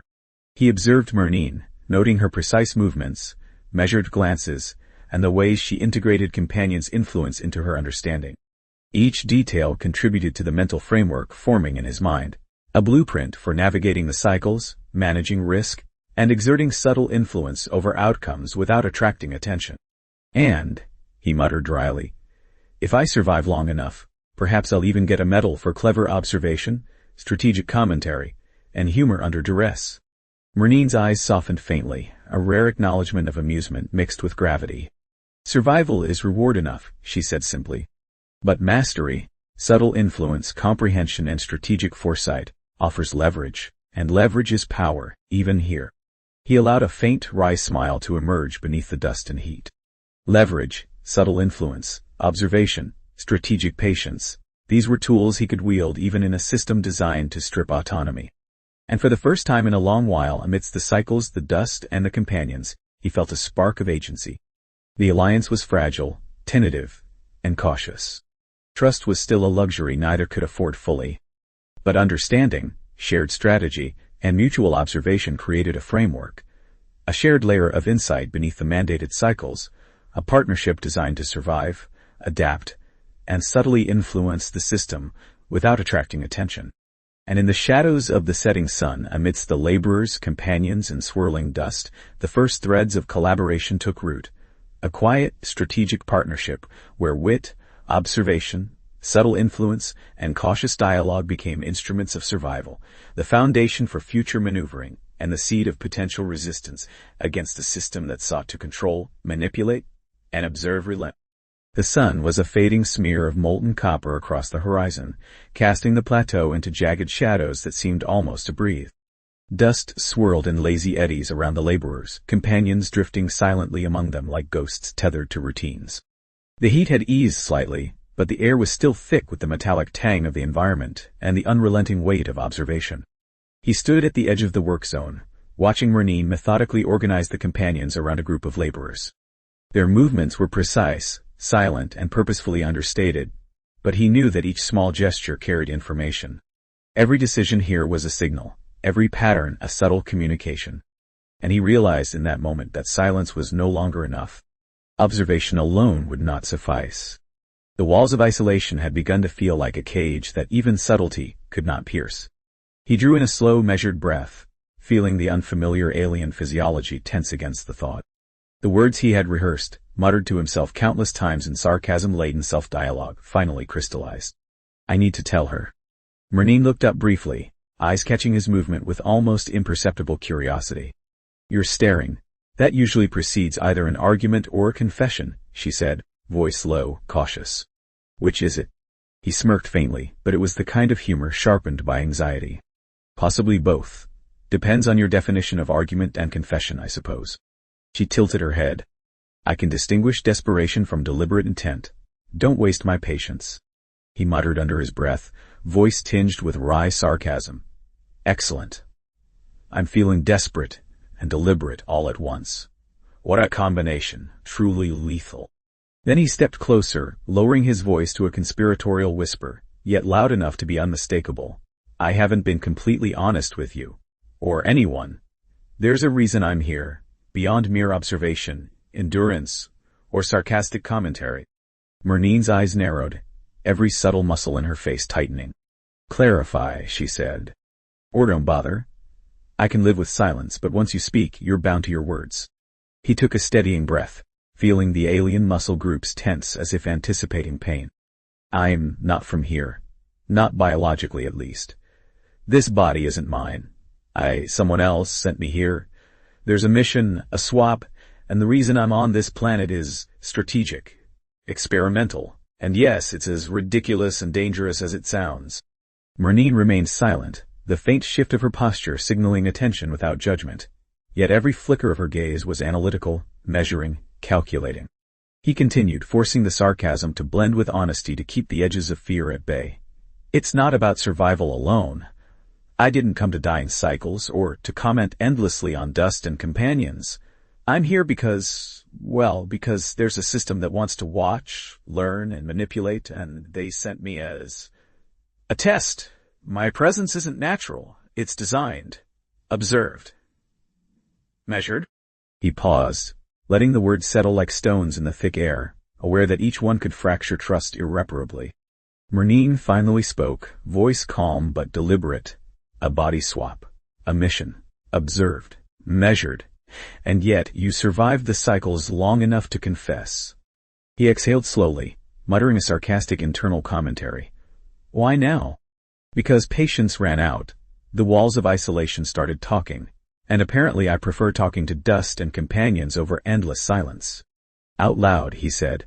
Because silence won't suffice anymore. Observation is no longer enough. I need an ally who understands patterns, influence, and subtlety. Someone who won't reflexively report or misinterpret. You. Her expression remained guarded, but her eyes betrayed the first spark of recognition. The acknowledgement that the information, dangerous as it was, had value. And the risk, she said. If I reject this revelation? Death by cycle, he muttered under his breath. Or worse, manipulated misinterpretation. But yes, potentially both, which is why this is risky. He forced a wry smile, one that barely touched the unease in his voice. And yes, telling you also means trust. Conditional, minimal, but still trust. Merneen considered him, quiet, calculating, silent, in ways that were anything but empty. Each breath, each pause, seemed laden with strategy. Then she said softly, conditional trust is all we can afford here. Words alone are insufficient. Actions and observation will confirm intent. That is how alliances survive. He nodded, muttering internally. Alliances survive or die quietly in cycles. Got it. Subtlety first, sarcasm second, survival always. Out loud, he added, fair enough. I'm not asking for friendship or sentiment. Just strategic alignment, minimal exposure, maximum understanding. She let a long pause stretch, scanning the workers and companions. Every subtle motion carried information. Shifts in posture. The quiet signals of companions nudging workers toward certain behaviors. The almost imperceptible cues of guard rotations. Finally she spoke. Then your confession is noted. Actions will validate your words. Begin by observing differently. Patterns of control. Worker responses. Companion nudges. Integrate yourself into the flow without becoming visible. And consider your mental state. Isolation skews perception, makes interpretation prone to error. He tilted his head, dry humor bleeding into his voice. Mental state considered, sarcasm intact, observation recalibrated, noted and filed, along with the rest of the survival checklist. Any additional instructions beyond subtly surviving and possibly influencing patterns without attracting attention. Merneen's eyes flicked toward the horizon, companion shadows stretching long across the plateau. Patience, timing, observation, and leverage. The system is designed to strip autonomy, but within its parameters, influence exists. Identify it, catalog it, and act only when it benefits survival or strategic objectives. Nothing more, nothing less. He exhaled, muttering quietly under his breath. Survival, leverage, subtle influence. Patience, thought. Timing. Subtlety. Fantastic. Sounds like a dinner party in hell with dust as the appetizer. Do not underestimate your own utility, Merneen said softly, tone carrying an edge that belied its calm. Even within limitations, you can manipulate outcomes. But each step requires calculation, and every misstep invites consequences. You understand that? Loud and clear, he said, letting the sarcasm remain as a veneer over tension. One wrong move, I'm either complicit or dead. But if I get it right... He let the words trail, leaving implications unspoken. Merneen's faint nod acknowledged understanding. Exactly. And your presence here, artificial or not, grants a perspective many others cannot claim. Use it wisely. Observation, influence, patience, leverage. Those 4 pillars will guide your survival. And if executed correctly, they can seed opportunity. Opportunity we can both exploit. He let a smirk escape, muttering internally, 4 pillars. Survival, leverage, influence, opportunity. Could be worse. Could be. Oh no, actually, this is already worse. Excellent. Still, at least I have a framework. Out loud, he said. Framework noted, strategy under construction, sarcasm ready for deployment. Any advice for keeping my head from exploding under dust, companions, and subtle manipulation? Merneen allowed a brief, almost imperceptible smile. Keep perspective, track patterns, understand routines, question without exposure. Humor's not frivolous, it maintains clarity. Sarcasm is essential, observation is primary. Interaction carries consequence. Do not overextend, do not underobserve.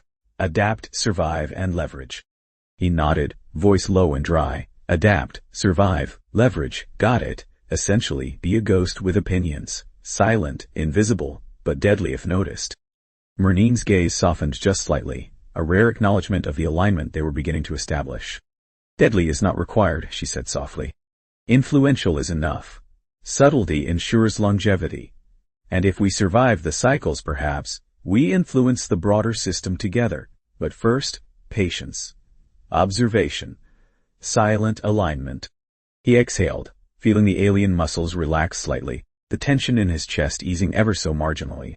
For the first time, the barriers of isolation had begun to crack. He had revealed the truth, not fully, but enough to initiate connection. Enough to begin forming strategy. Enough to establish the tentative scaffolding of trust, conditional and carefully measured, but real. As the wind carried dust and metallic tang across the plateau, the sun dipped further, shadows elongating across laborers and companions alike. And in the quiet between cycles, between words, between muted observation and calculated action, a fragile but undeniable bond had been initiated, a strategic alignment born of necessity, tempered by caution, and underscored by wit, sarcasm, and the unrelenting calculus of survival. The plateau lay under a dull, smoldering sun, the air thick with dust, and the low hum of companions moving among the laborers. Every shift of shadow, every faint click of metallic surfaces carried weight. Silence stretched between them, not uncomfortable, but deliberate, a calculated space in which trust or suspicion was measured in microseconds. She studied him, every subtle twitch, every shift of weight, every flicker of expression. Words had been spoken, yes, but words alone held little value here. The act of confession was a signal, but it was fragile, easily broken, and she treated it as such. So, she said finally, voice low, calm, measured, you revealed the truth. Or part of it. I can't verify your claims without observation. Yet here you are, vulnerable to exposure. Curious choice. He exhaled slowly, sarcasm slipping through his tension. Curiosity is safer than overconfidence, he muttered, letting the wry comment mask the underlying uncertainty. Besides, you seem like the sort who notices things, so lying seemed like a bad first move. Her eyes narrowed, calculating, and he felt them tracing every muscle, every posture, every hint of tension. I notice. I evaluate. I measure. That doesn't mean I trust. Noted, he said dryly. Trust is overrated anyway. Misinterpretation is far more entertaining. He muttered under his breath, and far deadlier apparently. She didn't respond immediately. Instead, she let the silence stretch, folding it into her own assessment. Every blink, every tilt of the head, every glance at the workers and companions was part of her judgment. Your presence here, she finally said, is anomalous. That makes you both useful and potentially dangerous. Observation alone is insufficient. Confession doesn't erase the unknown variables you represent. He raised a brow, sarcasm creeping back into his tone. Unknown variables? I was hoping for interesting anomalies. But yes, dangerous works too. Dangerous in the wrong hands, she said, the faintest edge of warning in her voice. Or if your motives shift, or if your patience falters, or if the system notices a deviation in your patterns. He smirked faintly, muttering internally. Ah, yes, always the subtle threat veiled as advice. Classic. Out loud, he said, I'll try not to disappoint, though I can't promise the universe won't intervene with sarcasm of its own. She allowed a small, almost imperceptible twitch of her lips, but it was not amusement, only acknowledgement that she recognized the coping mechanism. Your utility, she continued, is in your perspective. An outsider can detect patterns we habituated workers overlook. That's why your presence is tolerated. But utility is conditional. Your alignment must be evident in action, not just confession. Alignment in action, conditional utility. Got it, he said, letting the words carry the same sarcastic weight he felt. Basically, survive, observe, don't screw up, and maybe I'll earn a star on your approval chart. She tilted her head slightly, analyzing, weighing each inflection, each subtle emphasis. Stars are irrelevant. Survival is conditional on understanding the cycles, recognizing leverage, and navigating the system without triggering punitive measures. He nodded, muttering under his breath. Actions, intentions, survival. And sarcasm, apparently, is still allowed. Out loud, he added, fine. Observation, leverage, patience, minimal exposure. Check, check, and check. Intentions? Well, I'm still drafting that section. Merneen's gaze lingered on him, unflinching, piercing, almost predatory in its focus. Draft carefully, she said. Misinterpretation is fatal, and in this environment, patience is survival. Not everyone gets the luxury of second chances. He tilted his head, dry humor threading through his tension. Second chances? Who needs them anyway? I'm fond of first impressions, especially when they're sarcastically charming. He muttered silently. Sarcasm might be my only real weapon against despair. Charm is irrelevant, she said calmly. Intentions, observation, leverage, those are relevant. Your confession has set a baseline. The system will now respond. Watch the changes carefully. Evaluate reactions. Understand where influence is possible and where intervention is deadly. He let a slow breath out, feeling the mental tension ease slightly, though only marginally. Changes noted. Reactions evaluated. Influence measured. Interventions pending approval, naturally. I assume your patience has its limits, though. She let the faintest twitch of a smile appear, a small concession in the otherwise impassive assessment. Limits exist. Time is measured in cycles, patience in observation. Misjudgment can be lethal, but deliberate, calculated steps can produce leverage. Do not confuse opportunity with immunity. He smirked, voice low. Opportunity with a side of lethal consequences. Excellent. Adds spice to the monotony. Merneen's eyes flicked briefly toward the workers and companions, scanning the subtle shifts, the patterns of behavior, the small deviations that only someone trained in long-term observation could notice. Your presence here, she said, has implications beyond immediate survival. Observation may provide leverage, but only if integrated strategically. Misalignment reveals itself quickly. Actions must reflect understanding. That is the measure of trust. He exhaled, muttering under his breath. Measure of trust, measure of survival, measure of sarcasm. I think I can work with this. Out loud, he said, understood. Strategic integration, minimal exposure, observation primary, leverage secondary. Got it. We'll try to avoid catastrophic misalignment, although the sarcasm might be unavoidable. Unavoidable, perhaps, but tolerated only within limits, she replied. The system watches. Patterns will betray deviations. Companions, laborers, and guards. All are data points. You have made yourself visible. Now your actions must match the revelation. He inclined his head, dry wit threading his tone. Visible, aligned, potentially lethal if misunderstood. Understood. I'll do my best to meet the high bar. No pressure, right? Pressure is constant, she said simply, but manageable with observation, patience, and subtle influence. Timing is essential. Leverage requires care. Survival demands calculation. And your intentions must now be proven in action. He let a slow, humor-laced breath out. Intentions proven, patience maintained, leverage cataloged, survival recalibrated for maximum sarcasm efficiency. Her gaze held him, unyielding, a quiet test of endurance and comprehension. Do not mistake tolerance for trust, she said finally. Trust grows through repeated demonstration, observation of patterns, and strategic intervention.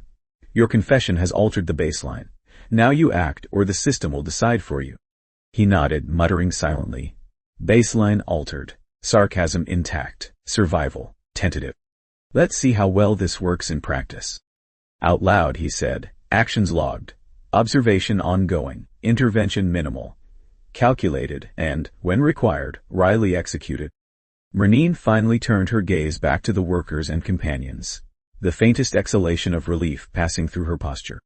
Observation, action, leverage, minimal exposure, intentions proven, understand the environment. That is all you have to do.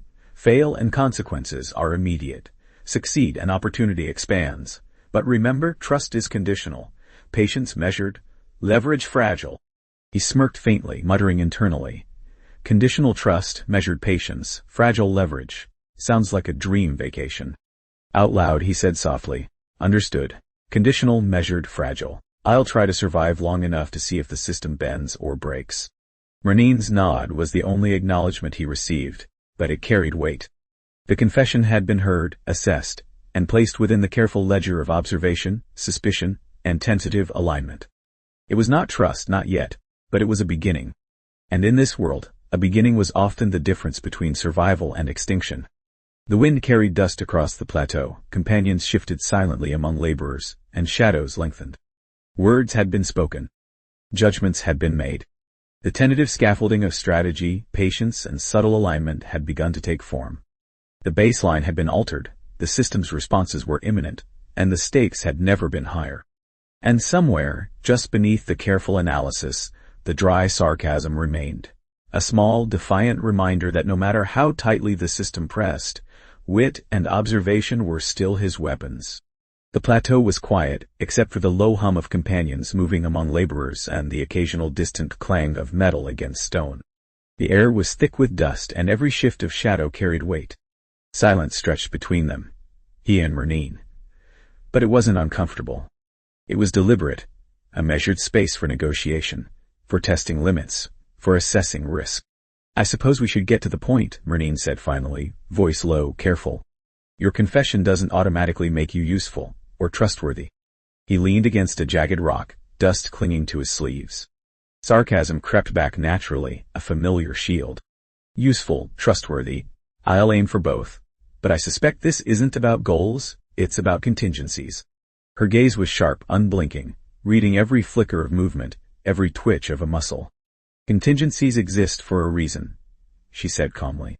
Alliances are measured and survival demands calculation. You're outside the usual parameters. That's both opportunity and danger. He smirked. Opportunity and danger, two things I've come to know well, so what's the offer? Or are we still circling the obvious? Merneen shifted slightly, eyes flicking toward the workers. I need assurance that your actions will align with objectives that serve not just yourself, but those who cannot act freely. The system watches every deviation. He muttered dryly under his breath. System? Deviations? Freedom? Charming little rules. Out loud, he said. So, help you escape, help me survive, and we don't get blown up for misalignment. Fair enough. I'm in, conditionally. Conditional is not a warning. It's a measure, she said. If your intent proves strategic, if your actions reflect understanding, then collaboration is feasible. Fail, and consequences are immediate.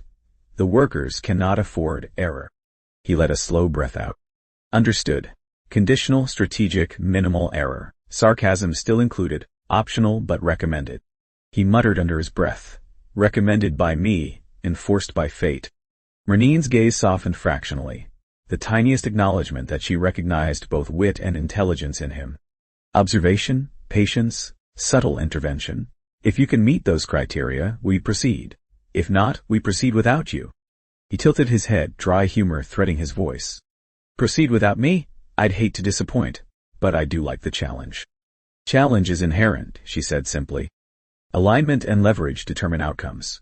Intentions must translate into action. Observation alone is insufficient. We act in concert, or the system decides otherwise. He exhaled slowly, letting the humor drift beneath the tension.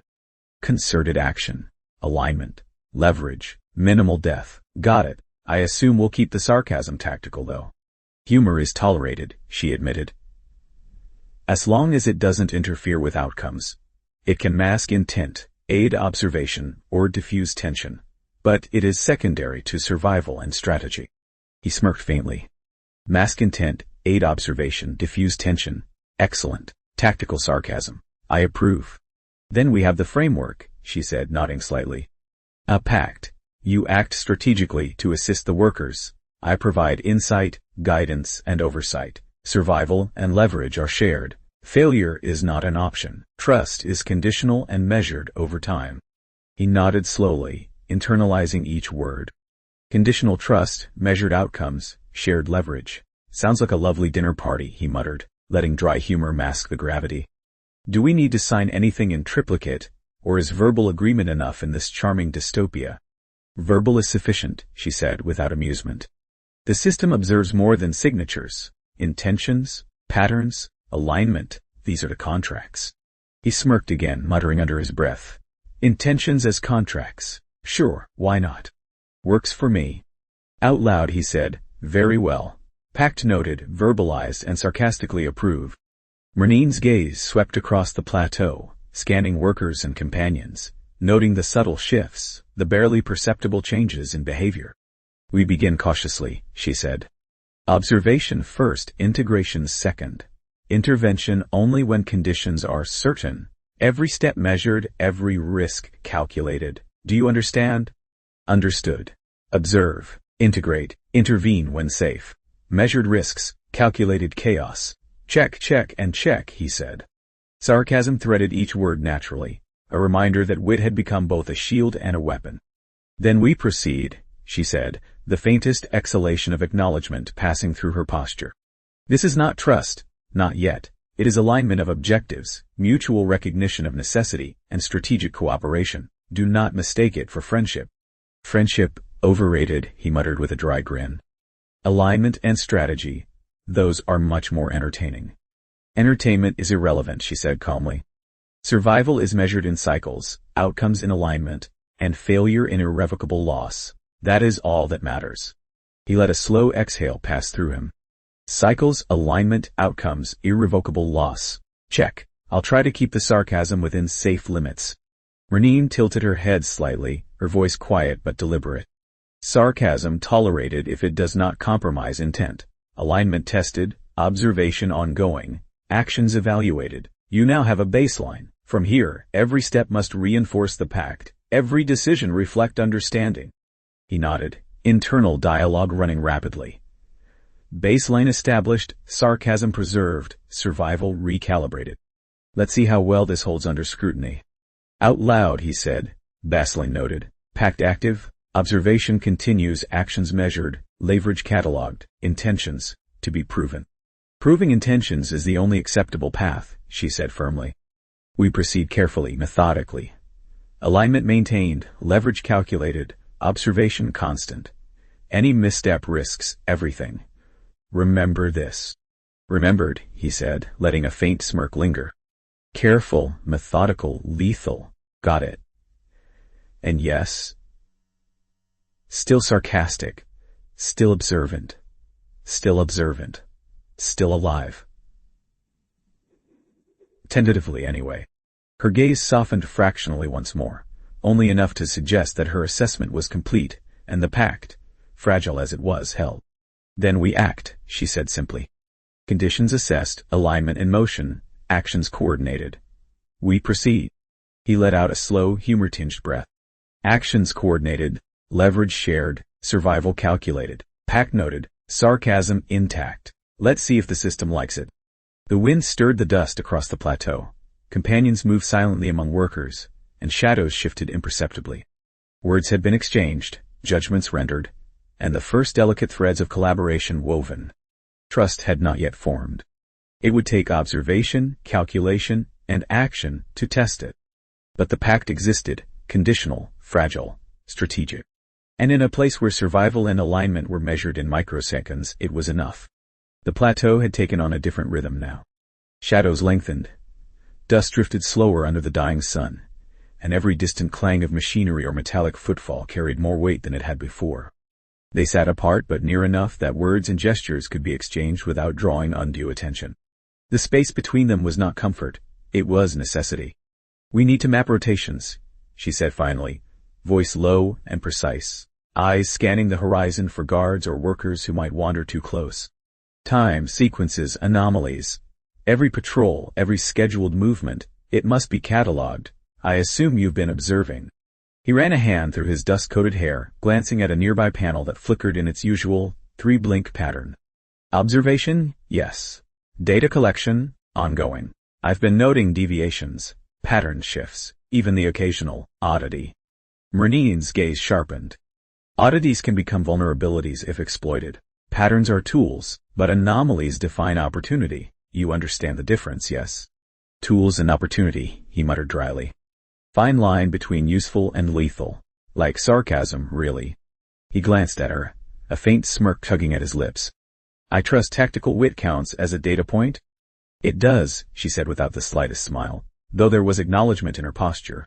Wit is human, observation is necessary, humor is secondary, but it helps. Attention must remain constant, but morale can be leveraged if carefully applied. He leaned back on a rock, letting dust rise in small clouds around him. Morale, leverage, observation. I'm cataloging it all. Every guard gate, every worker hesitation, every flicker of a panel or companion movement. I suppose the companions complicate things further. Yes, she said softly, almost reluctantly. They are integral, non-organic, collective intelligence, constantly updating, reinforcing social and behavioral hierarchies. They preserve memory, dictate subtleties in work patterns, and influence outcomes. Ignore them at your peril. Companions, he said, muttering. Like a living spreadsheet with emotions and grudges. He shook his head, letting a faint laugh escape. Perfect. Just what I needed. Reality with added bureaucracy and passive aggression. Laugh if it helps you cope, she said, voice dry, but never underestimate the operational impact. They observe, influence, and reinforce. Every interaction is noted, every deviation catalogued. They are subtle, patient, and relentless. He made a small note in his mental ledger. Relentless spreadsheets with attitude. Check. Then, under his breath, I feel appreciated. Now, about the guards, she continued, leaning slightly forward, voice dropping further. Rotations are predictable, but human error creates windows. These windows are your leverage. If you know when and where, you can influence outcomes without triggering unnecessary attention. He raised an eyebrow. Leverage without attention, so we're talking shadows and timing, subtle nudges instead of confrontations. Like a game of chess played on a board that changes shape every hour. Precisely, she said. Chess, but with lives, observation cycles, and systemic oversight. Each move must anticipate at least 3 reactions, some of them unspoken, some deliberately hidden. Any misstep and consequences extend far beyond the immediate. He muttered quietly, scribbling mental notes. 3 reactions minimum, unspoken risks, hidden consequences. Lovely. Out loud, he said, I like challenges. Subtle nudges, calculated misdirection, lives on the line. Feels like home. Home is irrelevant, she said sharply. Focus is survival and operational advantage. The system is neutral. It will punish the weak, reward the clever, and erase mistakes. Our priority is calculated control. He let the words settle, considering her phrasing. Calculated control. Observation, subtle influence, leverage, systemic oversight. Got it. I assume sabotage is an option only if the opportunity is clean? Clean, she said, tone flat. Minimal exposure, predictable outcome, maximum effect. Anything else is reckless. We do not gamble with lives unnecessarily. He chuckled faintly. Max effect, minimal exposure. Sounds like my kind of poker game. Except everyone's bluffing, and the deck changes shape. Bluffing is constant, she said. Everyone, even the companions, plays to maintain advantage. Observation reveals patterns, but actions define outcomes. You must distinguish between performance and truth, surface and intent. Surface and intent, he muttered.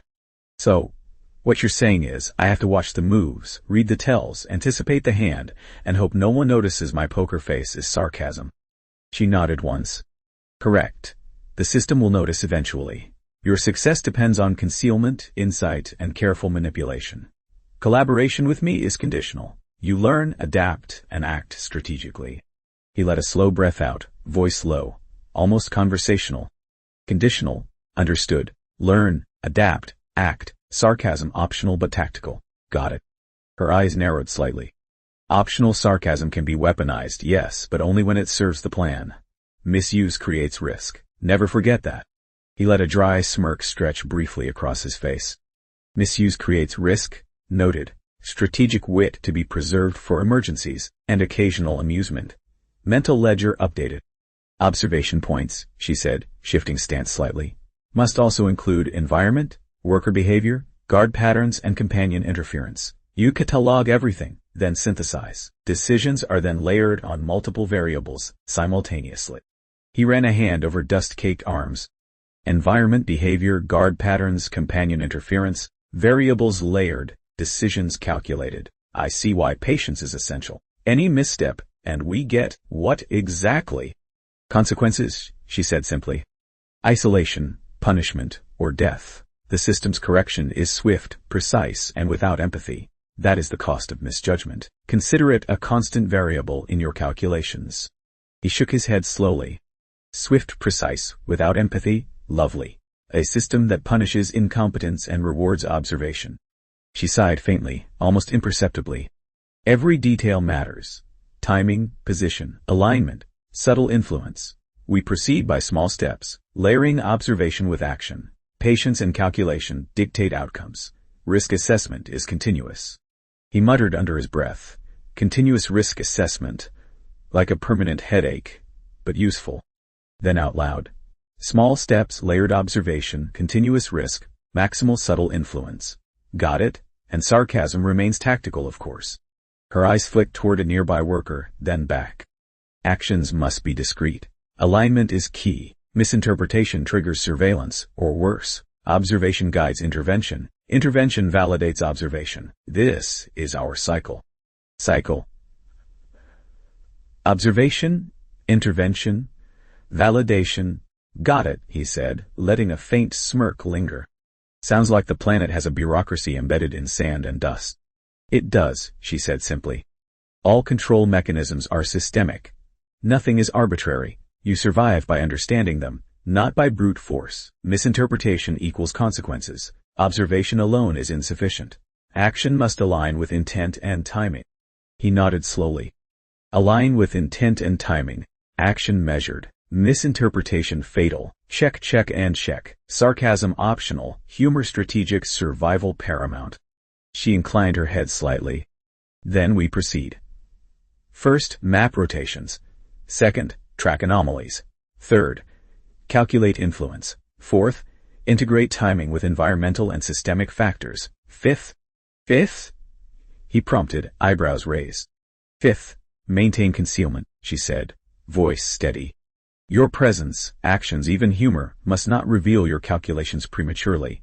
The system watches constantly, both overtly and covertly. Discretion is non-negotiable. He muttered, a faint grin tugging at his lips. Discretion, observed sarcasm. Just another day. Out loud, he said, maintain concealment, noted, observation, action, influence, timing, all checked, sarcasm carefully calibrated. Understood. She studied him for a moment, her posture relaxing fractionally.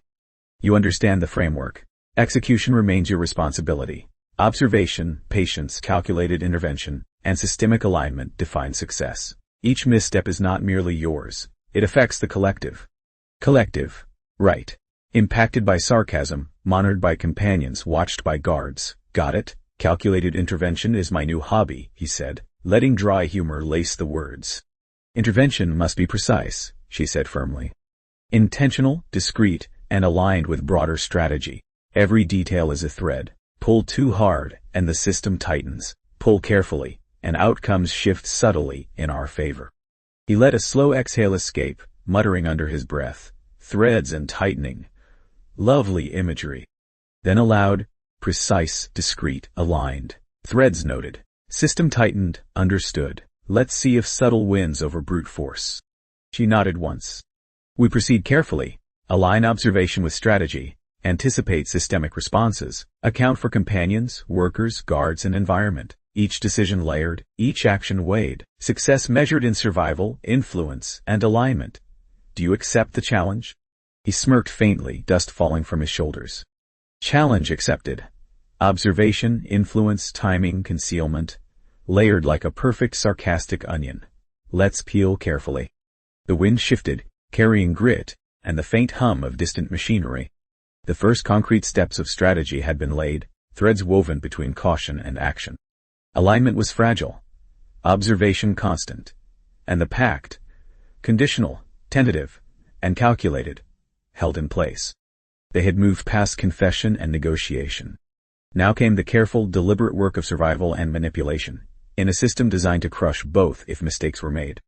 And in the quiet he allowed himself a faint, sardonic thought. Survival, alignment, sarcasm. Now we see if it's enough. The corridor smelled faintly of rust and ozone, a metallic tang that clung to the dust and heat like a second skin. The walls, once brushed past without thought, now revealed subtle anomalies.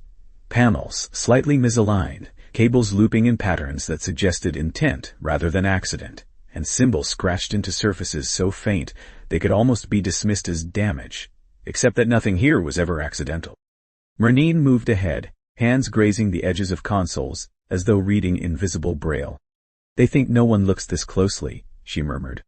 Her tone was low, not for secrecy, but for the rhythm of observation, the cadence of someone who had survived through watching instead of asking.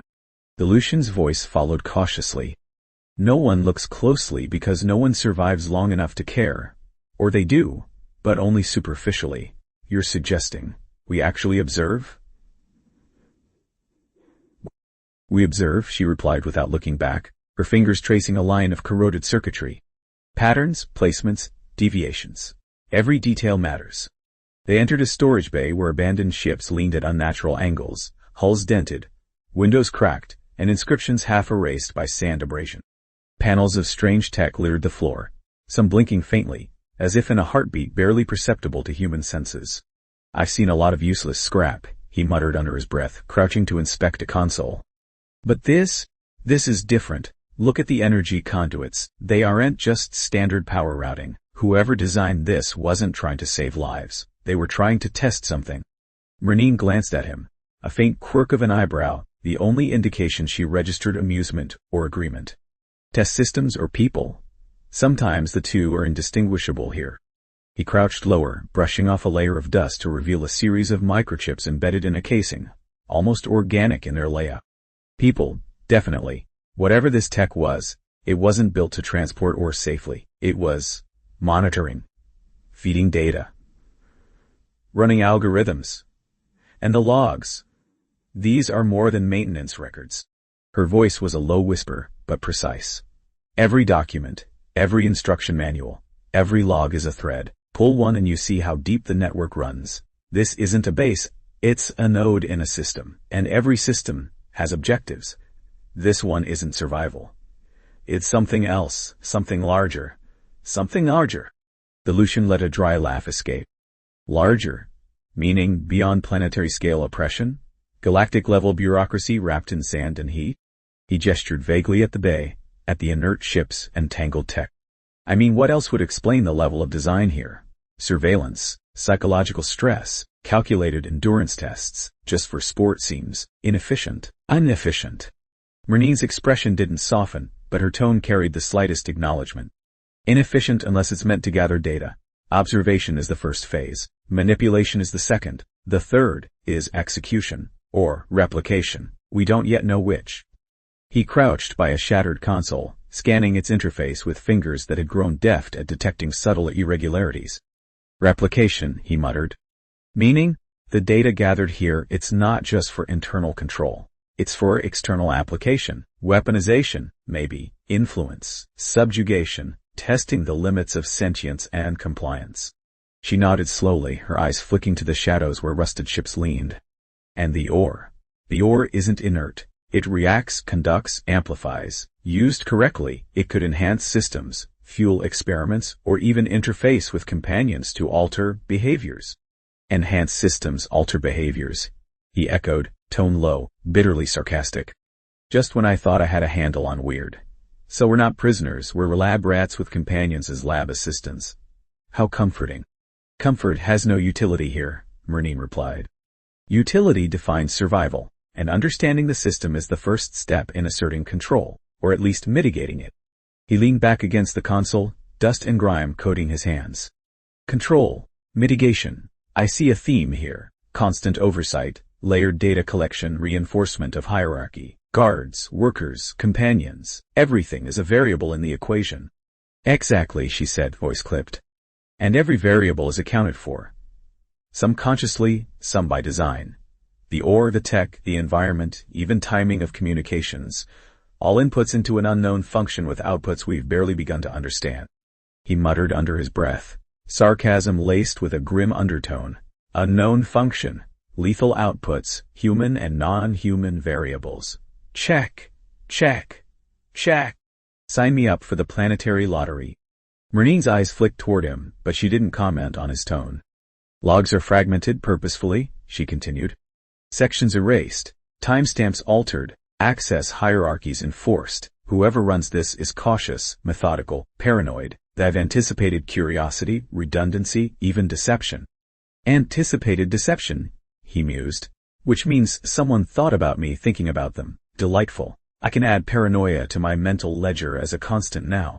She allowed a small pause before responding. Paranoia is a survival mechanism. Awareness is intelligence applied to the system. Without it, variables become traps. He crouched closer to a console, scanning a holographic interface flickering with partial data streams. Fascinating. Partial data streams, like breadcrumbs, but the trail is booby-trapped. And look at this. Communications logs aimed off-world. Signals not just tracked but analyzed, maybe manipulated. Someone out there cares about every detail of our existence. Merneen's voice dropped to a whisper, almost conversational, yet measured. We exist in a monitored theater. Every action, every movement, every interaction is recorded and evaluated. Purpose extends beyond mere survival. It's an experiment in cognition, compliance, and perhaps beyond. The stakes are not just life. They're legacy, influence, replication. He let out a dry chuckle. Legacy, influence, replication. Lovely. Makes the daily grind of dust, sun, and sarcasm suddenly feel important. Important enough to kill for, she said bluntly.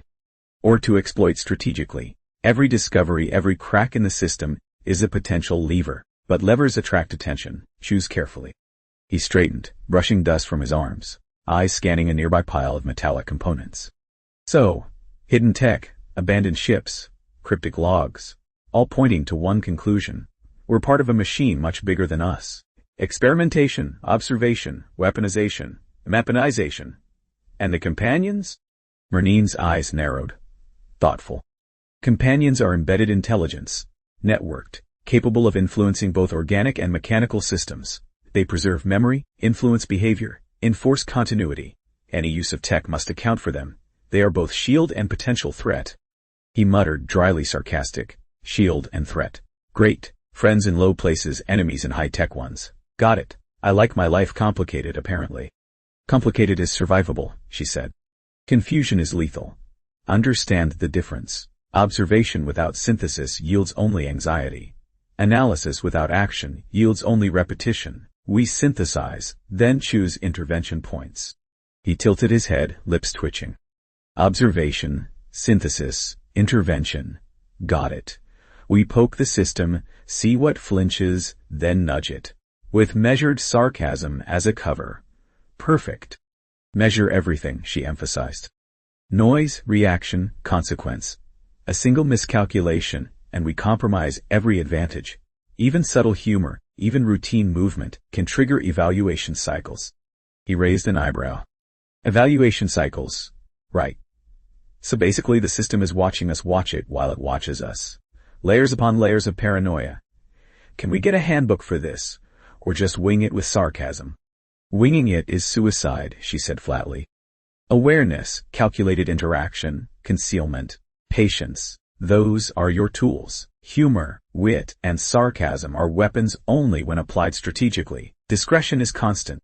He let a faint smile escape, voice low.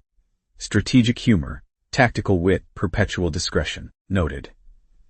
Oh, and constant fear as garnish. Right. I'm catching on. Merneen exhaled softly, finally allowing a moment of brief calm. Every discovery shifts perspective. What we find here, abandoned vessels, cryptic tech, corrupted logs, each element teaches something. The system has depth. Awareness of that depth is our primary advantage. We exploit insight, not brute force. He nodded slowly, dust motes swirling in the fading sunlight. Exploit insight like a thief in a library taking knowledge without being seen.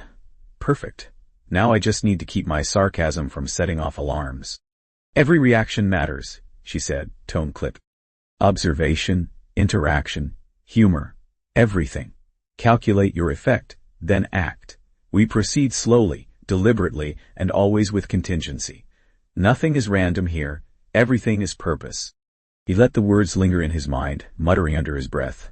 Purpose in dust, machinery and shadows. Nothing random, just how I like my planetary conspiracies. A distant hum echoed from a shadowed corner of the bay, barely perceptible but insistent. Both of them froze momentarily, listening.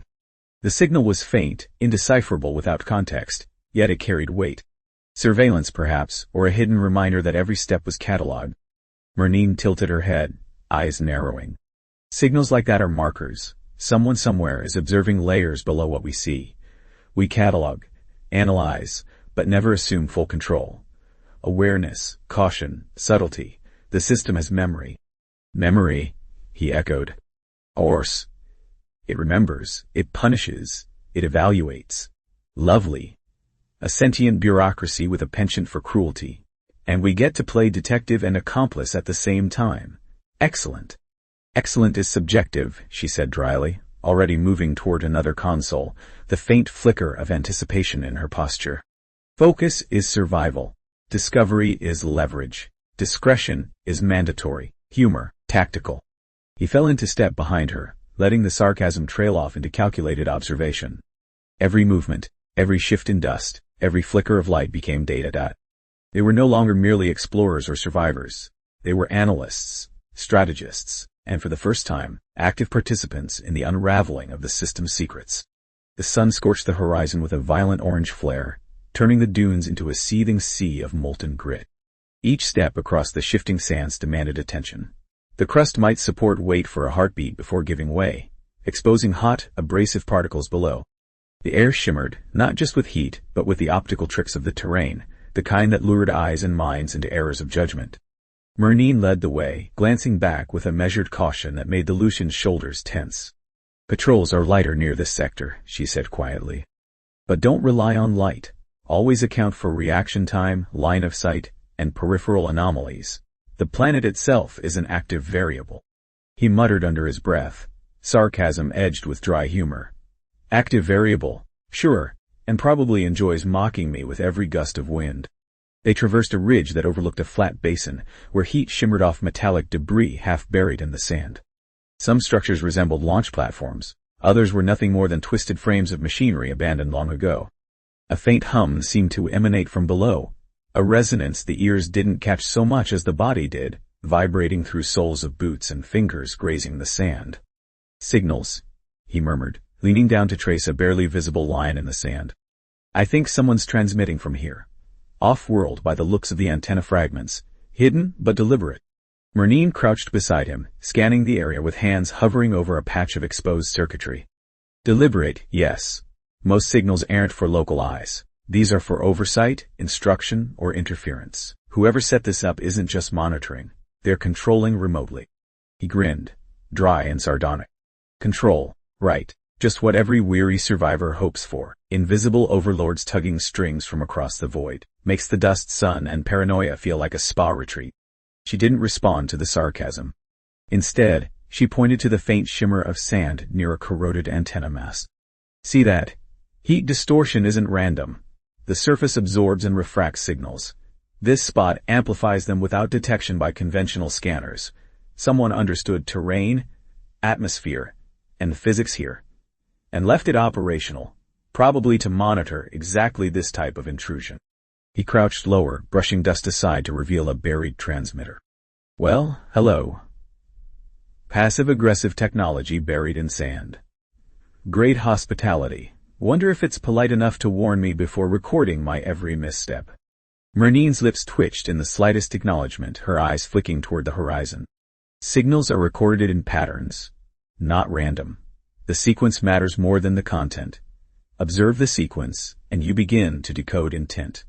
One misstep, one deviation from expected path, and the data you create becomes a liability. He let a bitter chuckle escape. Ah, sequence over content. So my sarcasm might be catalogued, but not relevant. Good to know. I was worried my witty commentary would get me executed. She finally allowed a brief smirk. Witty commentary is irrelevant only if you hide the reaction it triggers. Subtlety, observation, integration, that is your priority. Humor is camouflage, not currency. He shook his head slightly, looking out over the basin.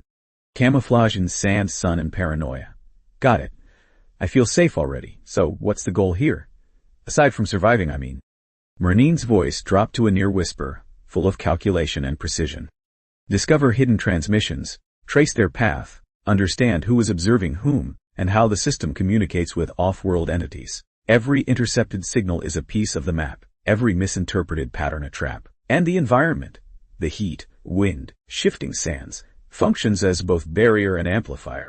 He traced the lines of shifting dunes with his eyes, noting subtle patterns, irregularities in wind erosion, depressions that weren't natural, slight variations in metallic residue. So the surface itself is part of the system. Patrols, signals, environmental hazards, they're all layered, interdependent. Even the sand conspires. Exactly, she said, scanning another area where faint communication markers were embedded in metal fragments. Every dune, every ridge, every reflective surface is potential surveillance or signal relay. The environment here is a calculated instrument. He crouched near a patch of sand where wind patterns seemed deliberately altered.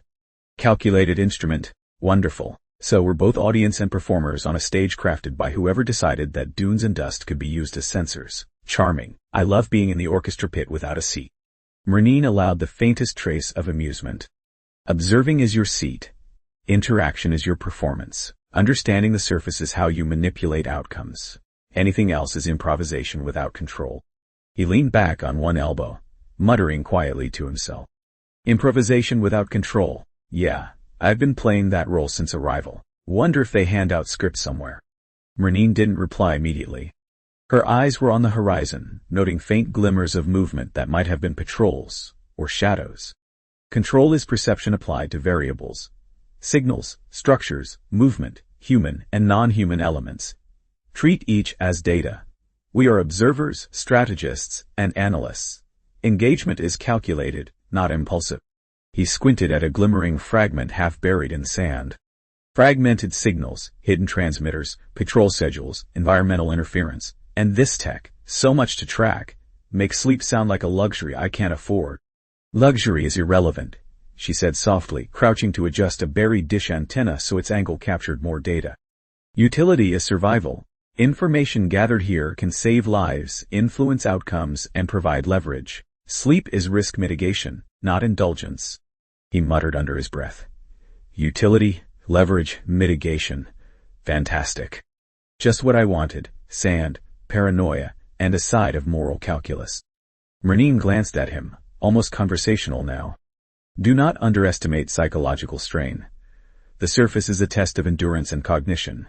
Every hazard, every patrol, every signal is designed to evaluate responses. And you, intentionally or not, are part of that evaluation. Ah, so we're not just players, we're data points, he said dryly, brushing dust from his gloves. Add that to my ledger, sarcasm, wit, and eternal nervous calculation, catalogued for scientific study. How delightful. She allowed a brief, almost imperceptible nod. Acknowledgement of variables is the first step toward control. Observing patterns, predicting responses, and leveraging anomalies. These are not optional. They are mandatory, and in this environment, optional is fatal. He leaned against a partially corroded metallic frame, shading his eyes. Mandatory, fatal, optional. Sure, I can keep track. So, what's our next step after cataloging sand, wind, and invisible eyes? Merneen's eyes scanned another ridge, faint glimmers marking potential signal emitters. We trace the source, identify patterns, map the network, understand how information flows off-world, and, when necessary, remain undetected. The surface is a tool, not just a hazard. He muttered, voice laced with dry humor. Tool. Hazard, stage, surveillance system. This planet is a real multitasker. And I get to learn the tricks of the trade on the job. Lucky me. Lucky is irrelevant, she said, moving toward a buried transmitter and brushing sand from its base. Effective is everything. Observation, pattern recognition, and timing. Those define luck here. He crouched beside her, inspecting a faintly glowing interface. Timing, observation, pattern recognition, and subtle sarcasm to maintain sanity. Got it. Let me know when we start the part where the planet teaches me humility through heatstroke. Merneen allowed herself a faint smirk. Humility is optional. Survival is not. Focus on outcomes, not pride. He shook his head slowly, a grin tugging at his lips despite the dust and heat. Outcomes over pride, lessons in survival, conspiracy, and planetary sadism. Check, check, check, feels like a vacation. She finally rose, scanning the horizon one last time before speaking. Surface exploration isn't leisure, it's reconnaissance. The data we gather here informs every strategy, every interaction, every step we take. Ignorance is a liability. Insight is leverage. He stood as well, letting the heat wash over him, dust clinging to sweat-slicked skin. Insight is leverage. Got it. Just hope my dry humor doesn't tip the scales against us. Merneen's glance was sharp but measured. Humor is a tool if you wield it knowingly. Observation, discretion, and calculation, those are the constants. As they moved across the sun-blistered plains, every rusted hull, every buried dish, and every whisper of wind became a thread in a complex tapestry. The patrols were unseen but accounted for. Signals hummed faintly, and the dunes themselves seemed to shift subtly, almost knowingly. Step by careful step, observation by meticulous observation, they mapped, decoded, and catalogued, each realizing that the surface was less a place to traverse than a system to understand. And one misstep could turn data gathering into disaster. By the time the heat receded slightly toward twilight, they had uncovered multiple hidden transmitters, noted patterns in sand erosion, likely used for signal amplification, and gained a more precise understanding of the off-world communication network. The stakes were clear, and the path forward, though perilous, was slightly less opaque. Every detail gathered would feed into their growing strategy, the start of a plan born not of hope, but of necessity. The ruined hallway stretched ahead, the air vibrating with a low, mechanical hum that seemed almost alive. Dust-coated conduits lined the walls, their surfaces etched with symbols that shifted in the corner of the eye, not by accident, but design. Every step on the grated floor echoed with the sense that the space itself was aware, an observer disguised as architecture. Merneen moved ahead, her hands brushing faint trails of dust off the walls to reveal embedded panels and interfaces. Symbiotes, she said quietly, as if the word itself carried weight, are more than companions. They are intelligence, memory, and influence embodied in non-organic form. You will see if you pay attention. He trailed behind, muttering to himself with dry humor. Non-organic lifeforms with attitudes, just what I needed. Alien roommates that probably cataloged my every sarcastic comment. A faint glow began to pulse from the floor beneath them.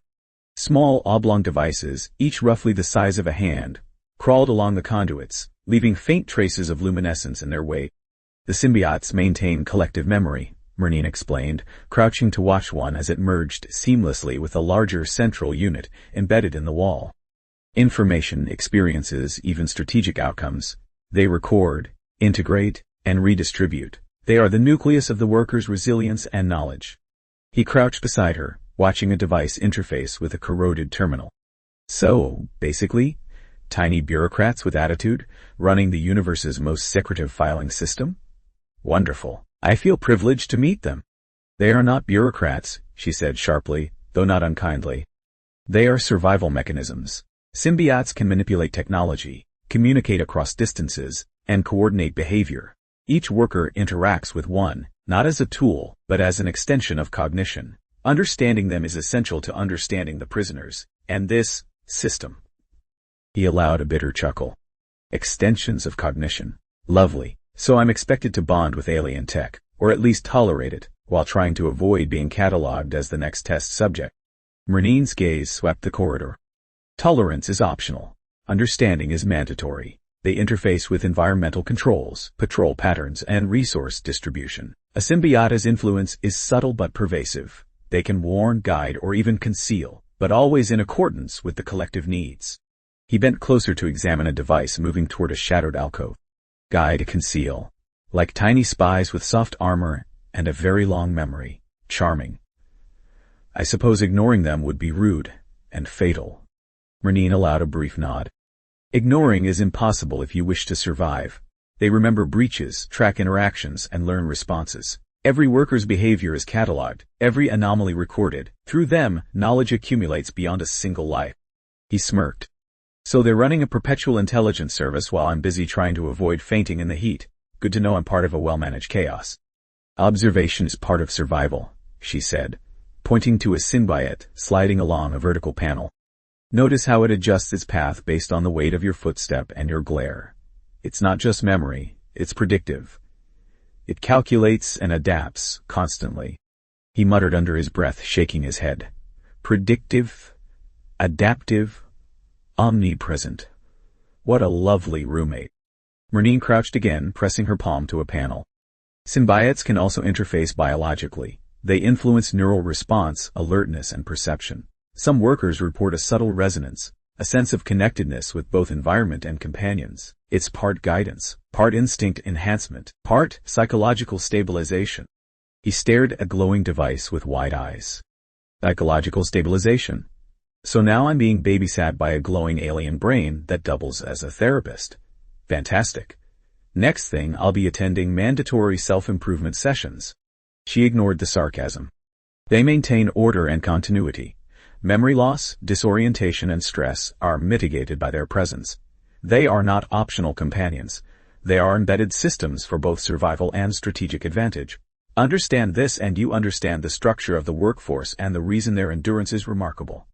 He leaned against the wall, muttering, endurance, embedded systems, companions with agendas. I came here to survive, not enroll in some cosmic daycare program.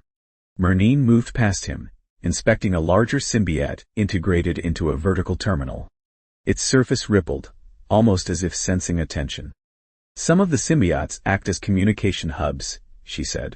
They relay data, manage security protocols, and influence human and non-human decisions. Their integration ensures that knowledge persists across rotations, trials, and disasters. They are the thread connecting past, present, and future within this system. He crouched lower, studying the panel and devices. So, let me get this straight. Non-organic entities, capable of memory, surveillance, guidance, and biological interface, embedded into the very bones of the workforce. And I'm supposed to figure out if they like me before they report me. Report is the wrong word, she said softly. Symbiotes do not judge. They record, integrate, and suggest. But you can influence perception through behavior, cooperation, subtlety, and observation matter. They do not forgive ignorance lightly. He allowed a dry chuckle. Ignorance lightly, Wright noted. So I have to be competent, polite, and charming to survive. Maybe I should write a resume for the glowing hive mind first. Merneen ignored the sarcasm, moving to a central console where a larger symbiote pulsed with light. The planet uses symbiotes to enforce continuity and resilience. When workers interact with them, data is collected, tested, and redistributed. Collective memory ensures that no lesson is lost, no strategic insight wasted. Understanding them is understanding control. He muttered quietly. Collective memory, control. Guess I'm the new intern in a company that never fires and occasionally tries to kill you. She glanced at him sharply. Wit is survival, not defiance. Observation must be primary. Humor is camouflage, not communication. The symbiotes respond to consistency, patterns, and awareness. He sighed, shaking his head. Consistency, patterns, awareness. Got it. Basically, behave like I know what I'm doing, even when I don't. Classic survival strategy. Merneen finally allowed herself a small nod. Precisely. Observe, analyze, adapt. Symbiotes will provide insight if you engage intelligently. They are extensions of the system's intelligence, not its arbiters. Missteps may be noted, but the real danger is ignorance, not intent. He rubbed the back of his neck, muttering under his breath. Intelligence, insight, arbiters, ignorance, and they don't take coffee breaks. Perfect. The corridor stretched onward, dimly lit by the symbiote's glow. Each companion is both guide and guardian, she continued. They protect knowledge, coordinate survival strategies, and subtly influence choices. Any worker unaligned with symbiotes will fail, and failure here has consequences. He nodded, grim humor flickering. Aligned, guided, observed, cataloged. Just a normal day on a sun-blasted rock with invisible eyes. Check. Merneen's eyes narrowed slightly. Understanding the symbiotes is understanding leverage. They are central to the workforce, survival, and eventual escape. He crouched beside a particularly large symbiote pulsing with gentle light. Foundation, leverage. Great.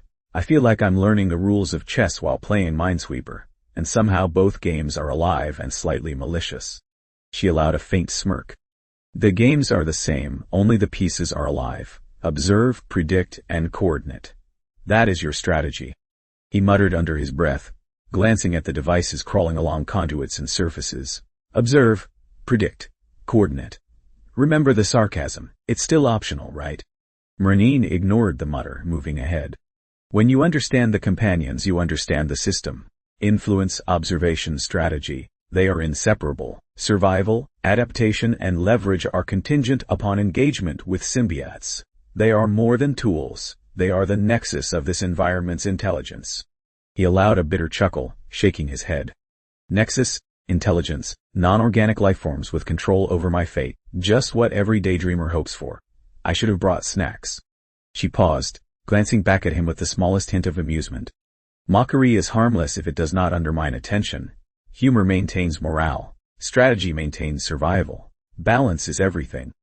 He sighed, letting the weight of the heat, dust, and alien intelligence settle around him. Balance. Sure. Just need to survive.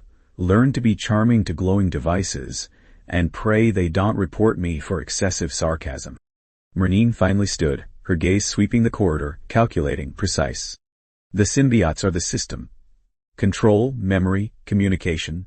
They are embedded, alive, and patient. Respect their intelligence and leverage it. Misjudge them, and consequences are fatal. That is why they matter. He followed her, muttering with wry humor. Embedded, alive, patient, and probably judging my footwear too. Fantastic. By the end of the corridor, the Lucian's understanding had shifted. The symbiotes were not mere observers. They were silent architects of survival and control, embedded into the very structure of both the worker's existence and the planetary system. They were intelligence given form, a network that demanded respect, attention, and careful engagement. Humor could protect, observation could survive, and wit could mask vulnerability. But ignorance was deadly. And with that realization, a deeper layer of the planet's purpose became painfully clear. The heat had receded only marginally, leaving the air thick and oppressive, with every inhalation tasting of metallic dust and ozone. Shadows shifted with deliberate, almost watchful motion, and the corridors they had explored were no longer empty. The residual hum of symbiotes pulsed faintly beneath the surface, as if the very walls were anticipating their next move. It was the perfect environment for planning, or for being observed while thinking you were planning. Merneen moved ahead, her steps deliberate but measured, pausing now and then to examine panels, consoles, or even the pattern of light reflecting off the dust. She spoke in low tones, fragments of thought spilling over as she considered their options. We need to catalog everything first, she said. Guard rotations, symbiote patterns, environmental hazards, patrol loops, resource caches. He trailed behind, muttering under his breath. Catalog everything. Might as well start a filing system for the universe while I'm at it. She glanced back at him, a small smirk tugging at her lips. Your sarcasm is noted. Cataloging is not optional. Observation without record is wasted energy. Every detail is a vector. Every movement, every sound, every shift in light or wind matters. He grinned, allowing a dry chuckle. Vector, shift, movement. Right, I'll note that the glowing dust likes to hover exactly 3 inches above the floor at noon. Vital strategic information. Should I write it in calligraphy? Merneen ignored the sarcasm, crouching beside a terminal where a symbiote pulsed with light. Patterns in behavior and environment are predictive. They create probabilities that can be exploited, subtle but effective. If you understand when and where a guard will deviate from routine, you can manipulate the system without triggering detection. He leaned in, squinting at the pulsing device. Manipulate without detection. Like a spy. But without the gadgets or the dramatic theme music. Sounds manageable. She tilted her head, considering him seriously. Theme music would be a distraction. Silence and precision matter. Humor is tolerated, but not at the cost of attention. He muttered under his breath, gesturing toward the glowing symbiote. Attention maintained. Humor preserved. Just don't provoke the glowing hive mind. Check. They moved down a corridor, the shadows stretching unnaturally across walls, the faint hum of symbiotes echoing with the cadence of thought and observation. We also need contingency planning, she continued. Redundancy in movement, backup routes, secondary objectives if primary actions fail. The system is adaptive. It anticipates. We must anticipate more. He raised an eyebrow, letting his voice drip with sarcasm. Backup routes, secondary objectives, like a vacation itinerary, but with death squads, and glowing alien brains, monitoring our every step. Excellent. Merneen gave a short, dry laugh. Morale is important. Focus is critical. Observation feeds strategy. Strategy feeds survival. He muttered under his breath, shaking his head. Morale, focus, survival, and I thought being hot and dusty was the worst part of the day. They paused at a junction where faint traces of footprints intersected with irregular dust patterns. Merneen crouched, tracing the movement with her hand, noting slight deviations and impressions invisible to an untrained eye. Patrols shift subtly, she said. Not randomly, but in ways designed to test attention. Gaps exist, and in those gaps, action is possible. He squatted beside her, squinting at the faint disturbances. Gaps? Action? Meaning I get to be the gap-hopping hero while avoiding both sarcasm-induced arrest and literal arrest. Charming. Very cinematic. She ignored the comment, moving on to a secondary corridor. We will assign observation nodes, she said. Positions where we can monitor movement without revealing our presence. Symbiotes can relay information across distances. You need to track behavior, environmental cues, and potential opportunities. He muttered quietly. Observation nodes. Relay information. I should have brought a whiteboard. Merneen paused, looking at him carefully. You have wit, but wit is not strategy. Strategy is anticipation, adaptation, and risk management. Humor is camouflage, not a plan. He leaned against the wall, giving her a wry grin. Understood. Camouflage humor, tactical sarcasm, lethal charm. Got it. I'll make note in the personal survival handbook. They moved forward, stepping carefully across a section of graded floor where the hum beneath suggested a hidden symbiote network. Environmental hazards are just as important as guards, she said. Wind tunnels, shifting sand, heat pockets, and dust clouds all influence observation and reaction. Learn to read them, anticipate their timing, and use them as both shield and tool. He muttered, shaking his head. Wind tunnels, shifting sand. The planet really does enjoy showing off. And here I thought I was overqualified for desert training. Merneen glanced back. Your commentary is safe if it does not distract from observation. Humor is not negligence. Keep focus. Every detail matters.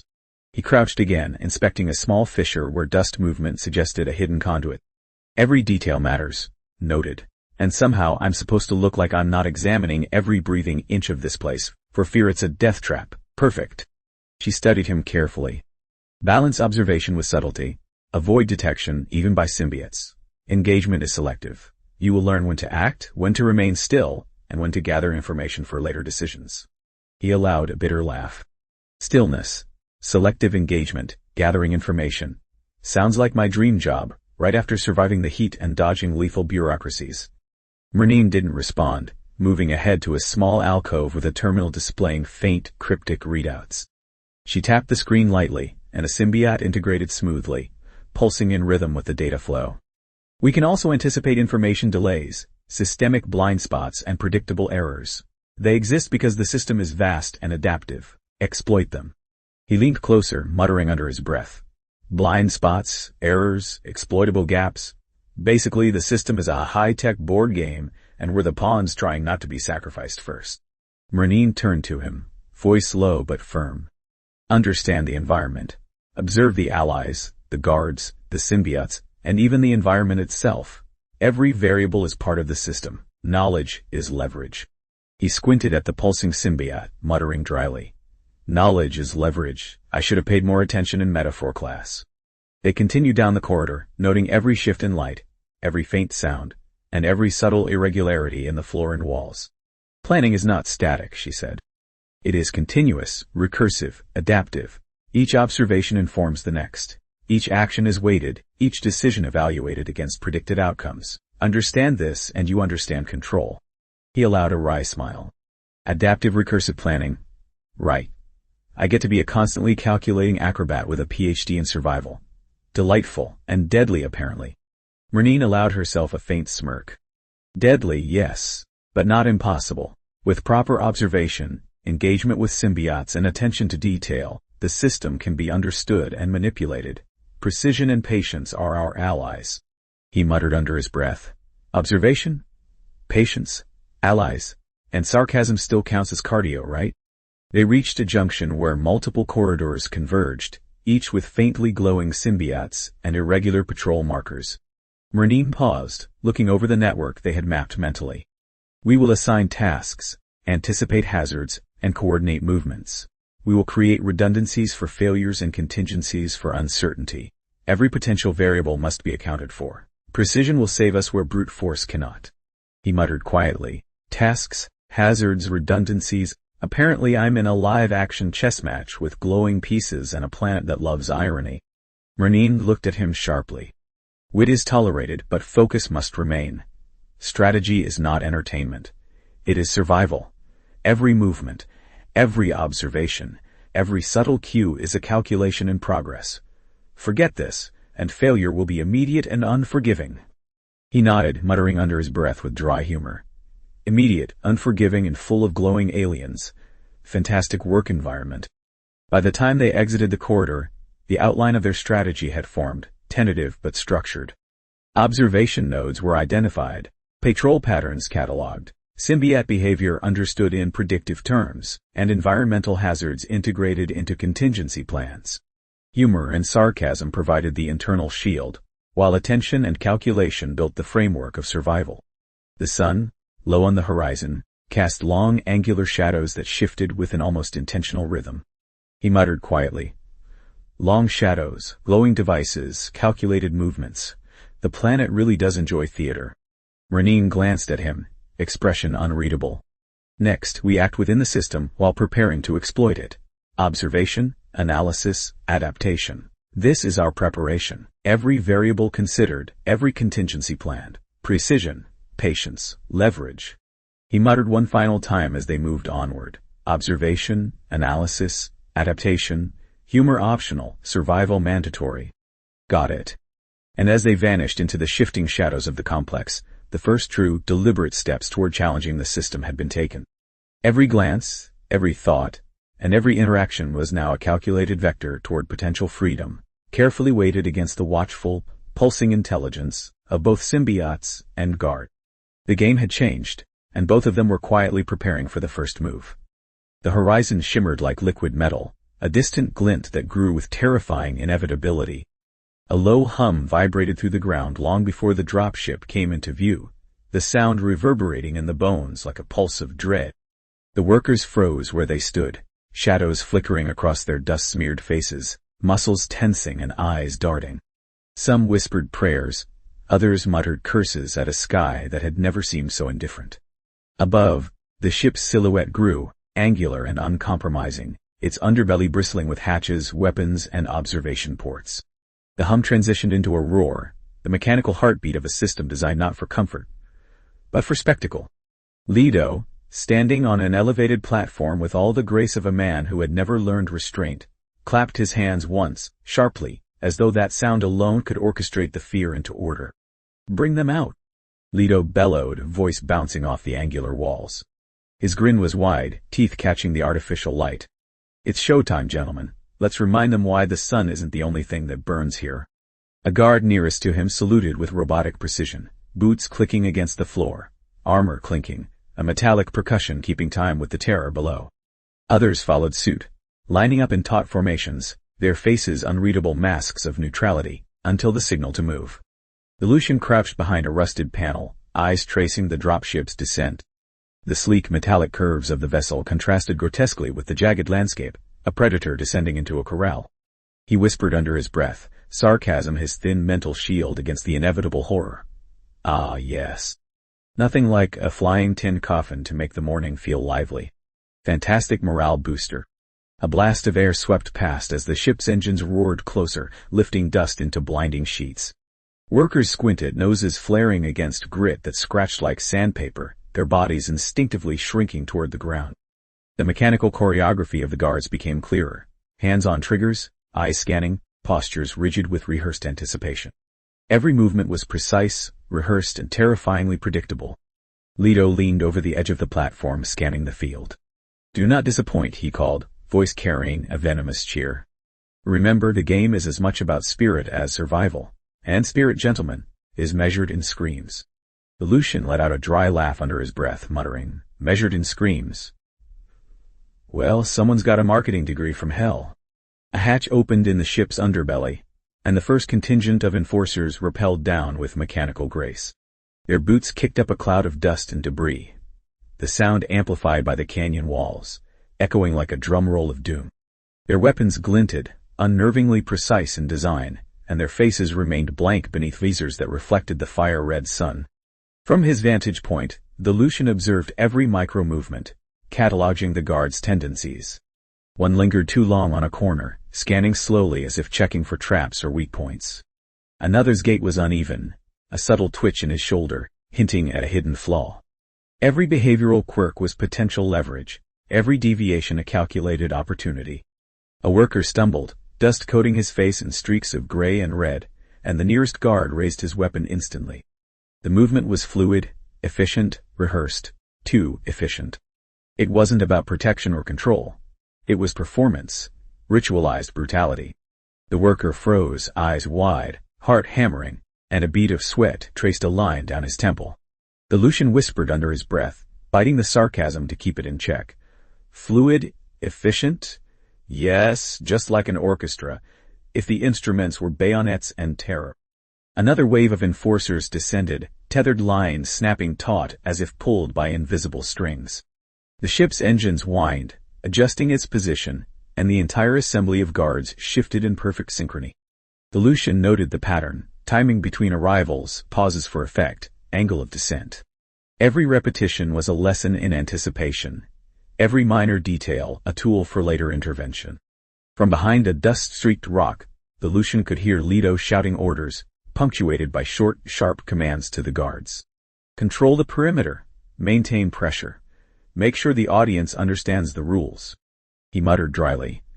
The audience? Yes, we are clearly starring in a reality show designed by sadists. Bravo production. Values. A sudden flash from the drop ship's hatch revealed more than expected, crates labeled with cryptic symbols and heavy equipment designed for rapid deployment. He squinted, trying to make sense of the labeling, the arrangement, the sheer scale. The intention was obvious. Preparedness bordering on obsessive. Every item accounted for, every procedure rehearsed to the millisecond. Merneen appeared beside him silently, stepping with the grace of someone used to moving unnoticed. They are thorough, she whispered. Her eyes scanned the guards with a practiced precision, cataloging the same details he had been noting. Every hatch, every crate, every angle of approach is planned. Nothing is left to chance. And yet, she trailed off, eyes narrowing. Even perfection has a blind spot. He arched an eyebrow, muttering under his breath. Blind spot. Sounds like an invitation. Too bad the invitation is covered in fire and armed men. She glanced at him sharply, voice low and deliberate. Do not underestimate observation. You notice details others do not. Use them, predict them, exploit the blind spot when the opportunity presents itself. The ship settled onto the landing pads with a grinding metallic tremor. Smoke and dust coiled around its legs, curling into the air like restless serpents. Guards disembarked in small, precise groups, their weapons held at angles that maximized intimidation while minimizing unnecessary motion. Every motion was deliberate, every stance purposeful. Leto clapped his hands again, a cruel punctuation mark against the low rumble of engines and murmuring fear. Let the game begin, he shouted, voice booming. Remember, it's not just survival, it's performance. The Lucian crouched lower, muttering to himself as he scanned the workers.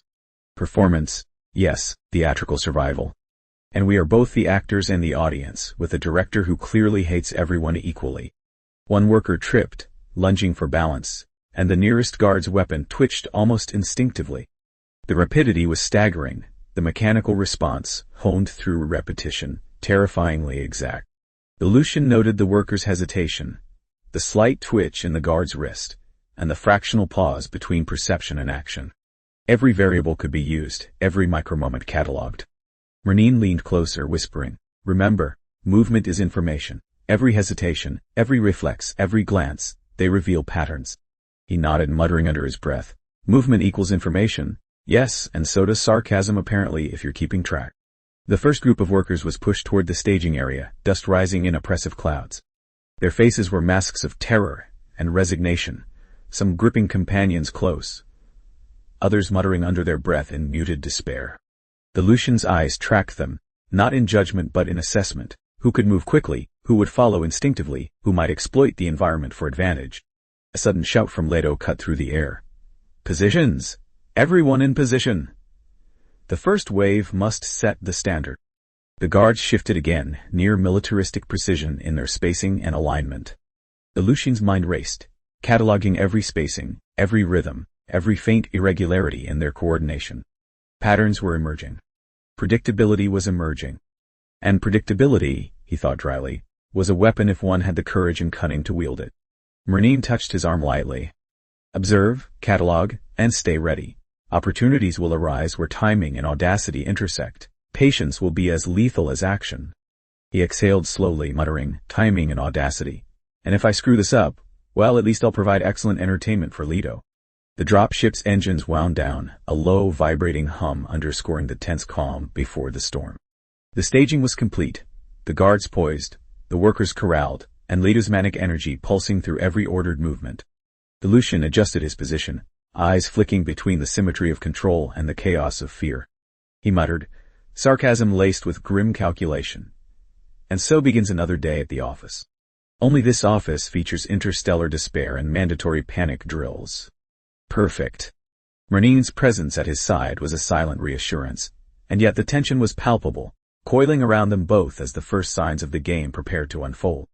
Observation was no longer optional, it was survival. Every glance, every gesture, every fragment of movement could mean the difference between life and death, and both of them knew it. The air was thick with heat, dust, and anticipation. The first screams were yet to come, but already, the event horizon had been crossed.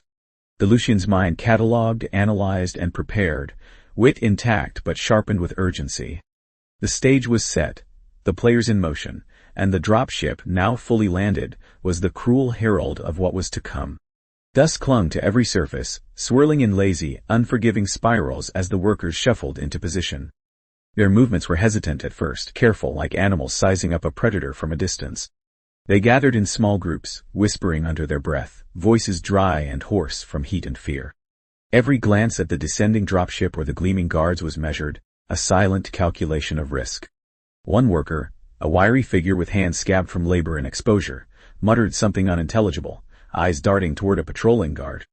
A subtle nod passed between him and the person beside him, small, deliberate communication that was almost invisible to the untrained eye. The Lucian crouched behind a rusted supply container, cataloging these gestures. Patterns emerging, tiny signals of cohesion. Good.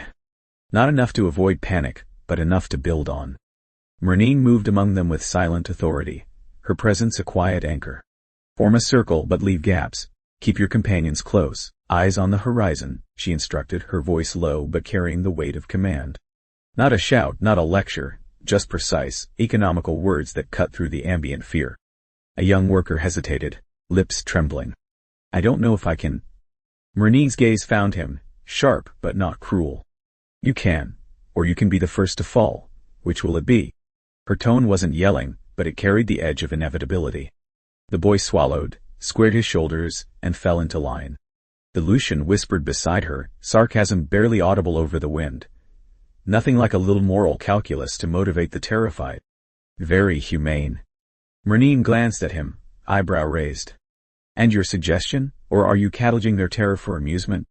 Cataloging, purely academic. He offered a half-smile, which she ignored. As the workers aligned themselves, companions shifted against their holders, subtle luminescent pulses marking attention and readiness. The symbiotes hummed faintly, like a nervous vibration running through the circle. The Lucian noted the resonance patterns, the way different companions pulsed when the workers' stress spiked or when orders were whispered. A networked heartbeat. Useful. Very useful. Check your positions, Merneen said, stepping back slightly. Distance matters. Don't cluster, don't hesitate, and keep the signal lines open. Her gaze flicked toward the guards. They watch for hesitation, not action. Hesitation will get you noticed. One of the older workers muttered under his breath, sarcasm tinged with fear. And action won't get us killed, right? Merneen's lips quirked. Depends on what action you take. Smart action may save a life. Dumb action will get us all terminated in spectacular fashion. The Lucian couldn't help a quiet snort. Spectacular fashion. Some people would pay good money for that kind of theater. Leto clearly pays nothing. Facial patterns became apparent as the workers settled. A rhythm emerged. Guards moved in repeated predictable loops, scanning and checking in staggered sequences that allowed minimal blind spots. Lucian's eyes flicked from the soldiers to the workers, calculating, not panic, just assessment. Timing, distance, deviation, every misstep recorded in my brain for future exploitation. Merneen leaned close, voice low. Watch them. Every twitch, every glance, every micro-step. They are rigid but predictable. Anticipate, don't react. Reacting is how they catch mistakes. A small group of younger workers began exchanging quiet signals, hands flicking slightly, companion pulses responding in kind. Lucian noted each motion, silently cataloging, network forming. Intelligence, even under duress. Valuable. Could leverage this, if I can integrate without revealing too much. One of the more timid workers finally spoke, voice barely above a whisper. What if we can't make it? Merneen's eyes swept over them, calm but implacable. Then we adjust. Survival is a variable game. Fail, and the system punishes. Succeed, and we force its hand. But fear itself is optional. Choose action over panic. Lucian muttered, voice tinged with wit. Optional fear, mandatory terror. Sounds like a vacation package. A guard passed within striking distance, motioning a subtle signal to another, and the workers froze for a heartbeat too long. Merneen hissed, low and sharp. Move with purpose. Pause only when necessary. Too long, and they'll notice. The young man who had faltered earlier swallowed hard, correcting his stance. I understood. Good, Merneen said simply. Her eyes flicked to the Lucian. And you, don't just observe. Know them. Know the weaknesses, but don't interfere yet. Patience is a weapon. He grinned faintly under his breath. Patience? Weapon? Sarcasm? Survival? My kind of toolbox. As the sun dipped lower, the workers adjusted to the heat, the dust, and the oppressive presence of armed guards. Their bodies moved in rehearsed, efficient patterns, choreographed by necessity rather than training.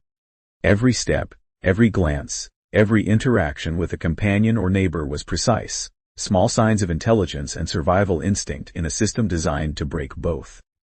Merneen's voice cut through the murmurs. Check your companions, sync signals, maintain awareness. A companion shifted, pulsing a rapid series of soft lights. The worker holding it mirrored the signal, a subtle communication, ready. The Lucian whispered to her, They've learned it more than I expected. Not just endurance, coordination. She nodded, eyes scanning the perimeter. They must. Individually, they are prey. Together, they are something more. And if we survive this game, we will see just how much more. A sharp whistle from Leto split the air, signaling the beginning of movement. Guards took positions, weapons raised, the mechanical symphony of threat and preparation synchronized perfectly with the rising dust. The Lucian crouched lower, noting every motion, every micro-pattern, every slight variation in the worker's positioning. Merneen's hand brushed his arm briefly. Ready. He exhaled slowly, voice barely audible. As ready as I'll ever be, or as ready as the universe lets me pretend. She smirked faintly. Pretending will keep you alive for now. Observation and cunning will keep you alive longer. The first wave of workers began advancing cautiously, companions glowing faintly in rhythm with their movements. Each step was a blend of obedience and improvisation, small adjustments to guard positions and environmental hazards. The Lucian noted every detail. Which guards flinched at slight distractions, which positions left minor blind spots, how the companion's pulses communicated stress or attention. A worker whispered, hesitant, Do we really stand a chance? Merneen replied, dry and measured, Chance is irrelevant. Strategy's everything. Chance gets you noticed. Strategy keeps you alive. The Lucian muttered under his breath, eyes flicking to the guards. Strategy? Yes, and a pinch of chaos never hurt. Let's see who panics first. As the workers continued, the stage was set. Fear was thick, sweat and dust mingling in oppressive clouds.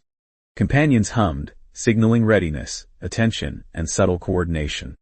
Every glance, every micro-gesture, every flicker of light from the devices on the guards, was now catalogued, a map forming in the Lucian's mind. Merneen's voice, quiet but commanding, carried a final instruction. Observe, anticipate, and move with cohesion. Hesitation will cost more than discomfort. It will cost lives. He nodded, a grin tugging at the corner of his lips, though it was swallowed quickly. Hesitation already feels like a luxury. Survival now is everything. The workers shifted into formation, companions glowing faintly like stars caught in dust. Every micro-movement was catalogued, every glance assessed, and every subtle deviation marked for potential leverage. The stage, the actors, and the audience were all in place. The game was no longer theoretical. It had begun, and survival demanded full attention, wit, and the smallest sparks of rebellion against the meticulously orchestrated terror. The dropship's engines thrummed through the staging area, low and insistent, shaking the metal floor and rattling dust from the overhead beams. Light struck the swirling particles, turning the air into a haze of glittering ash. Leto's laughter, erratic and piercing, bounced off the walls, a cruel soundtrack for the day's game. Every movement he made seemed designed to provoke tension. Stomping boots, abrupt gestures, and high-pitched shouts that reverberated with sadistic delight. Observers might have called it organized chaos. Lucian called it theater built on terror. He ducked behind the nearest stack of crates, crouched low enough to disappear from the casual glance of a guard. His eyes roamed the staging area, noting every twitch, every pause, every subtle misalignment of the guards' mechanical routines. Even their near-perfect drills betrayed micro-hesitations. A brief hesitation in a footstep, a flick of a glance, a subtle adjustment of stance. Patterns emerged where no one intended them, offering potential leverage if noticed in time. The workers clustered together, tense and fragile, their movements measured and cautious. Fear radiated from them in waves, but beneath it lay a thread of determination, a faint resilience that refused to be snuffed out entirely. Lucian watched each face, reading them as carefully as he read the environment. Every glance exchanged, every whisper between the workers, was a data point. Some of the murmured instructions and half-formed strategies were barely audible, but he catalogued them with meticulous attention. Even the smallest hints of collaboration could shift the balance of the day. Leto's voice cut through the haze again, sharp and commanding. "Faster! I want results, don't keep me waiting." He gestured violently toward the workers, the platform beneath him vibrating with each stomp. The guards followed his commands with clinical precision, yet the occasional twitch or hesitation betrayed a flicker of disengagement. Lucian noted it all.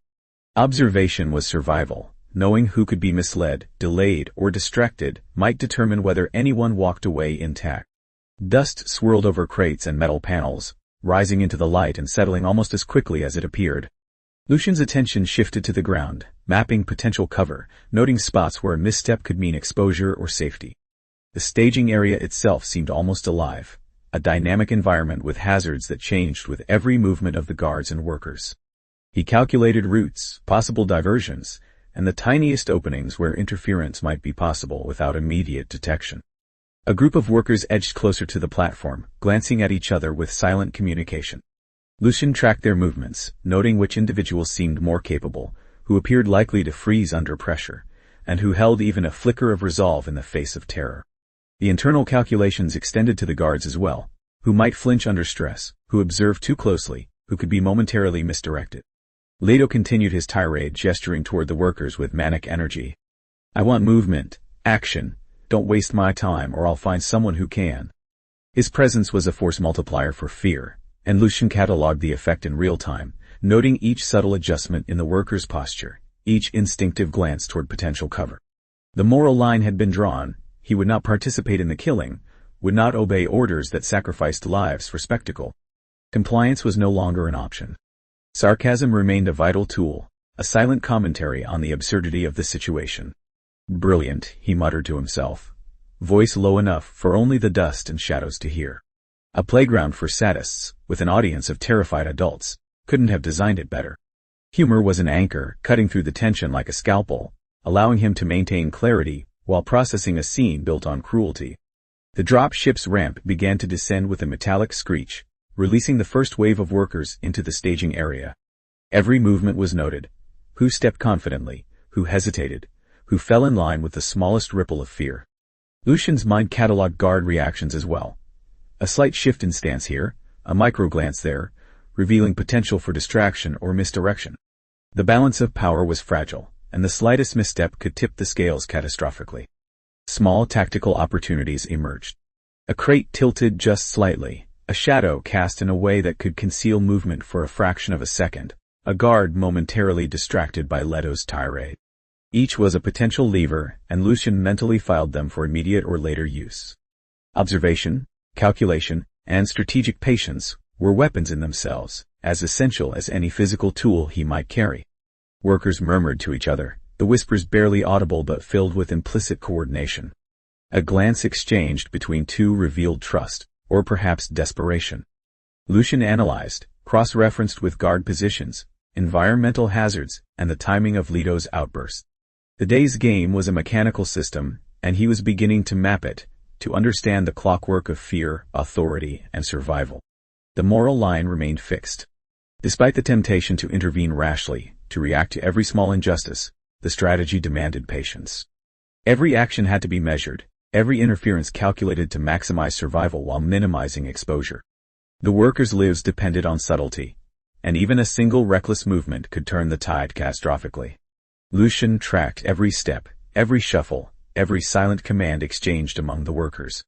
The landscape of the staging area, the positioning of crates, the sway of overhead cables, even the reflection of light off metal surfaces, all became variables in a living equation. The internal commentary remained sharp, dissecting absurdity with wit and irony, efficiency in cruelty, elegance in panic. Truly inspired. The first screams came as a worker stumbled, narrowly avoiding a guard's sweep. Ido. Dust rose around the movement, punctuating the scene like punctuation in a sentence too cruel to read aloud. Each reaction was logged, mentally, physically, ethically. How the workers adapted, how they hesitated, how they took advantage of the smallest openings, it was all data, fuel for the next calculated step.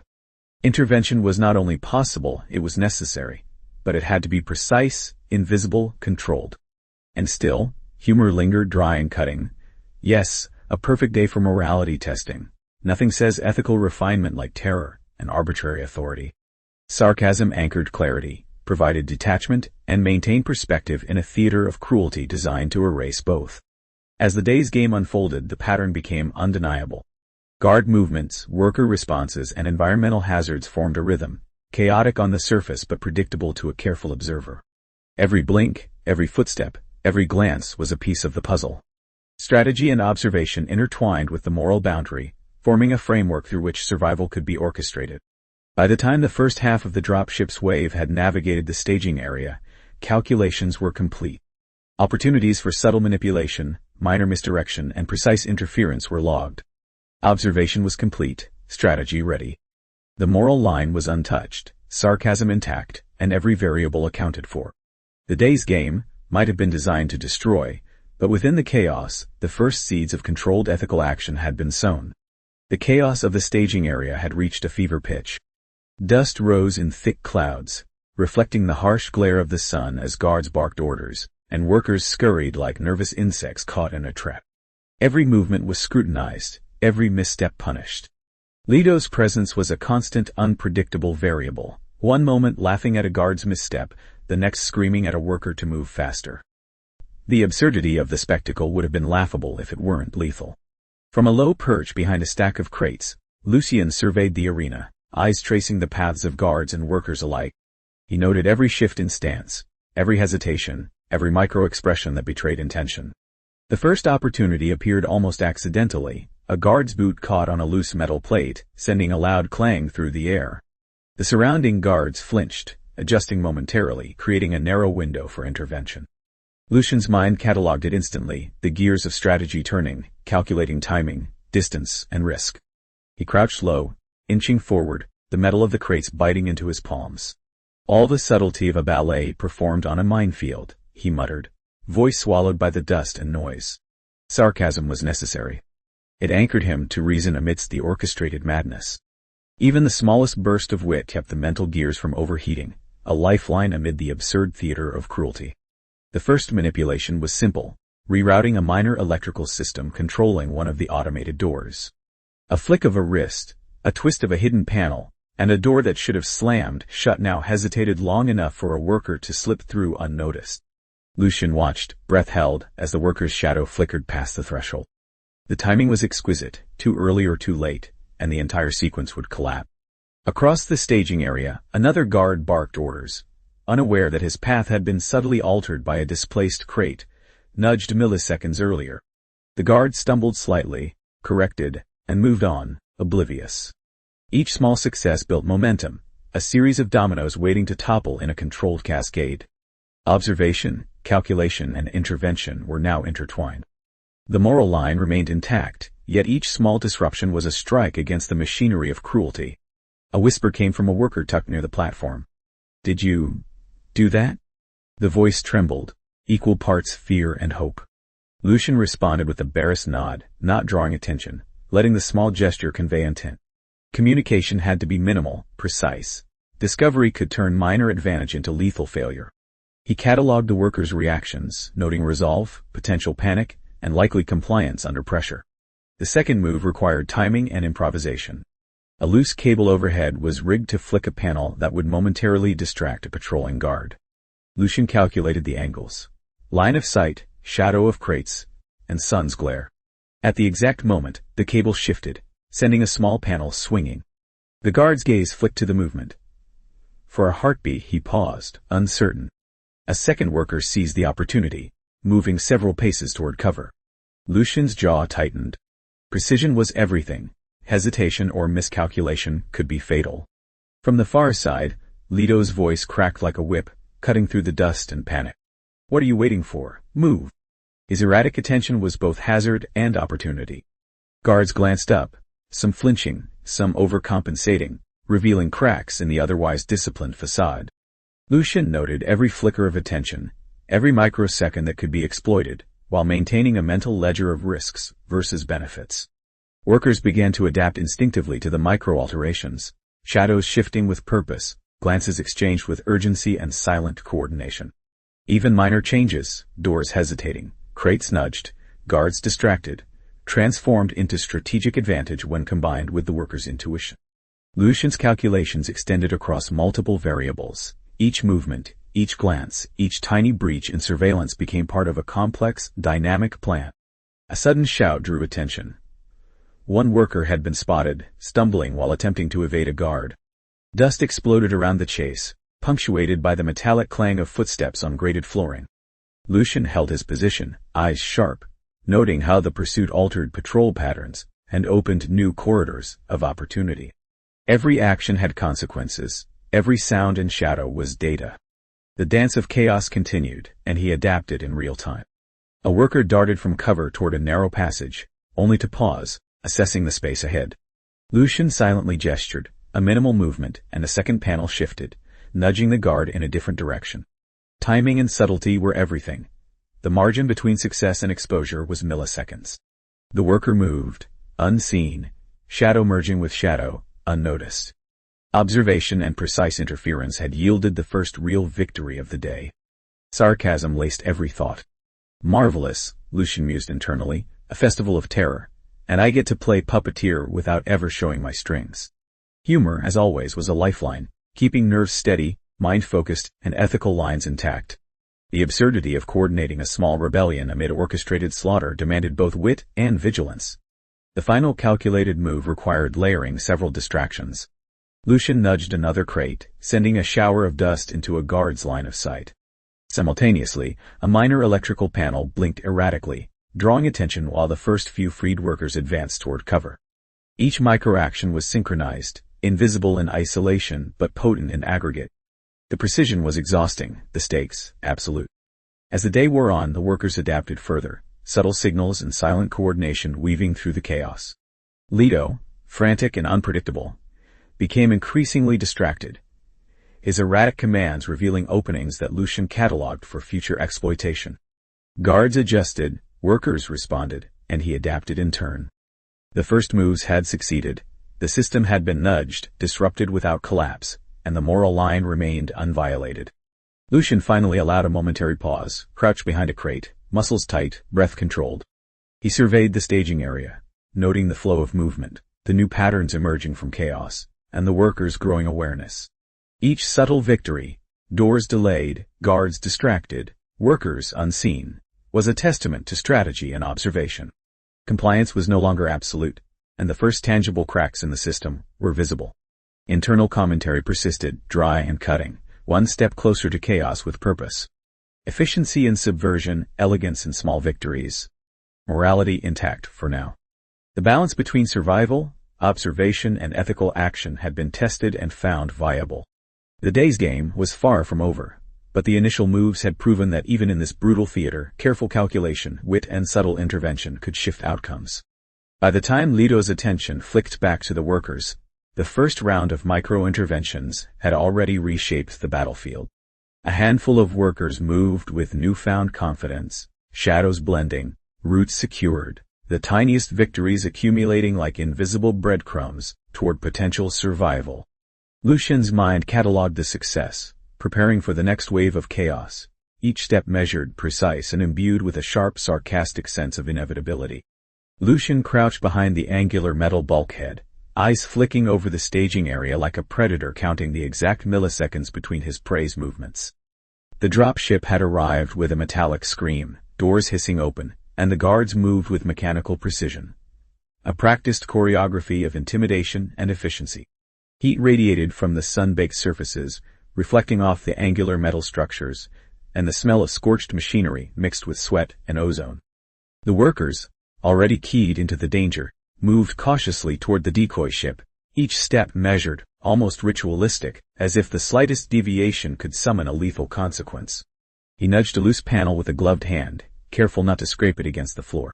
A small spark hissed and sizzled, and the lights on an adjacent sensor flickered for a heartbeat too long, creating a brief shadow the workers could exploit. Lucian muttered under his breath, nothing like a little smoke and mirrors to keep everyone on their toes. His voice was sarcastic, a private joke in the midst of orchestrated chaos. One worker hesitated at a junction, staring at a blinking panel. Lucian caught the hesitation instantly. Timing mattered down to fractions of a second. A guard's boots echoed across the grated walkway above, footsteps clanging like a metronome counting down disaster. Lucian adjusted a small cable on the floor panel. Sparks popped. The worker dashed through the corridor in the exact instant the guard passed the junction. A tiny victory, invisible to anyone else, monumental in his mental ledger. Finally, hissed one of the workers, crouched behind a crate, sweat streaming into their eyes. I thought that thing would never stop blinking. Lucian offered no outward acknowledgement, simply muttering to himself, "Stop blinking. Oh yes, let's pretend a malfunctioning panel is the universe's gift to patience." The humor was a lifeline, a fragile tether to sanity in a world where a single misstep meant death. A guard adjusted the sensor near the entrance to the decoy ship, unknowingly giving Lucian a narrow window. He flicked a lever hidden behind the bulkhead, and the panel blinked off just long enough for another worker to slip past. Lucian's eyes tracked every movement, noting micro-expressions, shifts in posture, even the tiniest twitch of the hands. Data.I. All data was potential advantage. Leto's booming voice cut across the area, a whip of chaos against structured motion. "I said move. What is taking so long?" He stomped a foot, metal clanging against metal. Lucian smirked, a flicker of humor under his tense concentration. Ah yes, the harbinger of chaos demanding efficiency from chaos itself. Perfect.E. No outward movement betrayed the amusement. Timing was everything. A faint hiss from another corridor, another worker's careful slide into shadow, caused Lucian to note yet another variable in his mental ledger. Each successful maneuver was a fleeting victory. Each failure, an unthinkable disaster. One miscalculation, one fraction of a second, and Leto's theatrics could turn the entire plan into carnage.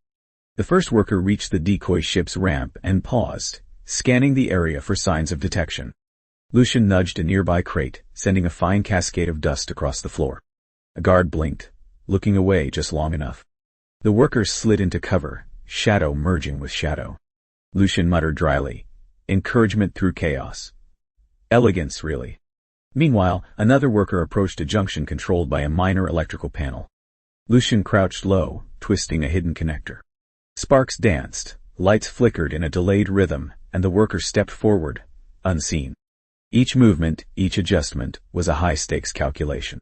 "Nice timing," whispered a worker behind him, voice barely audible. Lucian gave a subtle nod, eyes fixed on the next corridor. Words could be dangerous. Every syllable was a potential beacon to the guards. He preferred gestures, slight shifts, silent signals.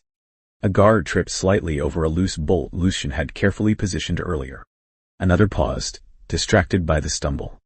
That hesitation was all Lucian needed. A worker slipped through a narrow opening, moving like liquid shadow, careful not to make a sound. Lucian couldn't resist a mental quip. Timing and gravity, the only friends that matter here. One section of the group gathered near a side hatch, every step choreographed, synchronized, silent. Lucian released a controlled hiss of steam from a vent cover. A guard winced, shielding his eyes for a fraction of a second. That was enough. 2 workers ducked beneath the platform, vanishing from sight. A worker's quiet voice asked, "Did you do that?"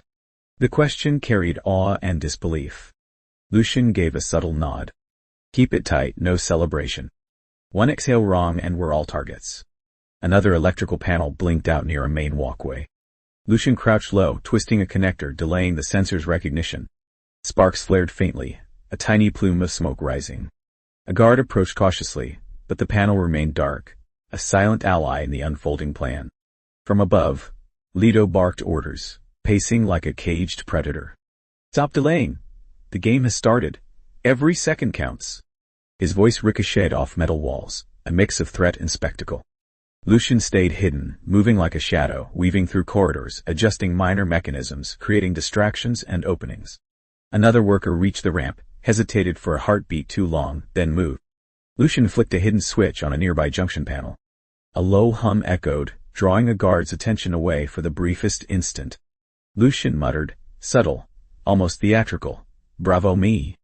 Patrols shifted in predictable patterns, but Lucian had memorized every deviation, every micro-gesture that hinted at distraction or error. Each guard became a variable, each movement a potential opening or threat. He tracked them like pieces on a board, calculating sequences, predicting outcomes. The first worker was almost to the ship. Lucian nudged another cable into the circuit, delaying a secondary alarm system. Sparks flickered, a faint mechanical clatter drew one guard to the opposite side. The worker slid aboard, silent and swift. "Made it," whispered a voice. Relief, hope, and terror laced every syllable. Lucian offered no overt acknowledgement, simply a faint tilt of his head, eyes scanning for the next opportunity. Another worker approached the same corridor. Lucian adjusted a vent grate, releasing a hiss of steam that obscured vision and sound. Timing, pressure, precision, all aligned. The worker moved like liquid shadow into the smoke, disappearing from the guard's view. From across the staging area, another guard adjusted a panel, triggering a sequence that Lucian had anticipated.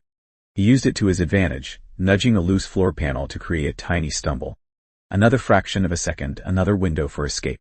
"Careful," someone hissed behind him. Lucian grinned internally. "Careful, yes. That's the only thing keeping us alive." The decoy ship's ramp was nearly filled. Lucian moved along a narrow ledge, triggering small distractions. Lights flickering, doors groaning, vents hissing, keeping the guards occupied while the last workers edged forward. Timing was everything. Coordination was life. A guard suddenly glanced down a corridor too late, noticing a shadow slipping past. Lucian adjusted a small reflective panel, bouncing the sun's glare into the guard's eyes. The worker disappeared unnoticed. Lucian whispered sarcastically, "Oh yes, blind luck, absolutely the plan all along." Finally, the last worker approached the ship. Lucian's hand hovered over the final lever, ready to trigger the vent and obscuring mist. The guard's attention shifted unpredictably. Lucian adjusted a small cable at the precise moment. Steam hissed, mist rose, and the worker slid aboard.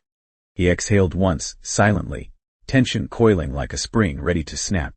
Every worker was aboard. Every micro-adjustment, every flicker of light, every hiss of steam had contributed. Leto's yelling reached a fever pitch, but Lucia's calculations had held. "Not bad," a worker whispered. "We actually made it." Lucian's only response was a dry mutter, barely audible. Miracles of timing, smoke, and irony. Elegant work. Sarcasm and wit remained his shield, humor a lifeline. As the dropship prepared to depart, Lucian observed the final patrol shifts, updating mental maps, recalculating contingencies. The escape attempt was successful, for now. But the game was only beginning. Every success was temporary, every window fleeting, and survival demanded relentless observation, precise timing, and cold, strategic wit. The hiss of vented steam faded, alarms realigned, and Leto's furious gesturing from above seemed almost theatrical. Lucian allowed himself a subtle smile. The first move was complete. Chaos manipulated into calculated advantage, humor and sarcasm, his only companions in the relentless heat. under the unforgiving gaze of the dropship, and against a system designed to kill. Shadows shifted along the metal catwalks as a subtle hum of machinery filled the staging area. One guard's footsteps were offbeat, slower than the practiced rhythm Lucian had memorized, and that split-second irregularity screamed opportunity and danger at the same time. He crouched behind a support pillar, hands resting lightly on the controls he'd prepped earlier, eyes flicking to the misstep. Timing was everything. A whisper of motion in the side corridor drew his attention. A worker paused, brow furrowed, lips moving silently in a prayer or curse. It didn't matter. Lucian's mind ran calculations. If the guard noticed even a millisecond early, the whole plan could unravel. He released a small vent to cover, letting a hiss of steam curl into the guard's path. The distraction worked, but only for an instant. "Hey," the guard muttered to himself, squinting into the rising steam. His voice carried a note of suspicion, barely audible, yet enough to set alarms ringing in Lucian's head. Something's off. Lucian exhaled quietly, muttering sarcasm under his breath. "Oh, really? You don't say." The smoke, the flickering lights, the missing workers, completely normal day at work. Another worker, crouched low near the vent, hesitated.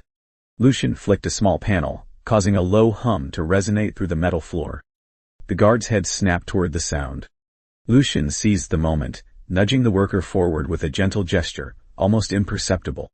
The guard's steps quickened, an unusual jitter betraying his growing awareness. Lucian's mind raced. Okay, that's new. Variable detected. Adjust plan. From behind another bulkhead, a worker whispered, "Is he onto us?" Lucian's response was quiet but sharp, laced with dry humor. If he isn't, he should buy lottery tickets. Luck has a taste for irony. His gaze tracked the guard, noting how the man's eyes scanned every shadow, every flicker of movement, the subtle twitch of fingers brushing against a control panel. Surveillance was deliberate, patient, almost surgical. The guard paused near a junction, inspecting a sensor Lucian had disabled moments before. His brow furrowed, suspicion coiling tighter. "Why isn't this responding?" The question hung in the air, an unintentional admission that something was being hidden, a crack in the armor of mechanical precision. Lucian whispered, "Oh yes, nothing suspicious at all. Panel dead, lights off, smoke curling. Perfectly mundane." The irony was a shield, humor a small rebellion against the absurdity of this deadly theater. One worker moved to a narrow access corridor. Lucian's hands danced over a hidden lever, releasing a subtle cascade of steam and forcing the guard to step back. The worker slid through the corridor, unobserved. Lucian's eyes tracked every micro-expression of the guard. Twitching jaw, shifting stance, quickened breathing. Human, or alien, he couldn't be certain. Emotion betrayed attention, impatience, suspicion. Another guard joined the first, patrolling in a mirrored rhythm, seemingly unaware, yet Lucian knew better. The system's redundancy was precise, almost ruthless. He flicked a panel, sending a brief electrical pulse across the side conduit. Sparks arced faintly. The guards reacted instantly, turning toward the light. "Perfect." "Did you see that?" whispered one worker from the shadows. Lucian's reply was sardonic, eyes tracking a blinking sensor. "See?" "Oh, I saw. Timing, smoke, sparks, the trifecta of subtle chaos. Elegant, really." But the first guard paused, scanning, muttering to himself. "He's noticing patterns." That thought crawled like ice down Lucian's spine. A single mistake now would unravel everything. The whispers from the workers became tense murmurs of fear and anticipation. Lucian adjusted another small cable, delaying the sensor sequence by milliseconds. Sparks danced. A low hum vibrated through the floor, drawing one guard's attention toward a side hatch. The other, distracted, failed to notice the worker slipping behind a crate. Timing, precision, wit, all engaged in a silent battle with observation, suspicion, and instinct. From above, Leto's booming voice shattered the near silence. "I know something's off. I will find it." His pacing sent metal clanging, each stomp echoing like a hammer against fragile nerves. Lucian's eyes flicked upward, noting the absurd spectacle.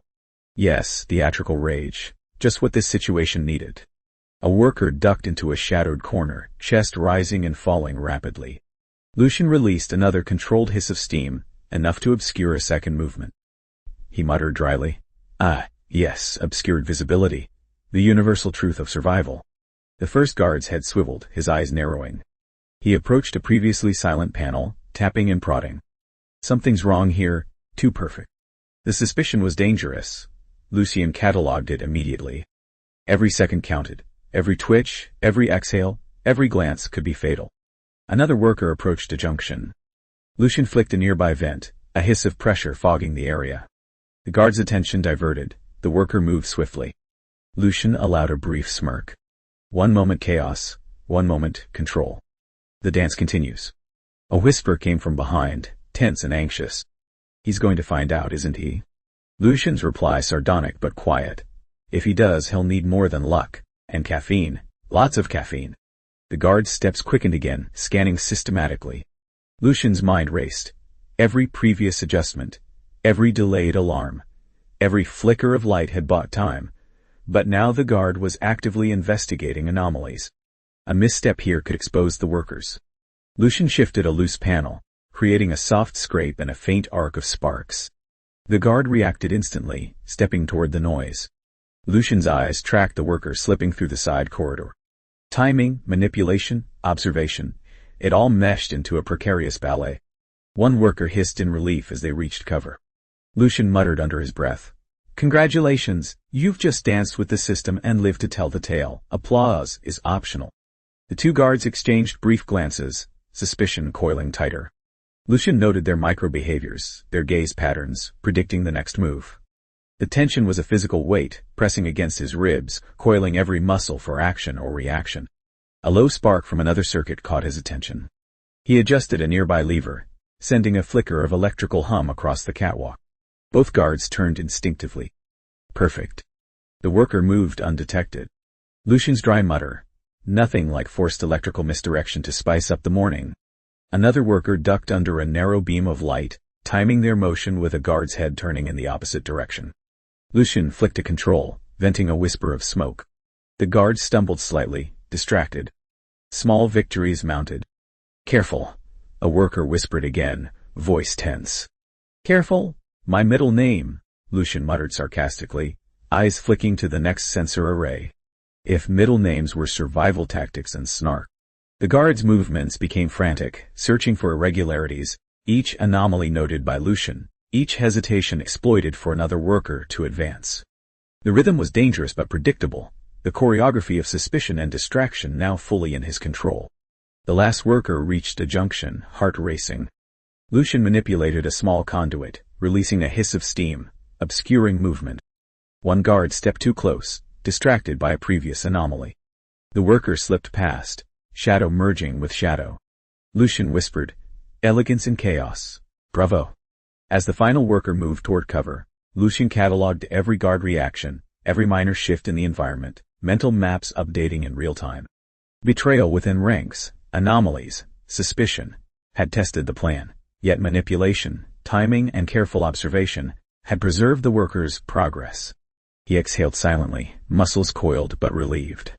The first layer of betrayal had been managed, suspicion deflected, control maintained. Lidido's theatrical rage rumbled from above, a soundtrack of chaos, but the escape attempt, fragile and delicate, had survived the first internal disruption. Lucian's last mutter dry and ironic. Nothing like a little distrust to make a morning interesting. Good work all. Now let's see how the game really begins. Metallic clanging reverberated through the staging area as alarms screamed to life. The moment Lucian had feared, yet anticipated, had arrived. Sparks flared from a misdirected circuit, a flare of fire dancing along the floor, and a guard's boot collided with a worker who had frozen too long in the open. Instincts honed from countless calculated movements kicked in immediately. Lucian ducked behind a support beam, eyes scanning for both threat and opportunity. One guard had lunged at a fleeing worker, baton raised. Lucian twisted a nearby vent lever, sending a hiss of steam across the hall, blinding both the guard and the worker for a heartbeat. Timing, people. It's the only thing between you and becoming floor art, he muttered under his breath, sardonic humor shielding his focus. A worker to his left stumbled over a loose panel. A guard pivoted with lethal precision, baton swinging. Lucian lunged, catching the worker by the arm, dragging them into the shadowed recess of a doorway. Not today, genius, he muttered, teeth gritted. Sweat dripped down his brow as the metallic tang of blood mixed with the ozone from sparking circuits. Weapons fired. Staccato bursts of energy whined through the hall, scorching walls and metal plating. The smell of burnt circuitry, acrid and sharp, invaded every sense. One worker screamed, diving sideways to avoid a glancing shot. Another guard lunged into the chaos, tripping over discarded crates, scattering tools and fragments of shattered metal. The dance of violence was precise and brutal, a deadly game now unmasked as war. Lucian adjusted a control panel, sending a short pulse through the floor's conductive pathways. Sparks arced, creating a temporary barrier of flames between advancing guards and fleeing workers. "You might want to reconsider that angle," he muttered dryly, watching a guard flinch and jerk backward, hands splayed to shield from the sparks. The guards were trained, but the chaos worked in favor of the calculated saboteur. A worker lunged toward a control console, desperately trying to override the security locks. One guard spun, baton swinging, striking the console and sending the worker sprawling. Lucian kicked a nearby vent cover, hurling it into the guard's side, creating enough space for the worker to scramble to a safer location.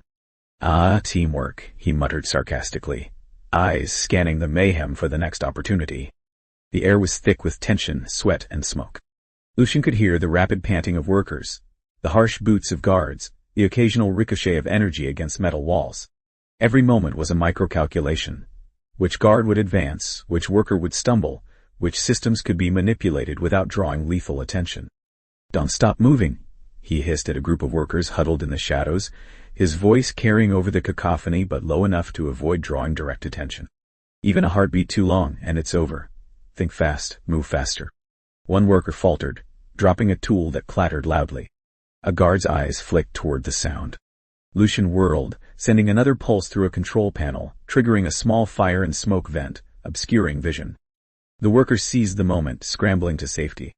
Lucian muttered under his breath, "I should get a medal for subtle chaos management." Two guards collided near the main access corridor, both grappling for control of a fallen worker. Lucian seized a loose conduit, swinging it into one guard's legs, throwing him off balance. The other guard released the worker just long enough for them to dive behind a crate. "Subtlety is overrated anyway," Lucian muttered, dry humor cutting through the tension. Energy blasts continued, ricocheting dangerously close to workers. Lucian darted forward, nudging a worker out of the line of fire, pulling them low. "Congratulations, you've just survived a high-intensity tutorial. Don't spend your prize money all at once." The grim joke hung in the air as the worker gasped, clutching their side, heart racing.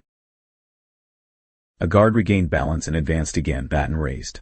Lucian spotted a cable overhead and released tension on it, sending it snapping toward the guard, tangling their arm and forcing a stumble. The worker he'd just saved lunged to assist, shoving the entangled guard backward into another, creating a domino effect.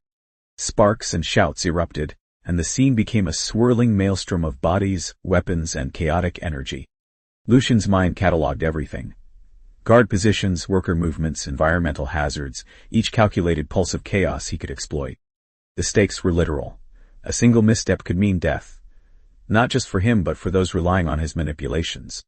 The tension was electric, woven into every motion. From the corner of his eye, he saw Merneen coordinating quietly with a small group. Her movements precise, almost surgical amid the bedlam. Lucian ducked behind another support, muttering, "Look at her go. Elegance and violence, a true art form." A worker screamed as a guard lunged too close, baton connecting with arm and chest. Lucian kicked a nearby panel, sending sparks across the hall, blinding both guard and worker for a crucial second die. The worker dove into the shadow of a collapsed crate, chest heaving, adrenaline fueling every motion. "Keep it together," Lucian hissed, voice taut with sarcasm and stress. "Remember, chaos is our ally, but only if we control it." He flicked a lever, sending a short pulse through the metal flooring, creating an electric hum that forced two guards to step back. Another worker advanced under cover, safe for a moment. Leo's voice boomed overhead, rage and glee mixed into a single inhuman cadence. "More! Make it interesting. Show me they're worth hunting." The guard's brutality intensified, and the hall became a living nightmare. Lucian's dry mutter, "Ah yes, sadistic theater. My favorite form of morning entertainment." A guard advanced too close to a corner where a worker crouched. Lucian grabbed a loose conduit, swinging it with precise force, knocking the guard off balance just long enough for the worker to slip by. Sparks from another panel flickered, illuminating the chaos in brief, stark flashes. The noise, the movement, the flashing lights, the screams, it all coalesced into a deadly symphony. Lucian's focus sharpened, ruthlessly calculating, anticipating every guard reaction, every worker hesitation, every chance to delay or redirect lethal attention. One worker turned sharply, dodging another baton swing. Lucian flicked a nearby valve, releasing a hiss of pressurized steam that obscured the hallway. The guards swore, stepping back, confusion and alarm mingling in their posture. Yes, confusion, precisely what I was aiming for, Lucian muttered, dryly triumphant. Amid the melee, a guard grabbed a worker from behind, dragging them across the floor. Lucian sprang forward, twisting a conduit to trip the guard, sending both tumbling into a tangle of metal and debris. "And that, my friends, is why you don't underestimate improvisation," he quipped, voice tight with tension. By now, the hall was a chaotic vortex. Sparks flying, fire curling along metal surfaces, energy blasts whirring past. Workers dove and rolled, guards reacted, and Lucian moved with precise, sardonic efficiency, manipulating both environment and perception. Every movement was a calculated risk, every delay a chance at survival. A worker lunged at a guard distracted by sparks. Lucian shoved the worker further, voice sharp. "Move, timing is everything. And in case you forgot, that includes your life." Another guard regained composure, firing a warning shot. Lucian ducked behind a crate, muttering dryly, "Ah yes, polite conversation. Always a pleasure." Through the chaos, patterns emerged. Guards reacted to stimuli, delayed by misdirection, led astray by carefully orchestrated disruptions. Workers advanced, moment by moment, under the protective veil of manipulation, steam, and electric sparks. Lucian's internal commentary was relentless. Predict, provoke, distract, survive. Repeat. Never get comfortable. Never stop thinking. The first wave of violence reached a crescendo as a guard lunged at a worker who had tripped over loose debris. Lucian released another pulse, sparks dancing along the floor, forcing the guard to release his grip. The worker scrambled to cover, breathing hard, eyes wide with terror and exhilaration. Lucian muttered, sarcasm intact despite adrenaline. "Ah, the joys of orchestrated bedlam. My least favorite part of the day, truly." By the time the immediate clash subsided, a tenuous balance had formed. Guards regrouped, assessing the chaotic hall, while workers huddled, shaken but largely intact. Lucian's mind catalogued every micro-event, every reaction, every failure, every success. They had survived the first real surge of violence, but the cost had been visible, the danger unmistakable. The lesson was clear. The game was no longer theoretical. Survival was brutal, immediate, and dependent on manipulation, wit, and the ability to anticipate both human and environmental responses. And Lucian, sardonic, exhausted, and exhilarated, knew that this was only the beginning. The air stank of burned metal and ozone, punctuated by the occasional groan of the injured. Sparks still hissed from scorched panels along the floor, painting the hall in brief flashes of violent orange. Smoke coiled around the ceiling like a living thing, carrying the acrid tang of fear and adrenaline. Workers hunched behind debris, breaths coming in harsh, uneven gasps, while guards regrouped with methodical menace, eyes scanning for lingering signs of resistance. Lucian crouched behind the remnants of a collapsed console, eyes flicking over the scene, calculating, cataloging. A small part of him wanted to exhale, to allow relief to trickle in. But the knowledge of what had just unfolded, what was still unfolding, kept his muscles taut. Every movement, every misstep, could cost lives. His dry mutter, "Congratulations. You just turned chaos into a chessboard, and every piece is fragile." Merneen emerged from a shadowed alcove, scanning the workers. Her hands moved quickly, efficiently, checking for injuries, applying makeshift bandages, assessing breathing, ensuring no one had succumbed to panic. Lucian noted how her composure cut through the lingering terror, a calm core amid the storm. "Status?" he asked, voice low but sharp, eyes on the nearest guard whose attention was still partially diverted by a smoldering vent. "Mostly intact," Merneen replied, her tone clipped. "2 minor burns, 1 sprain, but no fatalities. So far." She gave him a hard look, hinting at both pride and the ever-present tension of survival. "Your improvisation, reckless, but effective. Don't think we'll let you forget it." Lucian smirked despite the circumstances, muttering under his breath, "Ah, gratitude and threats in a single glance." Efficient.I. The workers shifted, some leaning heavily against walls, others crouched low, exchanging quiet words of relief or horror. The emotional toll was visible, pale faces, shaking hands, eyes wide with a mixture of fear and awe. Every small victory had been purchased with adrenaline, terror, and risk. The reality of the game was no longer abstract. Across the hall, guards began to reposition, sweeping the area in methodical arcs. Leto's voice carried, sharp and ecstatic. "You think a little smoke and sparks will slow me down? Amateur theatrics. Keep hunting and remember, obedience is everything." The command was both literal and symbolic, a reminder that the game had rules, even if they were cruelly arbitrary. Lucian observed silently, noting the rotational patterns and subtle cues. Which guards flinched at unexpected movement, which hesitated when confronted with chaos, which were likely to overcompensate. Each detail was data, each hesitation a potential advantage for the next phase. He whispered to himself, sarcasm sharp as ever. Ah, yes, predictive human behavior. Delightful in theory, terrifying in practice. Merneen approached, leaning close, so only he could hear. "You're thinking too far ahead," she murmured, her voice low but insistent. "Right now we survive. After that, strategy can follow. Don't forget what just happened." Lucian nodded, voice equally low. "Not forgetting, just cataloging. For future reference, of course." A dry smirk tugged at his lips, even in the tense aftermath. Survival didn't preclude humor. It sharpened it. A worker whimpered softly from behind a crate. Lucian ducked, reaching out to steady them, noticing how small movements, hands brushing, whispers of reassurance, could fortify morale even in moments of terror. "Better than whining," he muttered quietly, though not by much. The environmental hazards remained unforgiving. Heat still radiated off scorched walls, vents hissed unpredictably, and dust, mixed with the tang of smoke, clung to every exposed surface. Lucian's mind catalogued each hazard with meticulous care. Which sparks could be harnessed for misdirection, which pathways were safest, which obstacles could double as cover. Every scrap of debris had potential. "Are you sure we can move?" one worker asked, voice trembling. Lucian's gaze swept the hall, noting the positioning of both guards and hazards. "As sure as I can be without volunteering to be the next Human Torch," he said, voice tight with sardonic humor. He gestured subtly to Merneen, who gave a curt nod of agreement. "We move in groups, quietly, strategically. Any heroics, and we lose more than pride." A guard shouted, directing attention toward a lingering worker who hadn't followed the retreat protocol precisely. Lucian ducked low, motioning to the nearest cover. The worker obeyed, ducking behind a large panel just as the guard's baton clipped the corner of it, sending a shower of sparks into the air.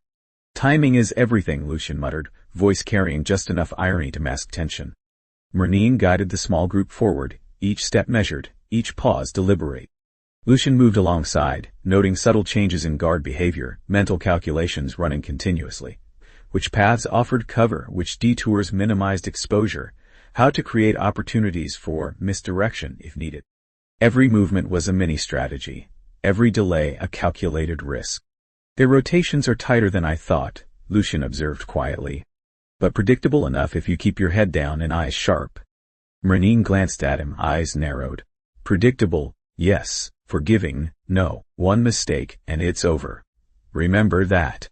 The workers pressed forward, guided by whispers and subtle gestures, each movement a testament to both courage and calculated caution. Lucian could feel the weight of responsibility, the knowledge that any misjudgment could ripple outward, causing cascading consequences. His internal monologue remained darkly sardonic. Ah, accountability. Fun in theory, terrifying in execution. A small group froze at a junction, unsure which path to take. Lucian crouched low beside them, scanning both possibilities. "Left," he muttered, voice steady but wry, "because right is apparently the path of glorious mistakes." A faint chuckle escaped one worker, tension eased for just a heartbeat. Behind them, a guard barked orders, redirection, threats. Lucian's fingers flexed near a control panel, ready to exploit a second's hesitation, a misstep, a poorly judged step forward. The adrenaline was continuous, measured in breaths, in heartbeats, in milliseconds. Smoke cleared from a vent, revealing another guard advancing with deliberate precision. Lucian flicked a valve, sending a thin hiss of pressurized air directly at the guard's face, forcing a stagger back. "Ah, gratitude for improvisation," he muttered dryly, watching the guard regain balance and blink, momentarily disoriented. Merneen's quiet voice cut through the tension. "Don't rely on tricks alone. They'll adjust fast if you overplay it." "I was hoping you'd say that," Lucian replied, eyes scanning.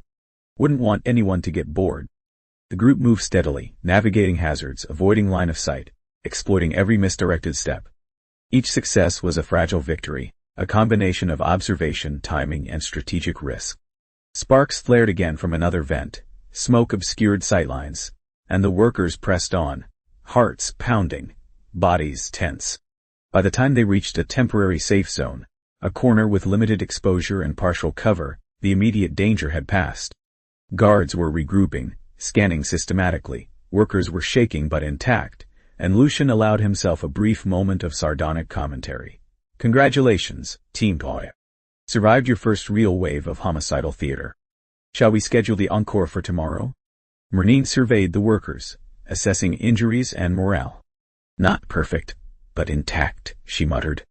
Her glance toward Lucian was brief, a mix of warning and acknowledgement. They had survived, but the costs had been high, and the stakes were clearer than ever. Lucian exhaled quietly, voice low but sarcastic. "And just think, this is the rehearsal. The main performance is yet to come." He took stock. Minor injuries treated, hazards noted, patterns observed. Every detail catalogued for the inevitable next wave. Trust was cautious but necessary. Strategy was alive, and survival had been temporarily claimed. The grim calculus of rebellion had begun in earnest. The hall, once alive with violence, now simmered with tense anticipation. Sparks died, smoke cleared partially, and the hum of latent systems reminded all that the game was far from over. And in that fragile pause, Lucian's internal voice observed dryly, "Welcome to survival, where victory is measured in inches, and a heartbeat is worth more than gold." Heat radiated through the metal corridors of the base, but it wasn't the sun outside that weighed heavily on the group. It was the sudden, almost palpable surge of energy emanating from the companions. The creatures, small but intricately formed, scuttled across the floor and walls with deliberate precision, limbs and sensors glinting like polished obsidian. Their movements weren't chaotic. They were orchestrated, coordinated, as if some invisible conductor guided them. Lucian stood a few paces away, observing the scene. His breath caught once, then again as Merneen extended her hand toward one of the companions. A ripple of energy surged, subtle at first, then spreading outward, causing panels to flicker, lights to pulse, and a low hum to fill the hall. "Watch," she said, her voice calm but carrying the weight of unspoken threat. One companion scuttled along a control panel, and with what looked like simple tactile manipulation, redirected power from one sector to another. Lucian blinked, unable to hide the awe creeping into his voice. "You're telling me they control the systems? Like, actually?" Merneen's lips twitched in a ghost of a smile. "Not control, exactly. Influence, guide. They think in patterns, but patterns that intersect with machinery, with logic, with biology. You've seen them act." Another companion moved toward a communications console. The lights on the panel changed in response to its presence. Messages rerouting, alarms silenced, data streams shifting almost imperceptibly. Lucian leaned closer, his sarcasm tempered by genuine concern. "Well, isn't this convenient? Organic life forms acting like cybernetic supercomputers, and here I was worried about memorizing guard rotations." Workers nearby shifted subtly, each one attuned to the companion's signals. Where a human hand might falter, hesitation forgotten in fear, the companions acted as amplifiers, guiding limbs, directing decisions, correcting mistakes in real time. Lucian could feel the subtle hum in the air, a resonance that pricked at the edge of perception.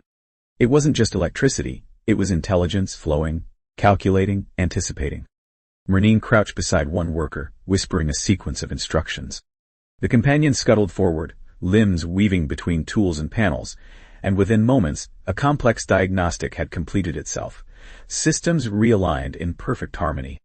Lucian muttered dryly, voice low. "Subtle, efficient, terrifying. Check, check and check." "Do not underestimate them," Merneen said, her eyes narrowing. "The companions are part of a living network. What they see, they store. What they guide, they influence. They do not forget, and they do not forgive." Lucian swallowed, watching another companion manipulate a valve with mechanical precision. So, he said, voice heavy with sardonic disbelief, we're essentially a small army of glorified pawns, assisted by sentient. Well, whatever the hell these things are. Got it. Merneen didn't respond immediately. Instead, she extended her hand again, and the companion nearest her leapt onto her palm. The shimmer of its body seemed to meld with hers, a faint pulse of light rippling through the room. Lucian could feel the charge in the air, the subtle shift in temperature, the way every monitor and panel responded almost instinctively. Observe the integration, Merneen finally said. The companions don't just act. They enhance. They anticipate. You saw the workers before. They hesitated, misstepped, faltered. Now watch them move with guidance. The workers adjusted positions with uncanny precision, reaching tools, opening doors, and rerouting power, almost as if the base itself had become an extension of their will. Lucian's internal monologue ran wild. Guided puppets? Strategic supercomputers? Or just another way to make us look like amateurs trying to navigate a planet-sized obstacle course? A faint hiss drew Lucian's attention to a panel that had been misaligned.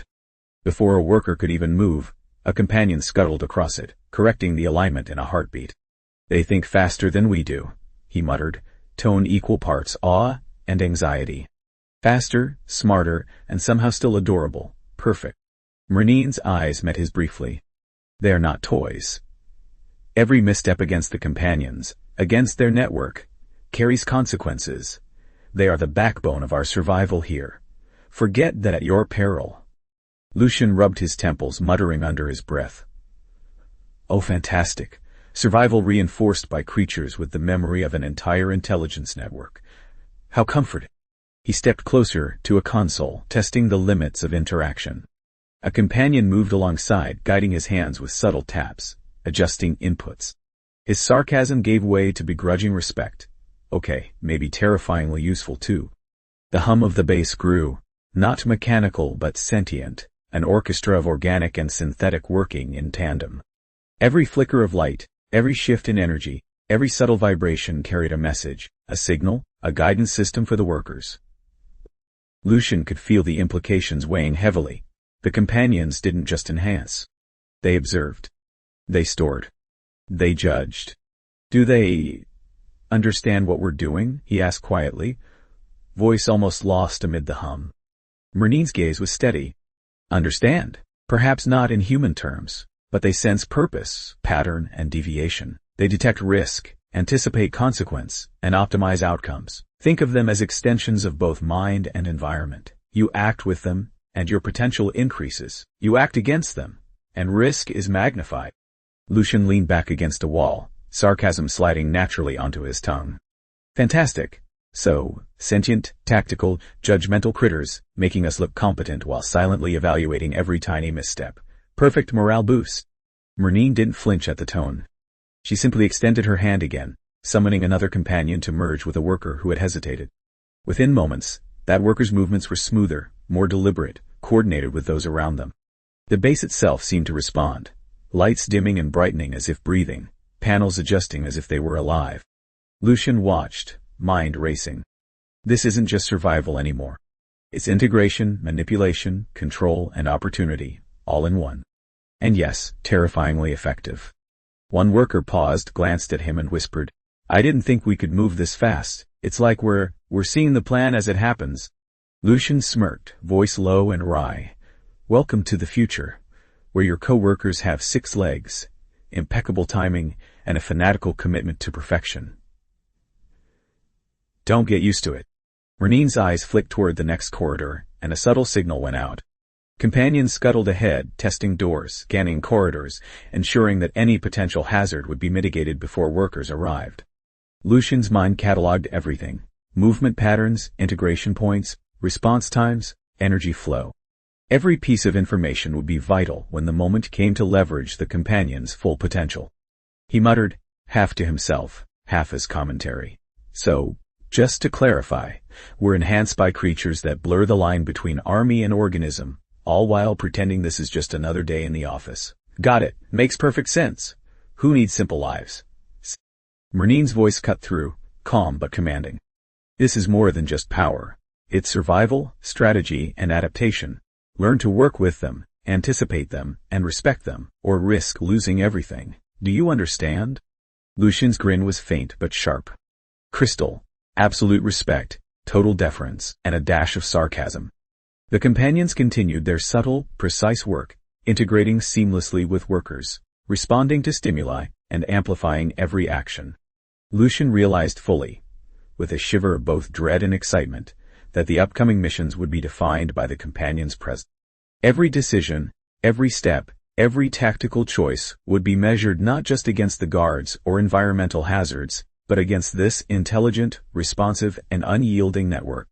And somewhere beneath the tension and awe, his dry internal commentary persisted. Fantastic. Sentient critters, living corridors, and a ticking clock. Just the kind of chaos I wanted today. The control room smelled of ozone and heated metal, and tension thickened the air like the stifling atmosphere of a planet-wide furnace.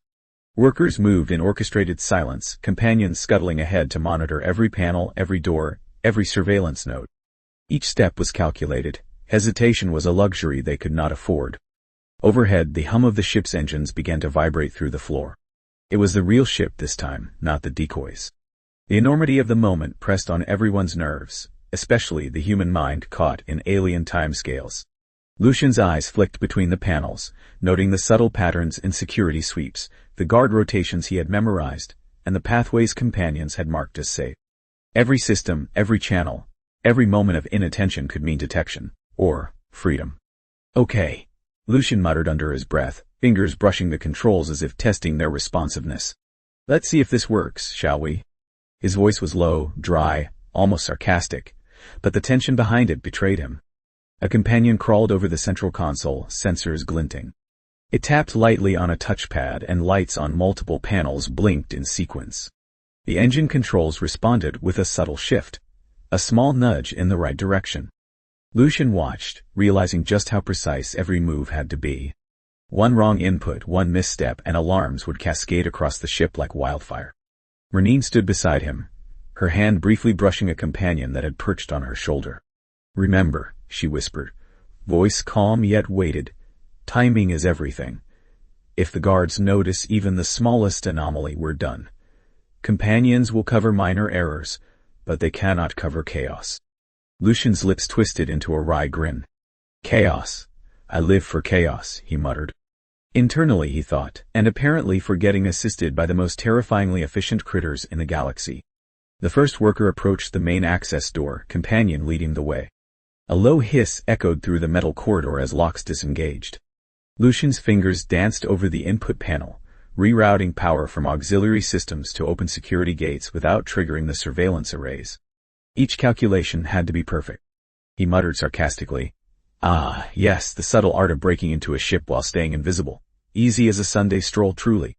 A guard's boot clanged somewhere down the hall, and Lucian froze, heart thudding. The companions detected the movement before he did, scuttling forward, sending tiny pulses to reroute door locks and dampen sensor triggers. The guard's approach was silently redirected, the path altered, and the tension dissipated just enough for him to exhale silently. Merneen's voice came again, softer this time, threading between the machinery hums. Don't overcomplicate. The companions anticipate, guide, and adjust. Work with them, not against. Lucian muttered under his breath, sure, because nothing screams teamwork like a bunch of six-legged geniuses dictating your every move. The workers reached the primary cockpit, and Lucian's pulse accelerated. Panels flashed, switches hummed, and the main engine array awaited activation. One worker's hand trembled, fingers brushing a switch, and a companion nudged them, steadying the movement with a light vibration that communicated both caution and direction. Lucian admired the subtlety. No force, just guidance, influence without overt interference. You ready? Merneen asked, her eyes sweeping the control room like a hawk. The companion stiffened, sensing the impending activation sequence. Lucian nodded, hands poised. Ready as I'll ever be. Let's see if this circus actually flies. He initiated the start sequence. Panels illuminated, engines thrummed, and the vibration grew more insistent, coursing through the metal floors and walls. The companions amplified minor corrections, ensuring that power distribution remained stable while workers handled the mechanical interfaces. Every second stretched each input a potential disaster or breakthrough. A guard appeared at the junction, rounding the corner faster than anticipated. Lucian froze, calculating reaction time, backup sequences, and probable detection thresholds. He whispered a rapid command to a companion near the door, and in an instant, the lock engaged, the corridor rerouted, and the guard paused, scanning the hallway for non-existent anomalies. Lucian muttered sarcastically, "Oh, brilliant. Perfectly invisible to surveillance, for now. Excellent timing, really." Merneen adjusted her grip on the console, eyes flashing. "Move. Timing is all that matters. Hesitate and it's over."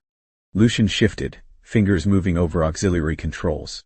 The engines hummed louder. Intake vents opened with a hiss, and the ship began to respond to the combined influence of human hands and companion guidance. Sparks danced from the secondary power conduits, illuminating the workers' faces in harsh white light. Lucian's internal monologue kept up a running sarcastic commentary. Tiny sparks, massive consequences. Totally relaxing. Feels like a spa day with laser beams. The companions coordinated perfectly, anticipating energy fluctuations, smoothing feedback loops, and even predicting potential human errors. One worker misaligned a throttle. A companion scuttled forward, adjusting just in time to prevent system overload. Lucian's dry observation.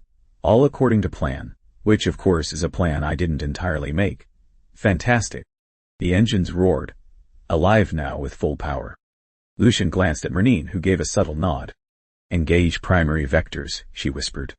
Companions transmitted micro-corrections to the control panels, ensuring that every calculation matched the real-time engine output.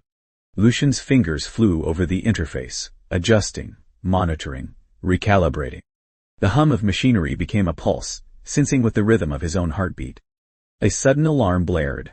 A minor system had tripped, due to an unexpected energy spike.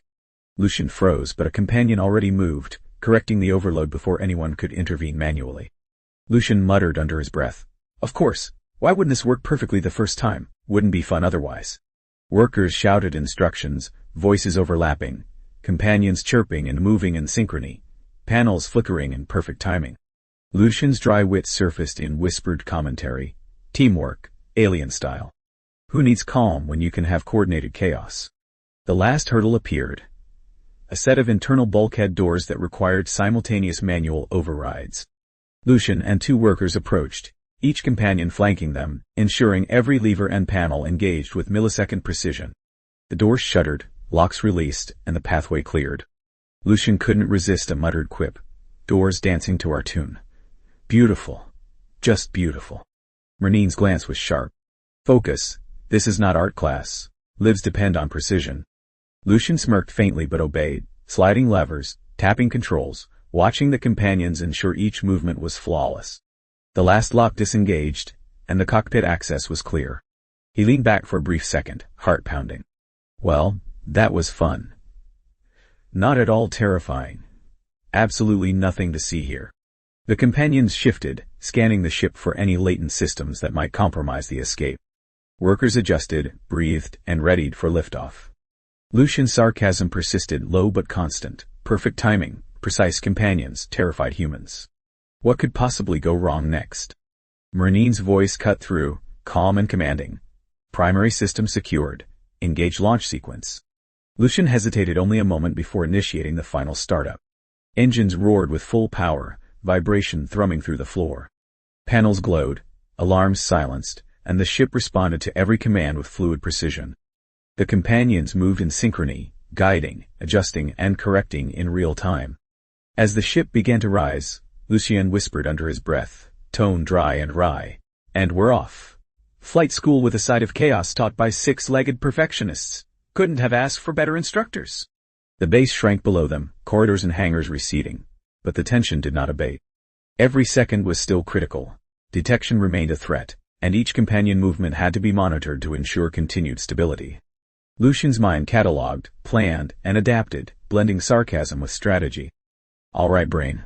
Let's see how far this circus can fly without blowing up." The launch bay receded beneath them, massive metallic doors sliding shut with a low grinding thrum that echoed through the ship's hull. Every vibration, every sound, seemed amplified in the tense silence of the cockpit. Workers adjusted straps, bracing for acceleration, companions moving with fluid, purposeful coordination, each step precise, each sensor flickering with calculated anticipation. Lucian's eyes scanned the panels and readouts, processing information with surgical attention, while a low hum of energy thrummed through the floors. The ship shuddered as the engines reached full output, thrust building in a wave that pushed bodies and companions alike into their restraints. Lucian muttered, voice laced with sarcastic humor. Nothing like a healthy dose of potential death to start the day. Really gets the blood flowing. Internally, he catalogued every jolt, every feedback loop, noting which parts of the vessel responded best under stress. He knew that mistakes in observation here could be fatal, not just for him, but for every worker relying on his guidance. Merneen's hands moved deftly over the controls, her eyes calm despite the violence of acceleration. Steady, she said, voice low but authoritative. Do not focus on fear. Focus on control, on timing, on us. Her gaze met his for a fleeting moment, and though brief, the unspoken communication carried volumes. It was trust born of necessity, fragile yet undeniable. Lucian's internal commentary flickered with wry acknowledgement. Trust. Right. Because we all know how well that's gone in the past. Outside, the barren planet shrank, sands and rocks retreating as the ship climbed through the atmosphere. Heat shimmered around the hull, the engine's exhaust casting a brief molten glow across the cockpit. Alarms had been silenced, but the occasional warning light blinked, reminders that even in victory, danger lingered. Every panel, every gauge, was a test of comprehension, of awareness. Lucian's mind ran calculations in tandem with the vessel's systems, predicting stress points, monitoring trajectories, adjusting for minor fluctuations. His dry mutter broke through the tense focus. Ah, yes, perfectly normal day of mass escape, interplanetary chase, and near-death aerobics. Love it. Companions worked seamlessly, sliding across surfaces, scanning systems, interfacing with the ship in ways human minds could barely comprehend. One emitted a faint pulse that rerouted energy away from an overheating conduit. Another adjusted atmospheric controls to stabilize oxygen levels. Lucian could see the logic in their movements, like a chess game played across multiple dimensions simultaneously. He commented under his breath, sardonic as always. Sure, go ahead and run a symphony of sentient machines while I just breathe and pretend I understand. Workers braced against the mounting acceleration, eyes wide, muscles taut. Fear and exhilaration mingled visibly, expressions flickering across faces with the intensity of someone walking a tightrope over a molten chasm. Lucian noted micro-adjustments, how companions stabilized minor panics, how workers responded to subtle cues, how the ship's controls seemed almost symbiotic with the hybrid crew. Beautiful chaos, he muttered quietly. Coordinated terror with a side of life or death ballet. Couldn't have asked for more entertainment. Suddenly, the communications panel blinked. A garbled transmission crackled through, followed by a clear mechanical voice. All units in orbit report unidentified craft. Protocol Gamma Alpha initiated. Panic tinged the crew's reactions. Merneen's gaze hardened. Ignore it for now, she said firmly. Focus on ascent. We deal with protocols after we're clear of the atmosphere. Lucian's inner voice quipped wryly. Oh, sure, because defying interstellar authority always ends well. What could possibly go wrong? The fleet in orbit became visible through the forward viewport, a cluster of angular ships and docking platforms forming a near impenetrable barrier. Sensors showed tracking fields engaging, weapon calibrations aligning. Lucian's pulse quickened, though his expression remained dry and sarcastic. Just a casual meet and greet, he muttered. Nothing to stress about. Friendly neighborhood orbiting fleet, right? Merneen's fingers moved across the consoles, companions amplifying her input. Shields engaged, minor thrusters fired in corrective bursts, and the vessel began weaving through the orbital formations with surprising agility. Workers gritted teeth, holding on to whatever supports they could, their companions anticipating each maneuver. Lucian observed, constantly recalibrating mental projections with the ship's trajectory, muttering sarcastically, apparently we're auditioning for interstellar acrobatics, while simultaneously trying not to die. Delightful. A sudden flare from a pursuing ship illuminated the vessel's aft section. Sensors indicated incoming energy bursts. Lucian's mind worked at full speed, noting trajectory, potential deflection vectors, and environmental variables. He issued a soft, dry comment. Oh, perfect. Someone's eager to say hello with fire. How thoughtful. Merneen adjusted the primary thrusters, companions intercepting system feedback, ensuring that every energy pulse was accounted for and mitigated. As the first volley passed harmlessly, the tension did not abate. Every second carried the weight of potential disaster. The workers murmured low encouragements, companions pulsing in rhythmic support, maintaining internal environmental balance, adjusting energy flows and ensuring that the vessel remained fully operational. Lucian whispered, almost for himself, "Chaos Management, Galactic Edition, all in a day's work." The ship rose higher, leaving the immediate orbit of the planet, but the fleet's pursuit remained active. Sensor arrays detected multiple lock-on signatures, signaling that hostile intent would continue until they were well beyond reach. Lucian analyzed each data point, anticipating maneuvers, planning minor course corrections, and integrating companion inputs seamlessly with human control. "Of course," he muttered, "nothing like near-constant pursuit to spice up what should be a victory lap." Merneen's presence beside him was a grounding force. Her calm, focused demeanor guided the companions, maintained crew composure, and orchestrated the ship's systems with fluid efficiency. Lucian observed the synchronicity, marveling at how alien and human systems had merged into a single operational unit. Symbiosis under fire. Not exactly in the brochure, but works well enough, he thought. The exhilaration of escape was tempered by exhaustion. Adrenaline coursed through every body, human and companion alike. Lucian's internal monologue reflected wry amusement and constant analysis. "We survived. Sort of. But look at the mess we've made. Couldn't have done this without six-legged geniuses and a bunch of terrified humans playing parts in our little symphony of chaos." The first true calm settled only when the planet's silhouette disappeared below the curvature of the atmosphere. Even then, the fleet remained a shadow in the sensors, a reminder that escape was merely the beginning. Lucian allowed himself a wry sigh, muttering, "And now we see what survival really costs. Spoiler alert, it's everything." Workers slumped against supports, companions maintaining vital systems, while Lucian continued to monitor the ship, eyes flicking between panels, sensors, and the horizon. Every system, every micro-adjustment, every movement was catalogued for future action. Internal sarcasm persisted. Well, at least nobody exploded yet. Small victories. Tiny, insignificant, precious victories. Merneen turned slightly, her voice low but carrying weight. "We've made it this far, but the mission isn't over. Everything we've done, every choice, every risk, it leads to what comes next. We plan, we adapt, we survive. No more mistakes." Lucian nodded, muttering dryly under his breath. "No mistakes, just near-death ballet and strategic improvisation. Easy checklist." The fleet in orbit continued to loom, distant but unyielding. The ship's path remained precarious, every correction a testament to careful observation and quick improvisational thinking. The realization settled in. Escape did not mean safety, it only meant a new battlefield. Lucian's mind catalogued each lesson, each misstep, and each variable, preparing for what would inevitably come next. And yet, in the midst of fear, exhaustion, and constant calculation, there was a spark, a sliver of triumph, a fragile acknowledgement that despite everything, they had achieved the impossible. Lucian's final, dry quip, "I'd say we're off to a promising start. If promising means terrified, exhausted, and still entirely in danger. Otherwise, meh." The vessel continued into open space, engines humming steadily, companions monitoring, workers bracing, and the human mind analyzing, planning, anticipating. Escape had been achieved, but the real mission, survival, freedom, and eventual justice, was only beginning.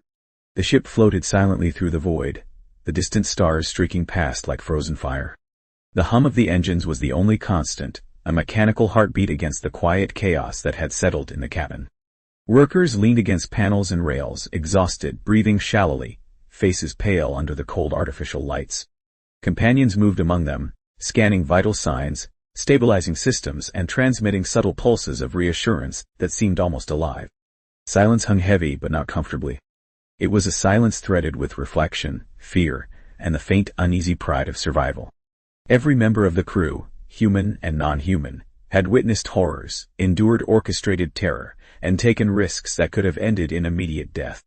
The magnitude of what they had done, of what they had survived, began to press against them like a gravitational pull, subtle at first, then relentless. Somewhere near the rear, a worker murmured, voice trembling, We actually did it. We're alive." The words were more question than statement, as if saying them aloud could shatter the fragile reality they clung to. A companion pulsed softly nearby, almost as if in agreement, radiating a comforting rhythm through the hull. Lucian smirked faintly, though the humor was jagged at best. Yes, alive, for now. Congratulations on the obvious. Merneen moved through the cabin, her gaze steady but heavy. She observed the crew, cataloging injuries, scanning for signs of shock or trauma, and coordinating the companion's subtle interventions. Her efficiency was relentless, a professional focus sharpened by years of survival in environments designed to crush both body and spirit. Lucian noted her movements with quiet admiration, muttering under his breath, "Queen of calm in a circus of near-death and chaos." Truly inspirational, or terrifying depending on how you look at it. The companions themselves had shifted into near-perfect synchronicity, interfacing with the ship and its systems in ways that blurred the line between technology and intelligence. Lights blinked, conduits hummed, and energy flows adjusted automatically, all directed by patterns too complex for human calculation. Lucian studied them carefully, tracing their movements, analyzing cause and effect, observing where human oversight was necessary, and where it had become almost redundant. "Delightful," he muttered with sarcasm. "We've replaced intuition with sentient wiring. Perfect upgrade to human incompetence." Merneen's voice cut through the quiet, low but carrying the authority to command attention. "We have survived," she said, "but survival is not enough. We must understand what we've done, what we've lost, and what remains to be done. No one gets to rest while there is a mission unfinished." Her gaze swept the cabin, landing briefly on Lucian. He inclined his head slightly, a dry acknowledgement of both agreement and exasperation. Of course. Rest is a luxury reserved for the dead, he thought. The magnitude of the losses settled in. Some workers were injured beyond full recovery, companions had pushed themselves to limits that would require recalibration, and every decision made to this point carried consequences that might ripple far beyond the immediate escape. Lucian catalogued every error, every near mistake, and every fortunate coincidence, analyzing patterns, redundancies, and weaknesses in both strategy and execution. A low hum of machinery shifted, signaling minor system failures from the stress of escape. Companions adjusted automatically, yet their pulses carried subtle vibrations of strain, almost imperceptible but readable to anyone paying attention. Lucian noted the patterns, muttering wryly, "Ah, yes. Even sentient machines get frazzled. Who knew?" The comment drew a brief glance from Merneen, who allowed herself a faint smirk, slight acknowledgement of shared humor and a moment heavy with tension. Workers whispered in clusters, recounting moments of terror and survival, sharing fragmented stories of near misses and fleeting heroics. The recounting was careful, measured, almost ritualistic, as though speaking the events aloud could solidify the reality of their achievement. Lucian listened, interjecting occasionally with dry commentary. Splendid, a symposium of trauma with complementary adrenaline. His wit, though sharp, served to keep his own anxiety in check, as much as it entertained the survivors. Merneen approached Lucian, voice quiet, analytical. "We need to reconcile what we've done with who we are now. The companions remember. We cannot unsee what we have experienced. Planning must come next, or survival is meaningless." Her words landed with gravity, and Lucian considered the implications carefully. The sarcastic veneer thinned slightly, replaced by a mental calculus. Every action forward required both moral and strategic consideration. Every decision weighted with responsibility. Outside the viewport, the stars stretched into elongated trails, a visual echo of the fleet they had narrowly escaped. Sensors indicated scattered pursuit ships still attempting to follow, but the trajectory calculated by companions and navigational systems gave them an edge. Lucian noted minor adjustments, plotting potential courses and evasive maneuvers mentally, always weighing risk against reward. "Fantastic," he muttered. "The universe has apparently decided to keep things interesting." In the forward observation deck, workers who had been silent began discussing contingencies, evacuation protocols, and potential landing sites beyond the planet. Their voices were cautious, deliberate, and almost palpable tension in every syllable. Companions interfaced with controls, translating strategy into real-time adjustments. Lucian observed their subtle communications, impressed by the depth of coordination and the instinctive understanding shared across species and systems. Symbiotic war planning. Not exactly a boardroom, but far more dangerous, he noted internally. Merneen gathered a small group near the control center, her presence calm, authoritative. "We cannot act impulsively," she instructed, voice firm. "Each move now dictates the next hour, the next day. Mistakes are magnified. We plan, we observe, we execute. Everything else is irrelevant. Lucian watched the dynamic with a mixture of awe and sarcasm. She really does make dictatorship look competent. The ship hummed with tension, companions adjusting for microgravity shifts, human muscles tensed against restraints, and all sensors active, monitoring for anomalies, threats, and system feedback. Lucian moved between panels, reviewing each subsystem, providing subtle guidance where necessary, commenting dryly under his breath. Nothing like the thrill of watching everyone's lives hinge on your passive observation and occasional muttered advice. The ethical weight of their mission settled in. Every decision, every small action taken during escape, had altered the trajectory of multiple lives. Even the companions' choices were bound by necessity, moral constraints embedded in their design, or perhaps in their understanding of human survival instinct. Lucian recognized the delicate balance. Intervene too much, and risk is compounded. Intervene too little, and chaos could destroy them all. Merneen approached the main console, her hands steady, movements precise. "Assess what has been lost," she said quietly. "Wounds, trust, time, companions. Catalog each factor and integrate it into the next phase. Reckoning is not sentiment, it is preparation." Lucian nodded, muttering with characteristic dry wit. "Ah yes, because nothing motivates like cataloging trauma for maximum efficiency." The companions pulsed in agreement, subtle vibrations synchronizing with the hum of the ship. Workers, exhausted but alert, followed cues silently, recognizing the importance of meticulous assessment. Lucian's inner voice noted the efficiency with a twinge of amusement. A machine-human hybrid calculating suffering like a spreadsheet. Terrifyingly effective. Minutes stretched into hours, each worker, companion, and system component participating in quiet evaluation, recalibration, and strategizing. Lucian moved deliberately, offering observation, insight, and sardonic commentary. Each note, each adjustment, brought them closer to a functional operational state, not just physically but morally and mentally. A reckoning that encompassed survival, accountability, and the sobering reality of what had been endured. As the ship continued its course into deep space, the crew collectively absorbed the lessons of the mission. Fear, exhaustion, and exhilaration intertwined with analytical thought and strategic planning. Lucian's dry humor persisted as an anchor, a means of cognitive survival. We lived. We bled. We almost died. And we get to do it again, only smarter this time. Lovely. Merneen's final assessment was delivered in calm, unwavering tones. We have survived the immediate threat, but survival is not the endpoint. Every choice from here dictates not only our lives, but the future of those who cannot act for themselves. Reckoning is complete only when understanding meets action.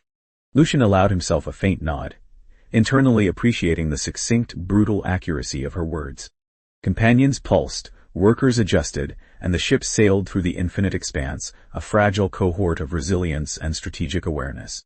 The reckoning was both done and ongoing, a living calculation of morality, survival, and calculated action. Lucian muttered, almost conversationally to no one in particular. "Here's to surviving everything we've seen so far, and hoping the universe is gracious enough to let the next part be slightly less insane." The silence that followed was not peace, it was anticipation, attention held in readiness for the challenges that lay ahead. Each crew member, human and companion alike, understood that the cost of misstep would be absolute. Lucian's gaze swept the cabin, noting micro-adjustments, subtle interactions, and the intricate dance of survival that would define their journey. His inner commentary persisted, sardonic and meticulous. "Congratulations. You've survived a near-impossible ordeal. And now, the real work begins." The corridors of the base were quiet, almost impossibly so considering the chaos that had erupted hours before. Dust swirled in thin spirals around the dim emergency lights, and the lingering hum of distant machinery reminded every occupant that the facility was alive in ways no human or worker fully understood.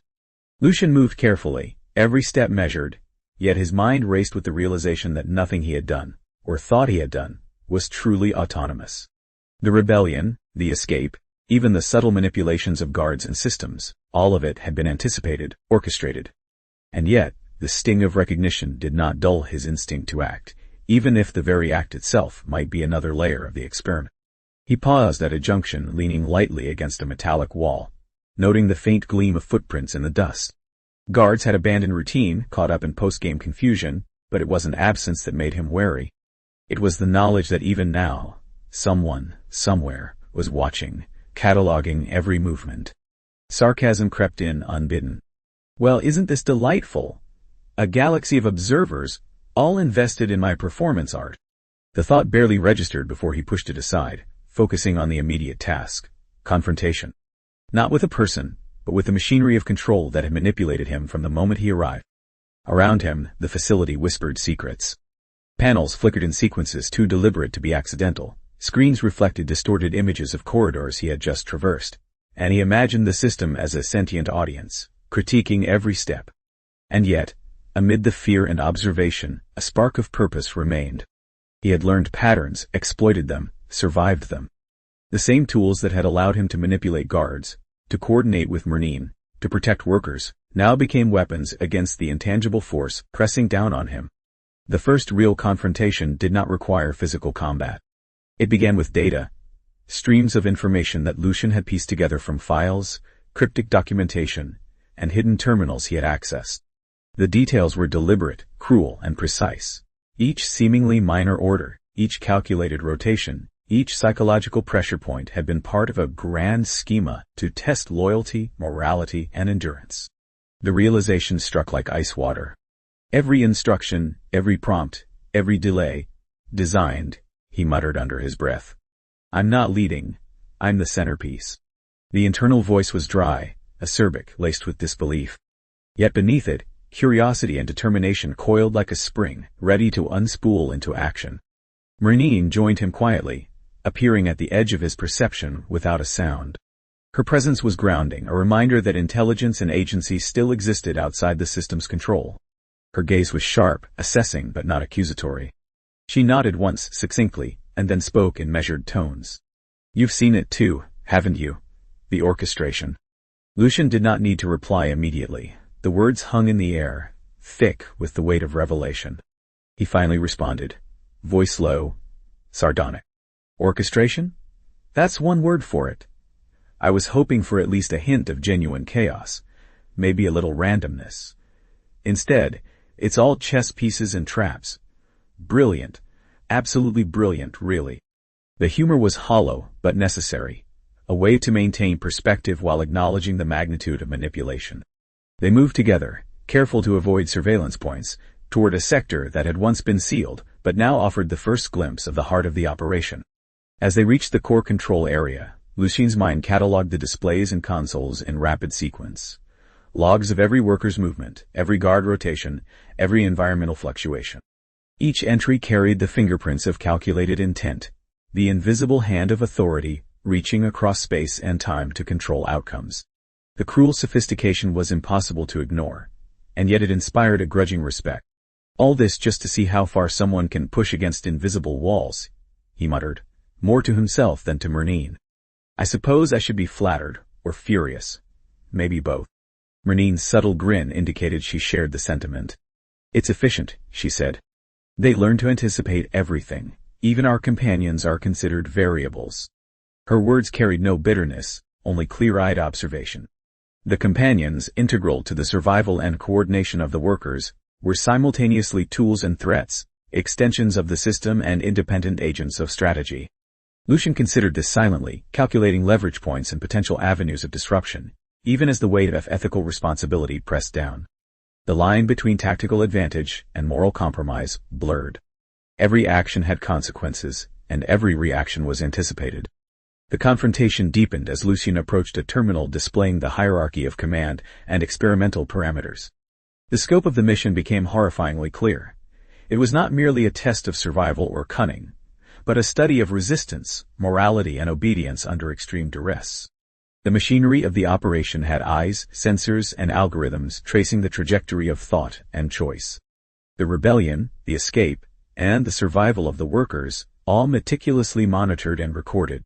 So, Lucian said, letting the words drip with sarcasm, we were never escaping. We were performing for an audience we'll never meet. Fantastic. Really satisfying work all around. Merneen placed a hand on a console, the motion almost protective, almost reverent. Understanding it is one thing, Counteracting it is another, she said. Her tone conveyed not just pragmatism, but a spark of strategy, a suggestion that even within the orchestration, they could carve moments of agency. Lucian felt the surge of familiar thrill, tactical thinking, improvisation, leveraging intelligence against omnipresent systems. He moved closer, observing, touching screens, accessing hidden folders. The sense of control was intoxicating, even as it remained partial and provisional. Dialogue became sparse, precise, punctuated by muttered observations. Lucian's commentary was sharp, sardonic. Variables everywhere. Even the heat is monitored. Fascinating how they control the sun's angle just to see how it affects endurance. Merneen's responses were similarly clipped. They test focus, patience, aggression. Not just strength. The mind matters as much as the body. Each exchange was more than conversation. It was a mental probe, testing assumptions, recalibrating trust, and assessing tactical alignment. Together, they parsed the information with a combination of wit, skepticism, and grim pragmatism. Hours passed with the two of them immersed in the web of observation, surveillance, and historical data. Lucian traced lines between experiments and outcomes, noted psychological triggers in guards and workers, and considered how partial knowledge could be used to generate unexpected leverage. Each revelation was accompanied by a sarcastic quip or dark humor, a way to acknowledge horror without being consumed by it. "Oh, marvelous," he said, examining a simulation of a failed escape attempt, a perfect disaster, all recorded and analyzed. "I suppose we should write a thank you note." By the end of the confrontation, the picture was clear. The mission had been designed to manipulate, observe, and extract behavioral data, with Lucian's presence as both catalyst and subject. Yet within this clarity lay opportunity. The system's arrogance, the confidence that every action and reaction was predictable, provided leverage. The realization sparked the first conscious thoughts of subversion and resistance on a large scale. It was dangerous, but survival had always been dangerous. And now, with knowledge as a weapon and Merneen as an ally, Lucia's path forward was illuminated, though fraught with peril.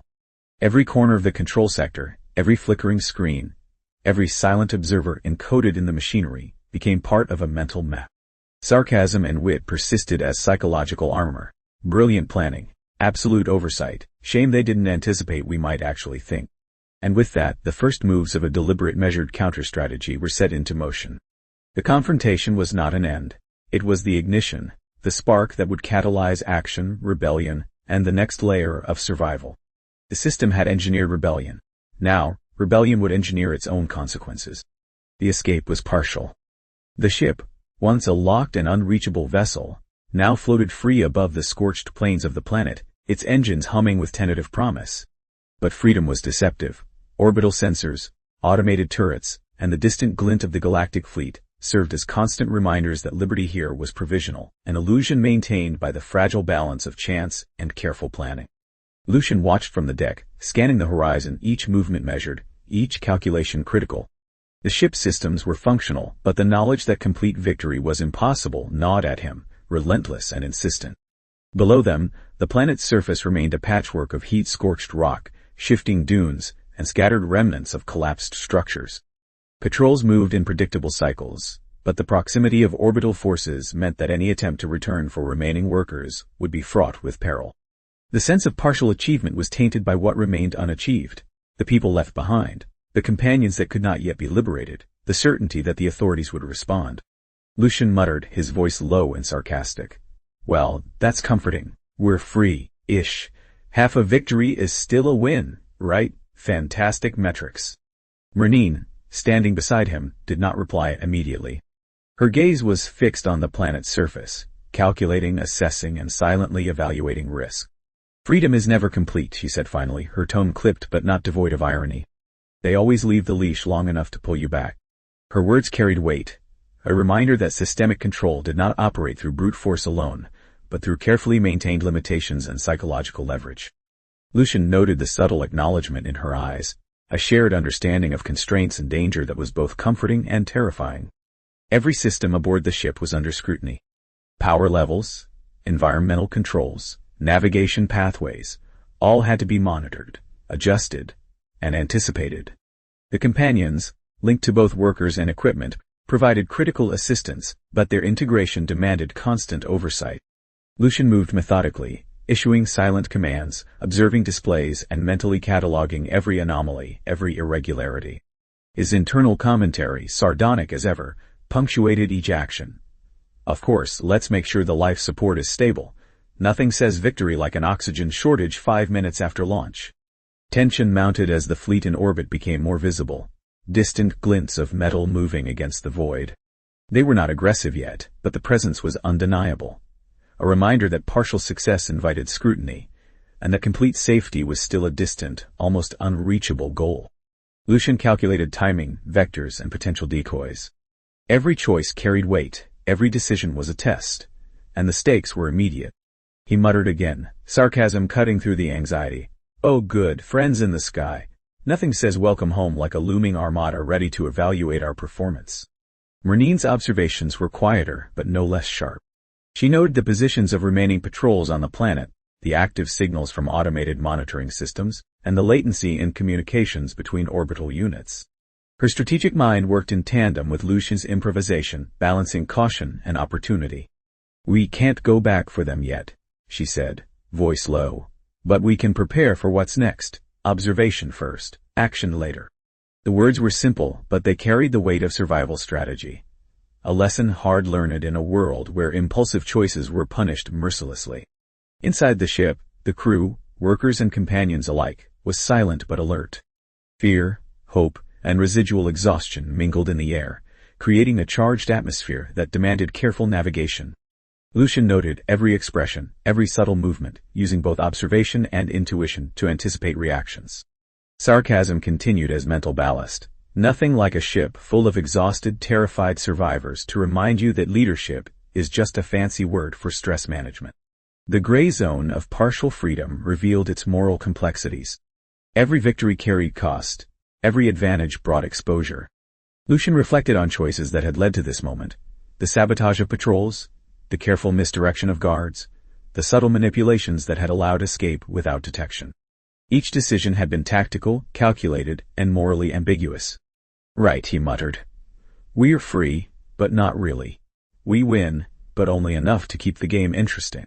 The irony was sharp, a reminder that survival here was never absolute, and that moral compromise was part of every step. External threats were constant. Orbital units adjusted positions, scanning for anomalies. Automated satellites transmitted data in near real time. The very planet itself, with its shifting sands and hidden patrols, remained a dangerous environment. Lucian and Merneen had to balance the thrill of partial escape with a pragmatic assessment of risk. We've got breathing room, Merneen said, but the game isn't over, not by a long shot.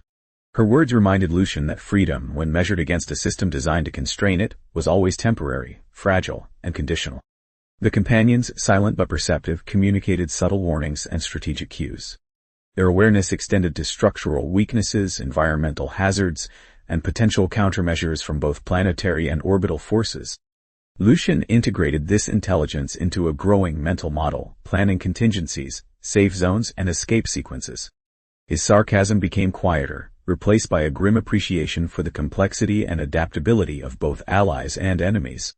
Fine, he muttered. Let's hope they enjoy the performance as much as we do, curtains far from falling. Time stretched as they remained in orbit, the gray zone revealing its cruel paradox. Liberation tempered by restriction, exhilaration tempered by dread, opportunity tempered by oversight. Lucian reflected on the layered strategy necessary to survive, the delicate balance of observation, action, and anticipation. Every choice had to account for hidden variables, every move risked exposure, and every moment demanded vigilance. The mental landscape was as dangerous as the physical one, and he navigated it with sarcasm, wit, and an unyielding commitment to calculation. The final recognition of the gray zone was a mixture of relief and tension. The ship floated free, the immediate threat of planetary pursuit reduced, yet the looming fleet remained a shadow over every action. Morale was fragile, hope conditional, and freedom partial. Lucian's mind catalogued these factors, weighing options, planning next steps, and preparing for the next confrontation. The moral and tactical complexity was overwhelming, yet he thrived within it. Victory, he said quietly, is always a draft, never final. Let's see how long this chapter lasts. And so, in the quiet hum of the ship's systems and the faint glow of planetary light through the viewports, partial freedom was acknowledged. The gray zone was a landscape of paradox, a reminder that survival was never absolute, and that rebellion, even when partially successful, carried ongoing danger and moral ambiguity.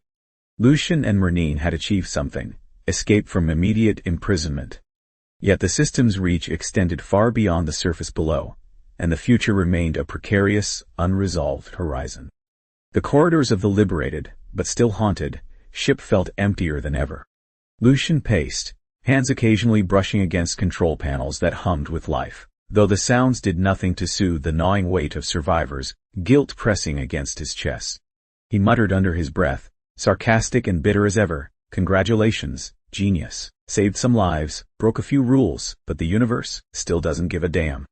The words were half to himself, half a ritual to keep panic at bay.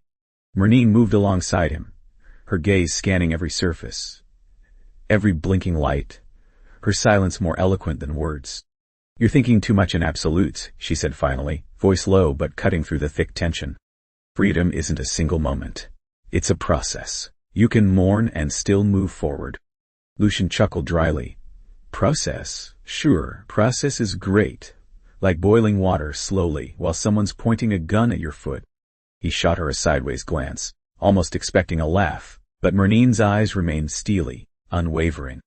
She wasn't interested in comic relief. She was interested in comprehension and survival. He stopped pacing, leaning against the cold metallic wall. "And the others," he whispered, almost a question to the empty room. "We left people behind. Every calculated move, every bit of sabotage, every clever misdirection, they didn't all make it." The realization was heavy, pressing, and he hated how much it hurt. Merneen rested a hand on his shoulder, a gesture brief but grounded. "Loss is inevitable," she said. "You can't control everything, but the companions, those we saved, they carry the knowledge, the history. That's a form of continuity. It matters." "Continuity," Lucian muttered, sarcasm creeping back into his tone despite the weight. "Sure, history preserved in some alien brainlet. Perfect consolation prize. Nothing says moral victory like a filing cabinet of people suffering." He ran a hand through his hair, frustration blending with fatigue. "And yet," he added quietly, "somehow, it feels like survival is only the first insult. Everything else is just paperwork." Merneen's sharp gaze caught his, and her voice softened just enough to cut through the sarcasm. "Paperwork keeps us alive. Rules, plans, contingency, call it what you want, but survival is the prerequisite for changing anything at all." Lucian exhaled, pacing resuming, albeit slower this time. "Change," he muttered. "Yeah. Right now, I'm still processing that the universe threw me into some intergalactic circus, ripped a body out of me, handed me a clipboard, and expected me to run logistics like I wasn't slowly losing my mind." He shook his head, voice bitter. "And I did it. Somehow, successfully, but nobody wins clean. Nobody walks out without scratches, moral, physical, or emotional. Just scratches or scars." Merneen leaned against the console nearby, arms crossed, observing Lucian with patient scrutiny. "And yet you're still standing. That's not nothing. That's leverage. You can learn, adapt, plan for what comes next. You can act." Lucian's gaze flicked to her, a sardonic smile tugging at the corner of his lips. "Act, huh? Sure. Let's just dive headfirst into the next layer of hell with strategy and spreadsheets in hand. My kind of fun." His muttering evolved into quiet self-commentary. "Seriously though, morality versus survival 101, and I'm the TA who keeps failing the pop quiz." The hum of the ship, the faint clatter of equipment being secured, and the distant pulse of orbital fleets formed a symphony of tension around them. Lucian's eyes traced the lines of the vessel, noting the wear, the adjustments, and the improvised solutions that kept them alive. "You know," he said finally, voice half jest, half confession, "there's this charming little thought that hell isn't just somewhere you go. It's what happens when you're awake, aware, and still breathing. Layers, complexity, moral ambiguity. That's our curriculum. Welcome to class. Welcome to class." Merneen's lips twitched, a ghost of humor she allowed herself.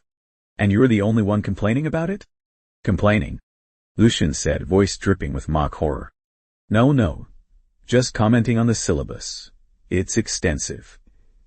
It has a surprise exam every damn day." They moved through the ship together, a rhythm forming, quiet but synchronized. Lucian muttered at every panel that beeped too long, every automated display that flickered, every minor hazard. "Marvelous," he hissed under his breath.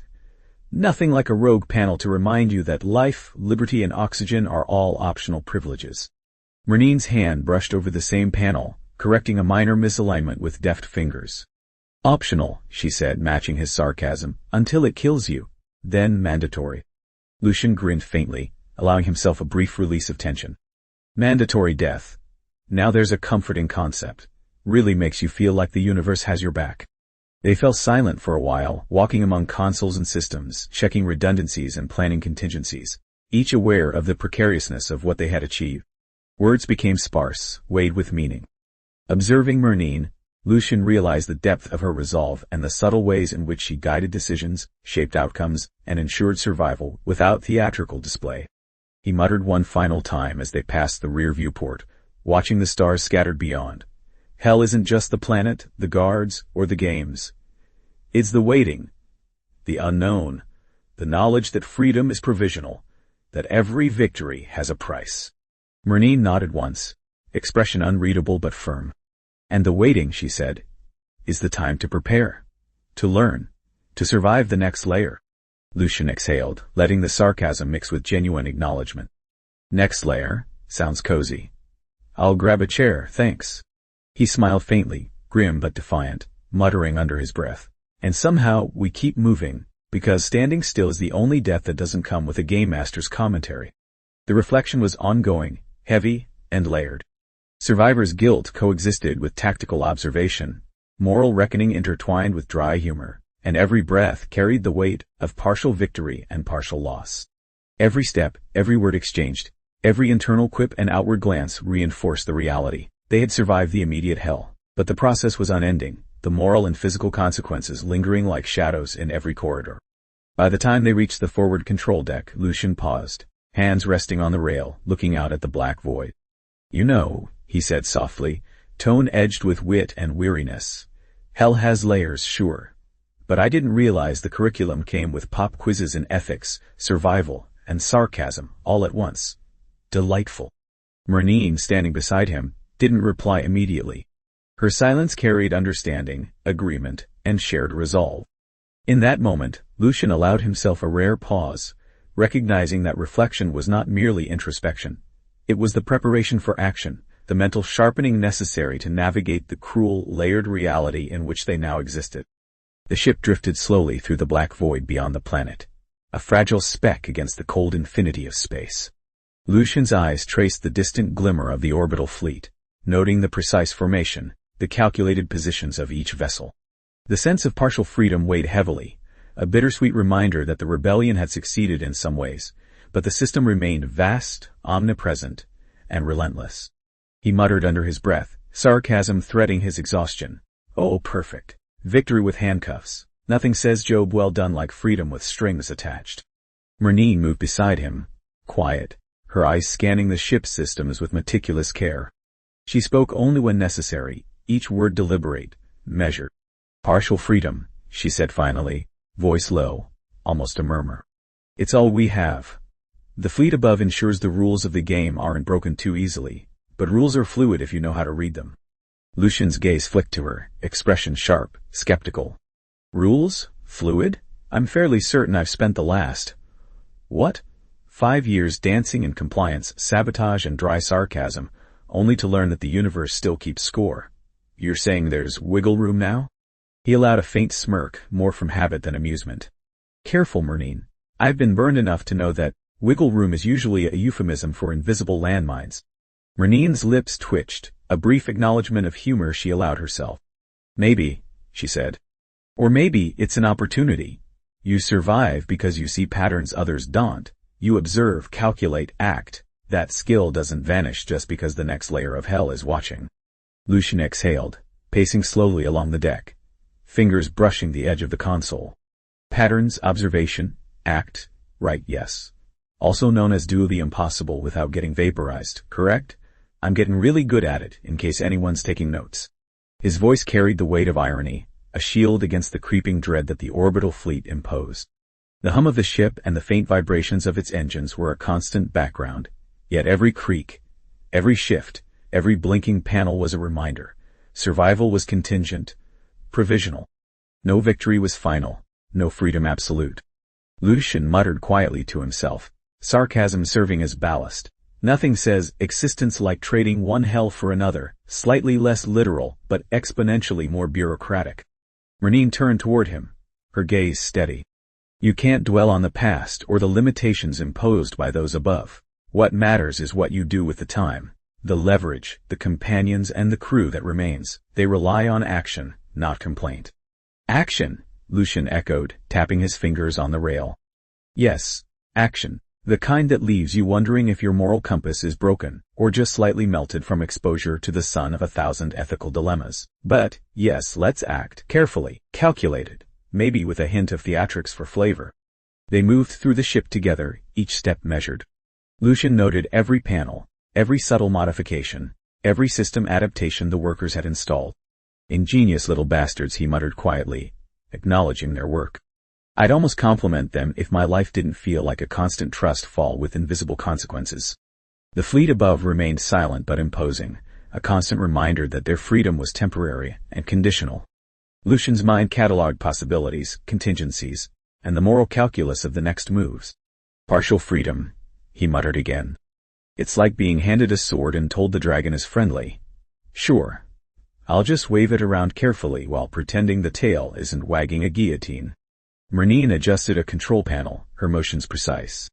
The dragon isn't friendly, but it can be distracted, misled, or engaged on our terms.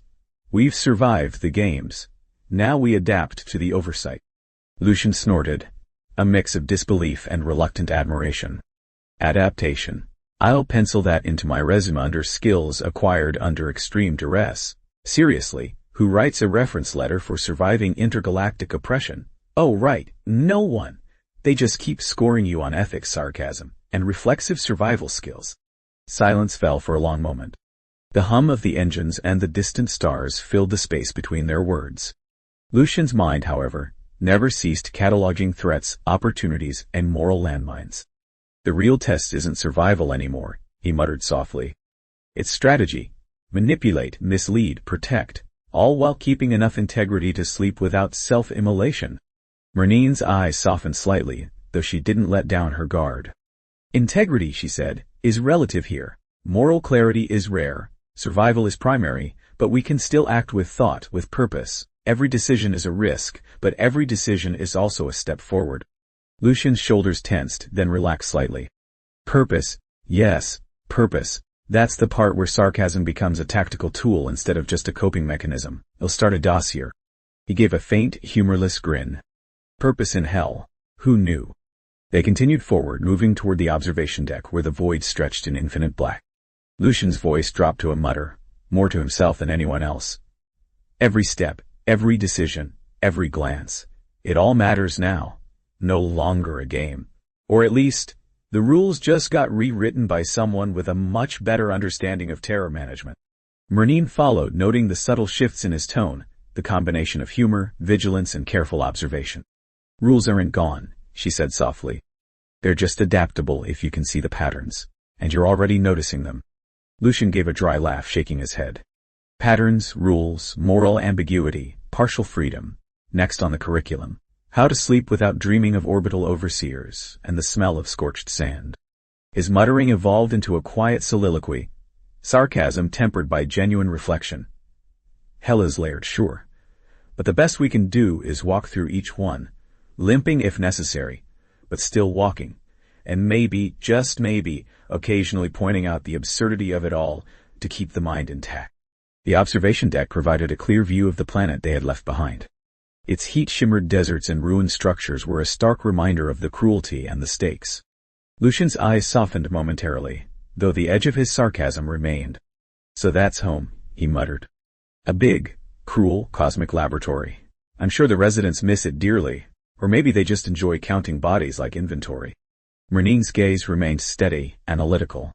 We cannot change the past, only the future, and we will, step by step, decision by decision. The layers of hell may be many, but so are the ways to navigate them. Lucian's hands rested on the rail, eyes fixed on the distant black void. Navigate, he whispered. Yes, That's all we can do. Navigate, adapt, sarcasm in tow, survival first. Maybe one day, actual freedom, and until then, we endure. The silence between them was not empty. It was charged with anticipation, strategy, and the weight of incomplete victories. Every word spoken, every unspoken observation, and every quiet, muttered commentary added to the growing understanding that hell was not a location. It was a crucible, a process, and a lesson in layered survival. He finally exhaled, a quiet, sardonic laugh escaping his lips. Layered hell.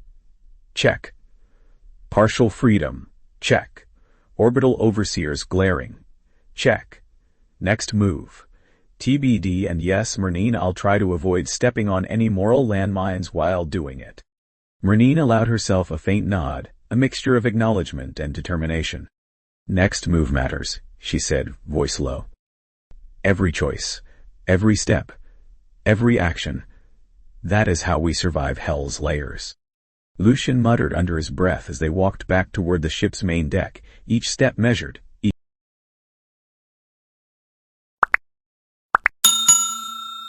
I would like to thank you for watching the video to the end. To encourage us to make more videos, please like, subscribe, comment, as well as share. Check out this other video if you haven't already.